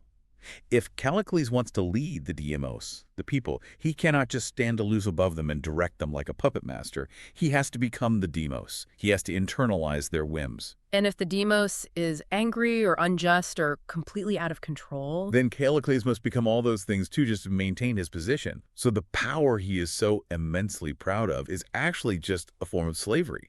He is a slave to the character of the mob he thinks he is ruling. it is a devastating critique of political ambition. And this brings us to a series of analogies that I found really fascinating because Socrates starts attacking the very value of staying alive. We naturally tend to think that saving a human life is the ultimate good, but Socrates challenges this core assumption. It does. And it is a wonderful deflation of ego. He compares the high-status politician to a swimmer. Right. He asks if swimming is a solemn and impressive art. And well, no. It is a useful skill. If you fall in a river, sure, it saves your life. But we do not treat swimmers like gods or build them grand monuments. And Callicles agrees. He says swimming is trivial. So then Socrates moves up the ladder. He talks about the pilot, the navigator of a ship. Now think about what a ship captain actually does in the ancient world. He transports you and your family and your entire fortune across a highly dangerous sea. He saves you from drowning. He saves you from pirates. It is absolutely a matter of life and death. And yet Socrates points out the pilot is incredibly humble. He is. He charges a very modest fee, maybe 2 obols for the whole journey. And he walks about the seashore in a plain, modest coat. He does not strut around the agora demanding statues be built in his honor. And Socrates asks why? Why is the pilot not arrogant like the politician? And the answer he gives is profound. The pilot knows his limits.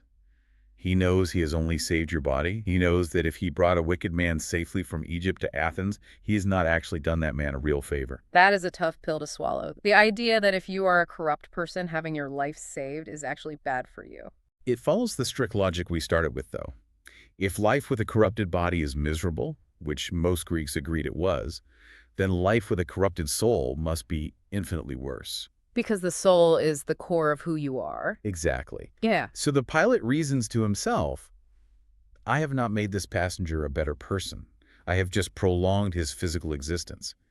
If the passenger is wretched, then prolonging his existence is no kindness to him. It just gives him more time to be wretched. Therefore, the pilot does not boast. He did a technical job, nothing more. And then Socrates brings in the engineer, the man who builds the city walls and the fortifications. This is even more pointed, because this touches heavily on the class snobbery in ancient Athens. Oh, absolutely. This is Socrates quenching Callicles in his own deeply held social prejudices. The engineer literally saves the entire city. Without the walls, everyone dies or becomes a slave to an invading army. So the engineer's contribution to safety is arguably greater than the generals or the orators. By far. But Socrates points out that Callicles despises the engineer. He would never let his daughter marry the engineer's son. He uses the word engineer as a social insult. Which is crazy when you think about it. If the result, safety and survival, is the same, why is the politician considered noble and the engineer considered base? Because Callicles is completely confused. He values the safety, but he looks down on the manual techne that actually provides it.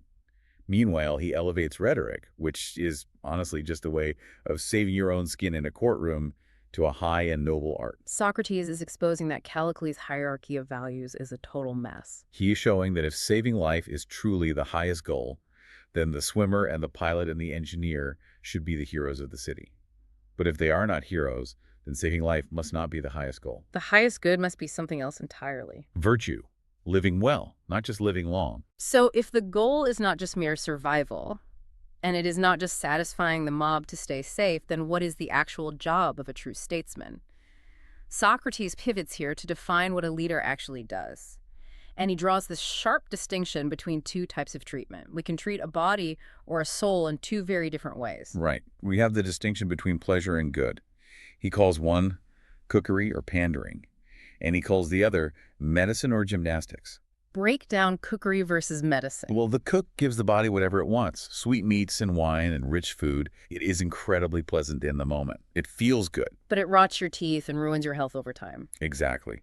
The doctor, on the other hand, gives the body what it actually needs. Bitter draughts and surgery and a strict diet. It is doubly unpleasant in the short term, but it leads to long-term health and strength. And he applies this exact same dynamic to politics. He does. He proposes a practical test for anyone wanting to be a leader. He says, imagine we are applying for a job as a public doctor for the city. The interview question should not be how well do you speak or how charming are you. It should be name one person you have successfully cured. Or even have you cured yourself? Are you healthy? If you cannot point to a healed patient, you have absolutely no business being a state physician. And then he turns to the builder analogy, which is very similar. Right. If you want to oversee the building of the massive city walls first, show me a private house you built. Was it a good house? Did the roof collapse? If you have not mastered the art in your private life, do not dare practice it on the public works. And this is the ultimate trap for Callicles. Socrates asks him point blank. He says, Callicles, you are entering politics. You are telling me to do the same. So tell me, who is the citizen or the foreigner or even the slave that you have personally improved? He demands a name. Yeah, he says, who is wicked before they met you and is now honest and good because of your influence? And the text implies a heavy silence here. Callicles does not answer. He cannot name a single person. He cannot, because his entire engagement with politics had been about imitation and gratification, not improvement. He wants to please the demos to get power for himself. He has not spent a single moment of his life thinking about how to actually make the demos better.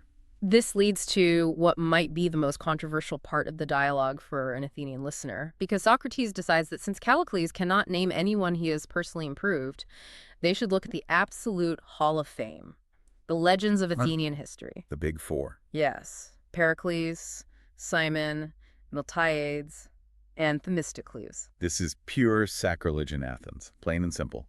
Pericles was the Olympian. He's the golden architect of their greatest age. To attack Pericles in Athens was like attacking George Washington in America or Winston Churchill in Britain. It is unthinkable. But Socrates does not hold back at all. Callicles says, surely these were good men. Look at the massive empire they built. Look at the wealth they brought in. And Socrates says they were good servants. Servants, that is such a key word. He does not call them leaders. No, he demotes them. He admits they were excellent at getting the city what it wanted. They were unmatched at acquiring ships and building dockyards and collecting tribute and erecting huge walls. If the job of a statesman is just to satisfy the physical appetites of the people, then yes, Pericles and the others were the absolute best. But Socrates has already established that the job of a true statesman is not to satisfy appetites. It is to alter them. To make the people just and temperate. And by that moral standard, he argues they were complete failures. And he uses the animal keeper analogy to prove it.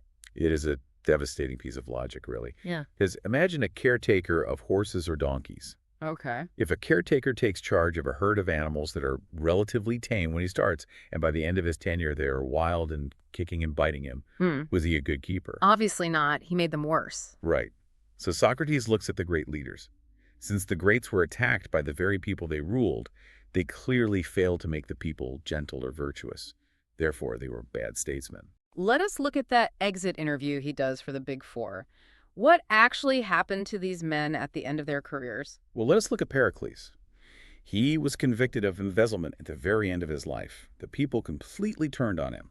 What about Miltiades, the great hero of the Battle of Marathon? The city voted to throw him into the pit, the actual execution pit.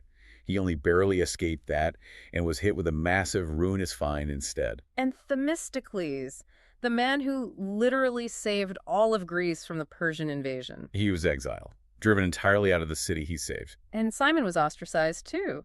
So Socrates asks if they were such good leaders, why did the people turn on them with such viciousness? It is a brilliant and uncomfortable point. If these men had actually made the Athenians better, if they had made them more just and more temperate and more wise, then the Athenians would never have treated their own benefactors unjustly. Because a just person does not bite the hand that truly feeds them. Exactly. The fact that the city turned on them is the ultimate proof that the city was still completely wild. It proves that Pericles and the rest merely fed the beast. They did not tame it. They just threw raw meat at the lion. Yes, they filled the city with harbors and dockyards and tribute and rubbish of that sort, but they left the soul of the city completely empty of justice. Rubbish of that sort. He literally calls the glories of the Athenian Empire rubbish. That is unbelievably bold. It is remarkably bold, but it is entirely consistent with his philosophy. If those material things do not improve the soul, then they are just meaningless clutter. And now Socrates connects this historical critique to the present day. He explains why the current political situation in Athens is so volatile and dangerous. He says people like Callicles are always blaming the current advisors, men like Alcibiades, for the city's troubles. But Socrates says that is a fundamental misdiagnosis of the disease. The disease is an old swelling. Yes, an old swelling. It is a medical metaphor again. The body of the city is bloated and sick. So the current politicians are just the ones dealing with the inevitable symptoms of a long-term illness. Exactly. The root cause of the sickness was the diet of cakes and sweetmeats fed to the city by Pericles and that whole previous generation. They bloated the city with imperial power and vast wealth without any moral discipline to handle it. And now the body is failing. Now the fever has broken out, and the people are just lashing out at whoever happens to be in the room with them. This leads to the final and perhaps most poignant analogy in this section, the trial of the doctor. And it really feels like Socrates is prophesying his own fate here. It is hauntingly prophetic. It is one of the most famous images in the book. He describes a scenario where a doctor is brought before a jury. But the jury is made up entirely of children. Okay, paint that picture for us. Imagine this courtroom. You have a jury of literal children. The prosecutor is a baker, a confectioner who makes treats. And the defendant on trial for his life is a doctor. What does the baker say to the jury? The baker stands up and points at the doctor and says, "Children of the jury, look at this terrible man. He cuts you with sharp knives. He burns you with cautery. He forces you to choke down bitter potions. He tells you not to eat the delicious fruit tarts and candies I make for you. He starves you. I, on the other hand, give you endless feasts and pleasure." And Socrates asks, what can the doctor possibly say in his own defense? That is the ultimate tragedy of the scene. The doctor cannot say anything that the jury will actually understand. Because they lack the vocabulary for it. Exactly. If he says, "I did all those painful things for your health," the children do not know what health is. They only know pleasure and pain. Bitter medicine is pain, so it is bad. Candy is pleasure, so it is good. Therefore, the baker is their best friend, and the doctor is their mortal enemy. Socrates realizes he is in exactly this position in Athens. He is the doctor of the Athenian soul. He is trying to prescribe discipline and justice to heal them. But he is standing before a jury of adult children who only want the candy of constant flattery and imperial expansion. And he knows with absolute chilling certainty that if he is ever brought to court, he will lose. He says, "I shall have nothing to say." He knows he will be condemned. And his circles all the way back to the very beginning of their argument. He is not afraid of that outcome. Why not? Because the condemnation of the children only affects his physical body. It might kill him, probably will, but it does not make him guilty of doing wrong. Because he never flattered them. He never corrupted his own soul to save his skin. He accepts that he will die because avoiding death at the cost of his moral principles would mean becoming the baker. And he flat out refuses to be the baker. There is a final comment in this section about the absurdity of the sophists complaining. It almost seems like a side note, but it really connects deeply to this whole idea of the ungrateful mob. It is the final nail in the coffin for the political teachers of his day. Socrates notes that sophists often complain publicly that their students cheat them. Right, they complain that the students do not pay their tuition fees, or they treat the teachers disrespectfully. And politicians constantly complain that the people are ungrateful for all their hard work. Socrates finds this entirely hilarious. Why does he find it funno? Because it is a massive logical contradiction. How so? Well, think about it. If you claim to be a teacher of virtue, which the sophists loudly did, and your student acts unjustly toward you by not paying you, then you obviously failed to teach them virtue. Because if you had actually succeeded in teaching them to be just, they would pay their debts. Exactly. The fact that they cheat you is the absolute proof of your own incompetence as a teacher. And the exact same logic applies to the complaining politician. Without a doubt. If a ruler complains that the people are unruly and ungrateful, he is admitting on the record that he failed to rule them well. A good ruler produces good subjects. So a ruler who complains about his subjects is like a farmer complaining that his crops are withered after he just forgot to water them all season. It is a public admission of total failure. So by this point, Socrates has effectively stripped away everything Callicles relies on. He has shown that the safety of political power is actually a trap that rots the soul. He has shown that the great men in history were actually massive failures who just bloated the city with rubbish instead of virtue. He has shown that the arts Callicles admires, like rhetoric, are really just pandering, just cookery. And he has shown that Socrates himself is arguably the only true statesman in Athens, precisely because he's the only one who refuses to tell the people what they desperately want to hear. And if you look closely at the text right around here, Callicles has completely stopped engaging in the debate. Yeah, his answers become incredibly short.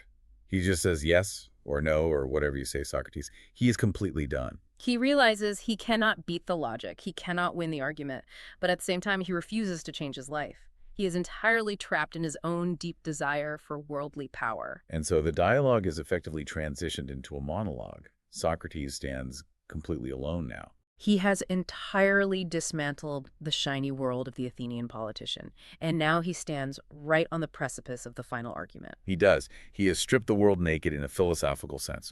All the finery and the clever rhetoric and the marble statues and the mighty walls, it is all completely gone. All that is left now is the soul itself. And that profound isolation leads us directly into the final myth. The ultimate cosmic judgment of the naked soul, which is exactly where he intends to take this right now. And picking right back up on that thread of public service we were just unpacking, this is exactly where the relationship between the sophist and the orator gets incredibly tangled. Because if you follow Socrates' logic here, there is practically nothing to choose between them. We have been discussing education and the role of leadership, but now Socrates makes this, well, it's a really sharp pivot to look at the professions themselves. It feels like he is stripping away all the fancy titles to see what is actually happening underneath the surface. It is a sharp pivot, yeah. But it is also a necessary simplification. You have to remember where we are in the flow of the argument in the book. Socrates has been meticulously dismantling the idea that rhetoric is some sort of superpower. Now, he is looking directly at the people who wield it. He effectively says that while the public might see distinction, regarding the sophist as a teacher of virtue and the orator as a politician or an advisor in the underlying structure of reality, they are operating in the very same sphere. They are just jumbled together. Because they both deal with the soul, but in a way that mimics true arts rather than actually practicing them. Precisely.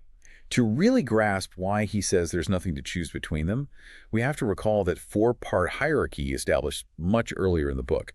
It is the framework for everything that follows. He compared the care of the body to the care of the soul. Right. So for the body, you have gymnastics and medicine. And the distinction there is vital.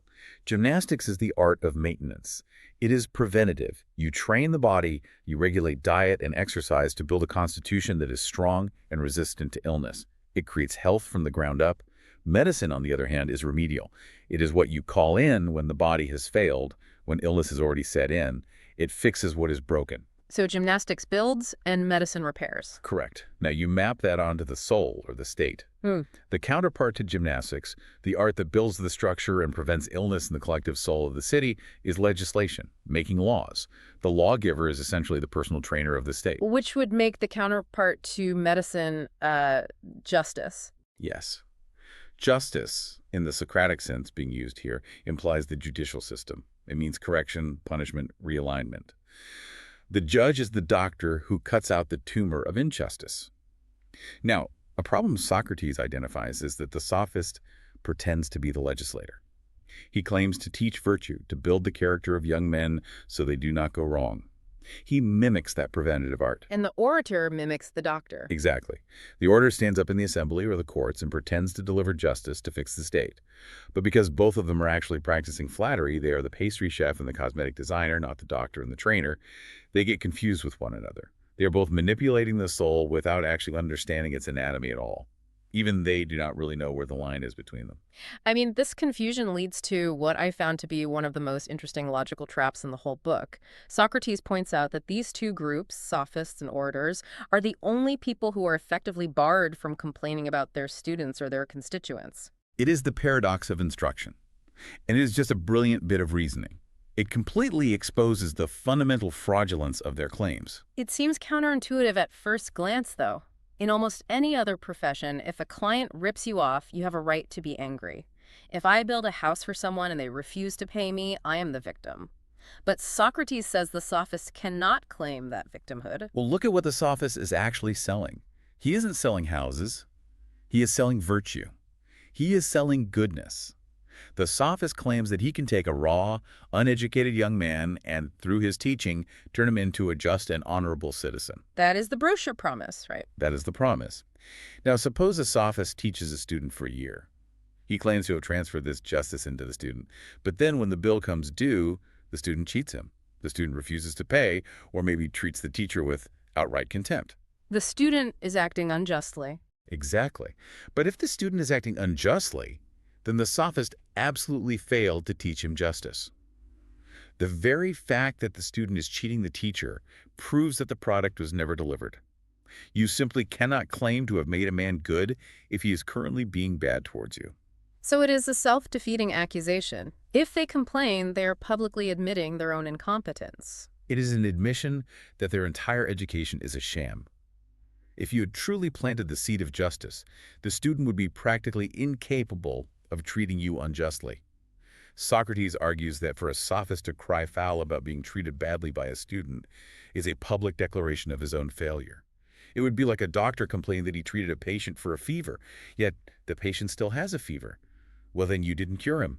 This extends to the politicians too, doesn't it? The orators. It does, and perhaps even more damningly. We often hear politicians, even in our own history, complain about the fickle mob or the ungrateful public. They say things like, "I served the city, and look how they turned on me." Socrates doesn't seem to have much sympathy for that at all. None whatsoever.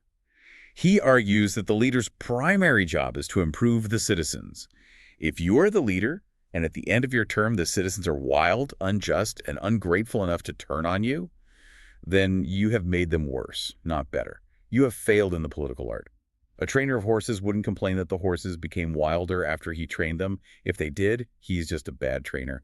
This leads us into a very granular discussion about money, which is fascinating. The payment dilemma. Socrates draws a really firm line between selling technical advice and selling moral advice. Yes, and this distinction is crucial because Callicles and his ilk are very focused on wealth and transaction. It is how they measure success. Socrates uses the analogy of the runner or the physical trainer to break this down for you. Right. If I hire a coach to make me run faster, that is a technical transaction. And in that case, the coach should demand payment in advance. He absolutely should get a contract. Why is that different? Because speed is morally neutral. I can make you the fastest runner in Athens, but that does not make you an honest man. In fact, you might use your new speed to literally run away from me when it's time to pay the bill. The skill I taught you doesn't guarantee your character in any way. Therefore, I need a safeguard. I cannot rely on your goodness because I didn't teach you goodness. I only taught you mechanics. But the virtue exception flips this logic upside down completely. It does.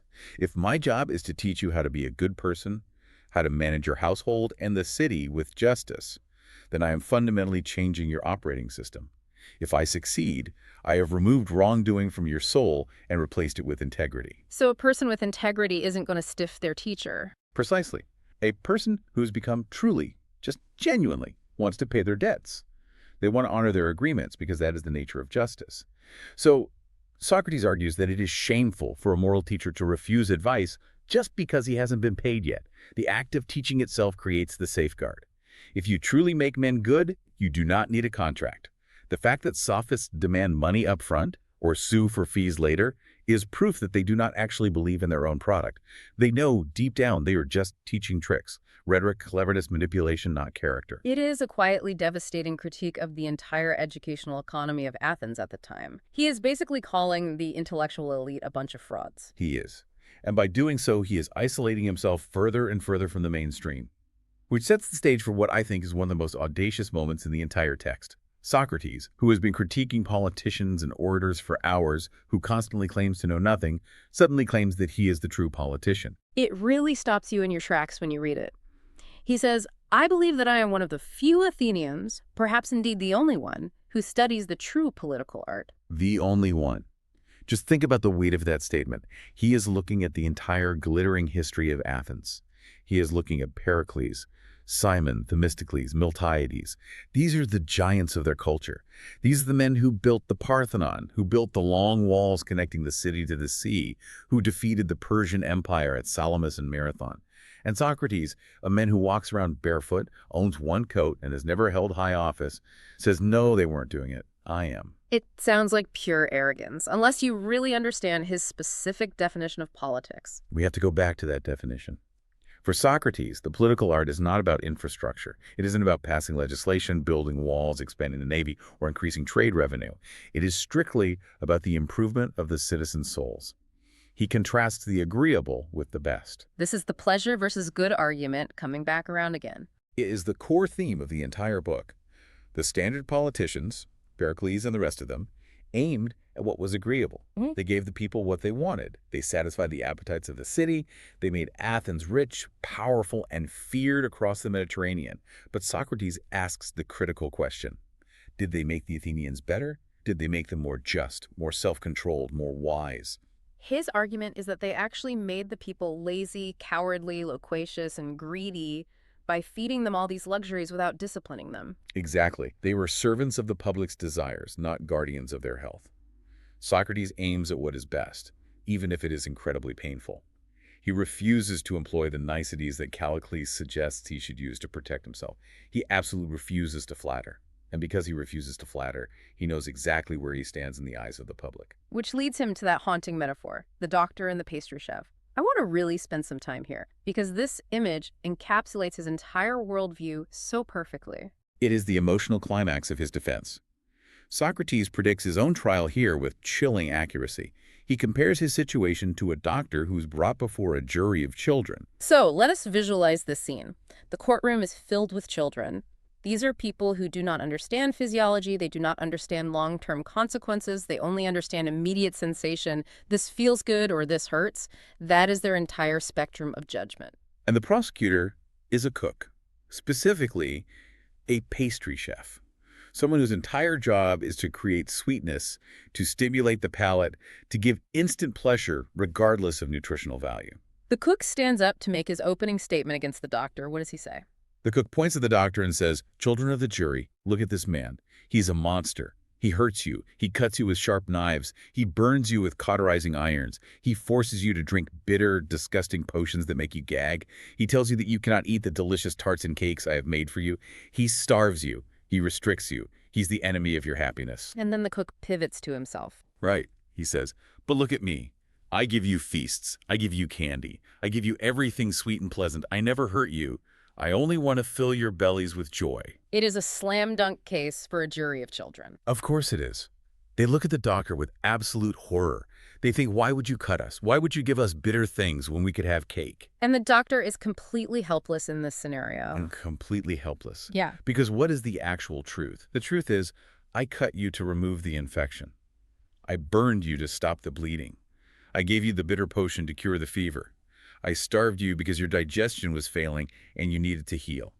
But if he says that to a room full of children... If he says, I did it for your health, the children won't understand. To a child, health is an abstract concept. They do not value it over the immediate visceral pain of the knife. They would riot. They would shout him down. They would say, he admits it. He admits he hurts us on purpose. Socrates realizes that in an Athenian court, he is exactly that doctor. He knows he has spent his entire life giving the Athenians bitter medicine. He has questioned them relentlessly in the marketplace. He has shamed them for their ignorance. He has forced them to look at their own flaws and inconsistencies. That is a deeply painful process. It stings. It burns. It is the philosophical equivalent of cauterizing a wound. And he knows he cannot point to any tangible pleasures he has provided to balance it out. He hasn't built any majestic temples. He hasn't thrown any lavish public festivals. He hasn't distributed grain or money. He has absolutely no sweets to offer the jury. And he admits to Callicles, quite frankly, that he will be at his wit's end in court. He won't be able to flatter them.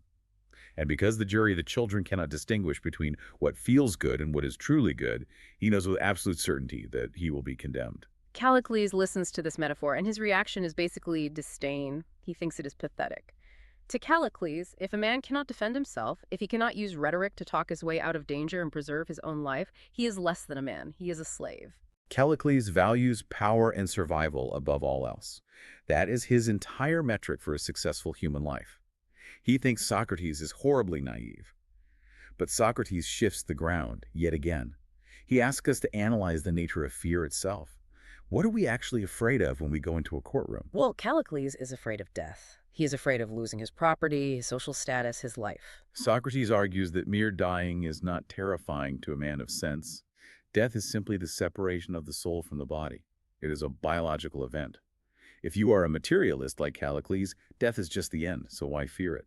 If you are a spiritual man like Socrates, death is a transition to something else. So what is the real danger? If it isn't death, what should we be afraid of? The real danger, the true terror, according to Socrates, is entering the next world with a soul loaded with wrongdoing. This is why he explicitly rejects using rhetoric as his shield to save his life. Yes, he says the only true defense, the only one that actually matters in the grand cosmic sense, is having never done wrong to gods or men. If he dies because he lacks the flattering rhetoric of the panderer, he can face that outcome with perfect serenity. That is just the physical body dying. But if he saved his life by doing wrong, by flattering, by lying to the jury, by compromising his core principles, that would be the real catastrophe. That would be saving the temporary body at the eternal expense of the soul. And this brings us to the great transition in the text. Up until this point, Socrates has been using logic. He has been using the Socratic method, question and answer, dialectic, trying to trap Callicles in his own contradictions. But he realizes it just hasn't worked. Callicles is still unconvinced. He is stubborn. So Socrates stops arguing and starts telling a story. He calls it a logos, an account. He insists it is the literal truth, even though it takes the form of a myth. He wants to explain why he isn't afraid of the Athenian court. To do that, he has to pull back the curtain and show us the ultimate court, the judgment of the dead. He starts by describing the old system of judgment, back under the reign of Kronos. How did it work back then? In the old days, the system was severely flawed. Living men judged living men, and the judgment happened on the very day they were to die.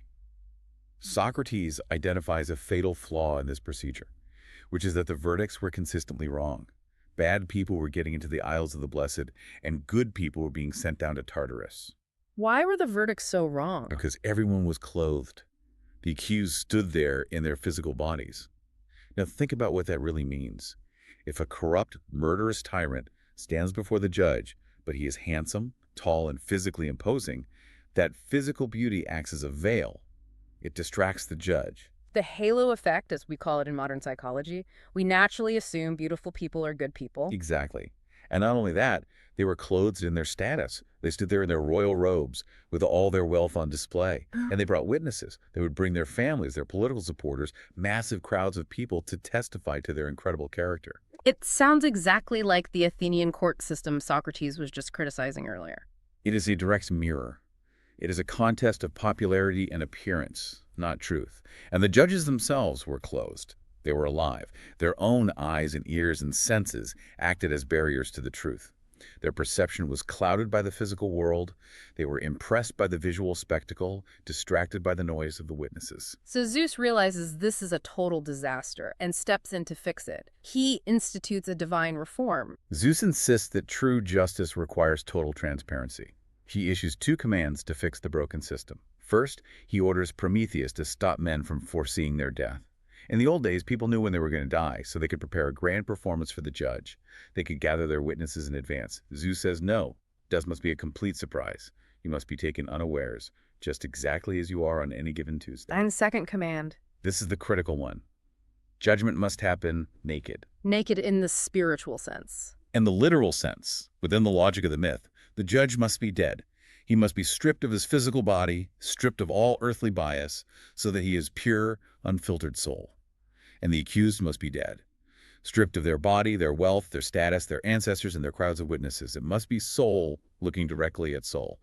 No intermediaries. Zeus appoints his own sons to do this work. Yes, Minos and Rhadamanthus from Asia and Aeacus from Europe.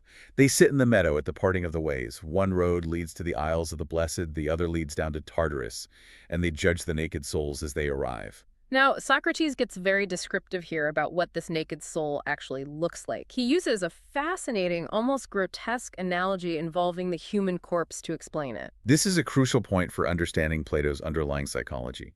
He argues that death is nearly the separation of the body and the soul, and that each part retains its exact state from life. He says, look at a corpse. If a man was large and obese in life, his corpse is large and obese. If he had long flowing hair, the corpse has long hair. And he gets grittier than that. He talks about the permanent marks of violence. Yes, if a man was a whip-scarred slave, or if he had broken limbs from a rough, violent life, those marks are completely visible on the body after death. The body remembers its history.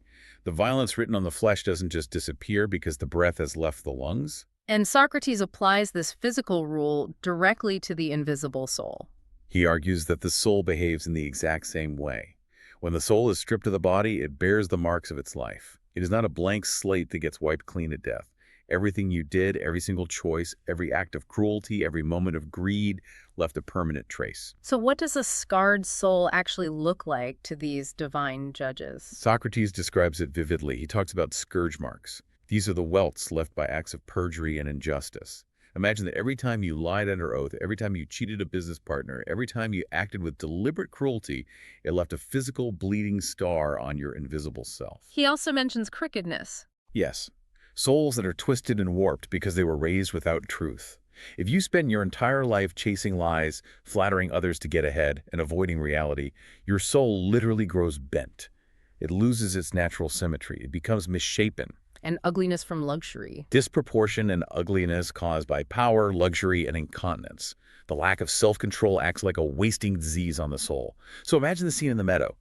Rhadamanthus, the judge, is sitting there. He doesn't know who is coming towards him. He doesn't know their names or their earthly histories. He just sees the raw stuff of the soul. Exactly. He might catch the soul of the great king of Persia, the most powerful man on earth at the time.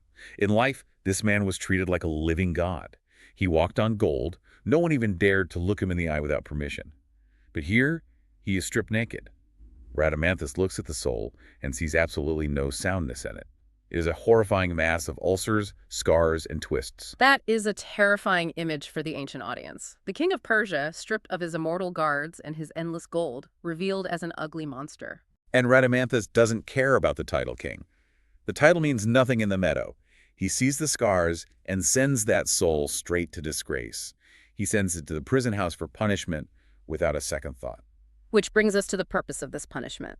Socrates divides the souls into two distinct categories based on their curability. This is the difference between remedial and exemplary punishment. This is a vital distinction in Platonic thought, and it really challenges our modern views on prison and justice. Socrates argues that most punishment should be remedial.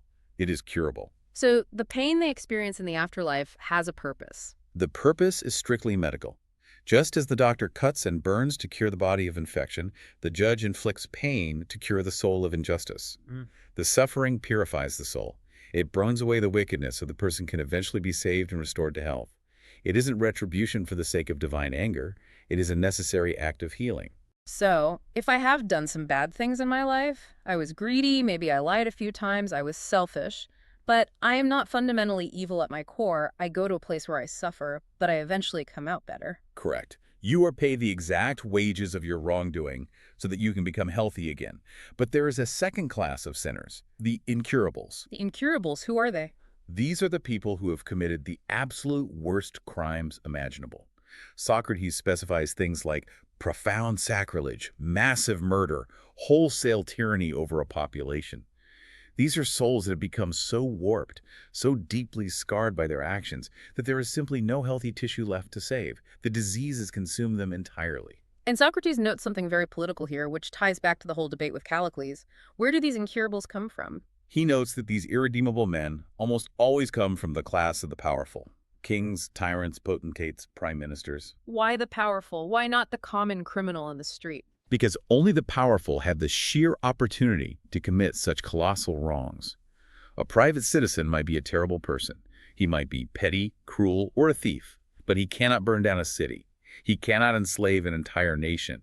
He cannot order the execution of thousands of innocent people.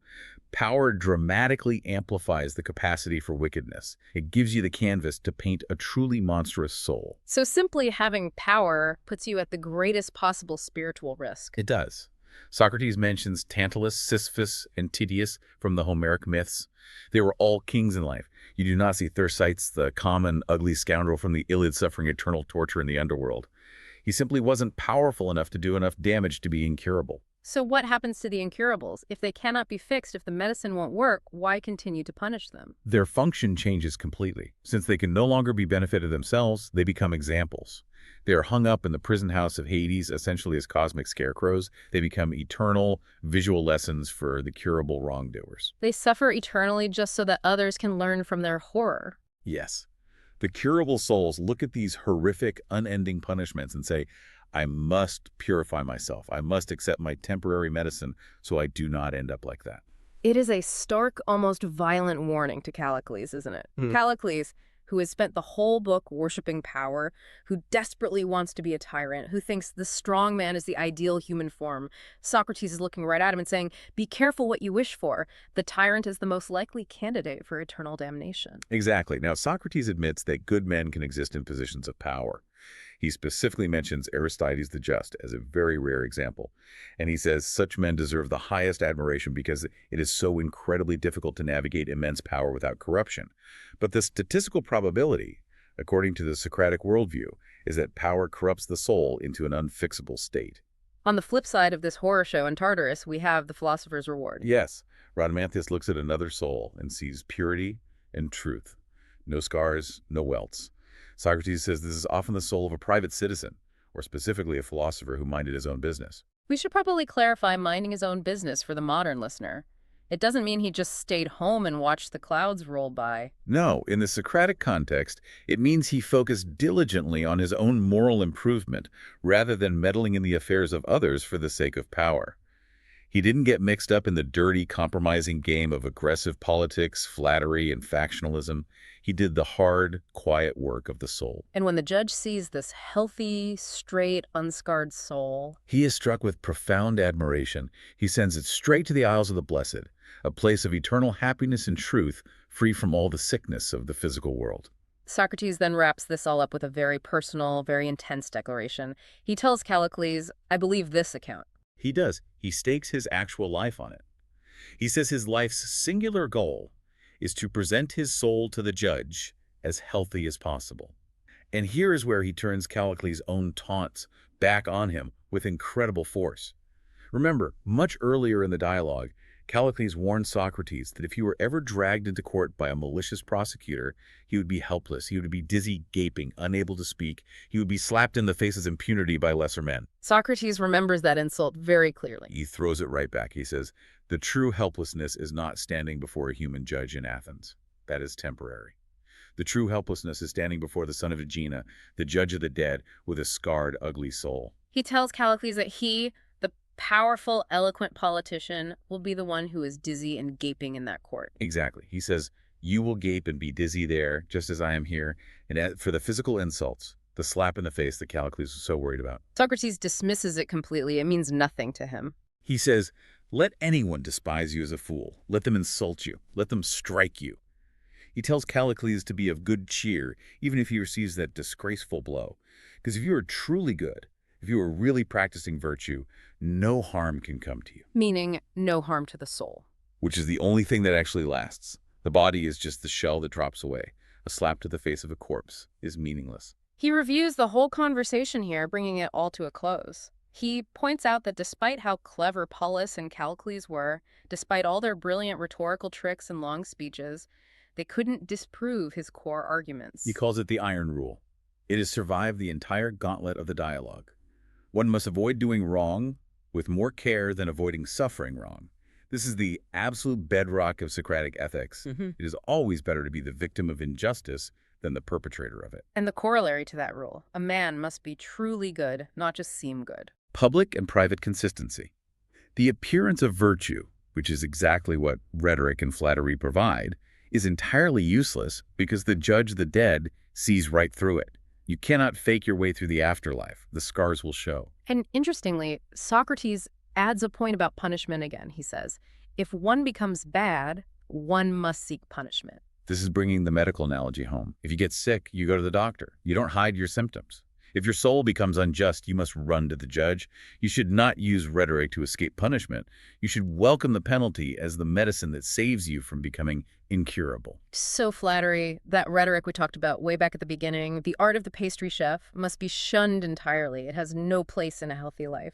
Rhetoric should only ever be used for one purpose: to expose one's own faults or the faults of loved ones, to ensure justice is done. It should never be used to escape accountability. That is spiritual suicide. So Socrates ends with an invitation. He invites Callicles, and really he is inviting you, the listener, across the centuries, to follow this way of life. It is a profoundly challenging invitation. He says, "Follow me to where you'll be happy in life and after death." He acknowledges that in the eyes of the world, this life might look foolish. You might be poor, you might be mocked, you might be totally defenseless against the mob. But it's the only path that preserves the soul. He tells us we shouldn't rely on our current confused state to make these decisions. That is a very humble and human moment to close on. Socrates acknowledges that we change our minds constantly on these important subjects. We are confused. We are top-heavy with ignorance. But he says we must take this argument, that justice is best, as our firm guide. We must find an anchor in the storm of opinions. Let us live by this truth and die by this truth. That is the final command. And notice the silence of Callicles here. The dialogue doesn't end with Callicles saying, "You know what, Socrates, you are right, I convert." It ends with Socrates proclaiming this cosmic moral order into the silence. Callicles is likely unconvinced, still chasing power, still heading toward his own tragic end in Athenian politics. But Socrates has laid out the ultimate stakes. The choice between the pleasant life, the life of the cook who gives us sweets, and the good life, the life of the doctor who gives us bitter medicine. That remains the fundamental choice of the human experience. Do we want to feel good right now, or do we want to be well forever? Socrates made his choice, knowing it would kill him, and he quietly asks us to make ours.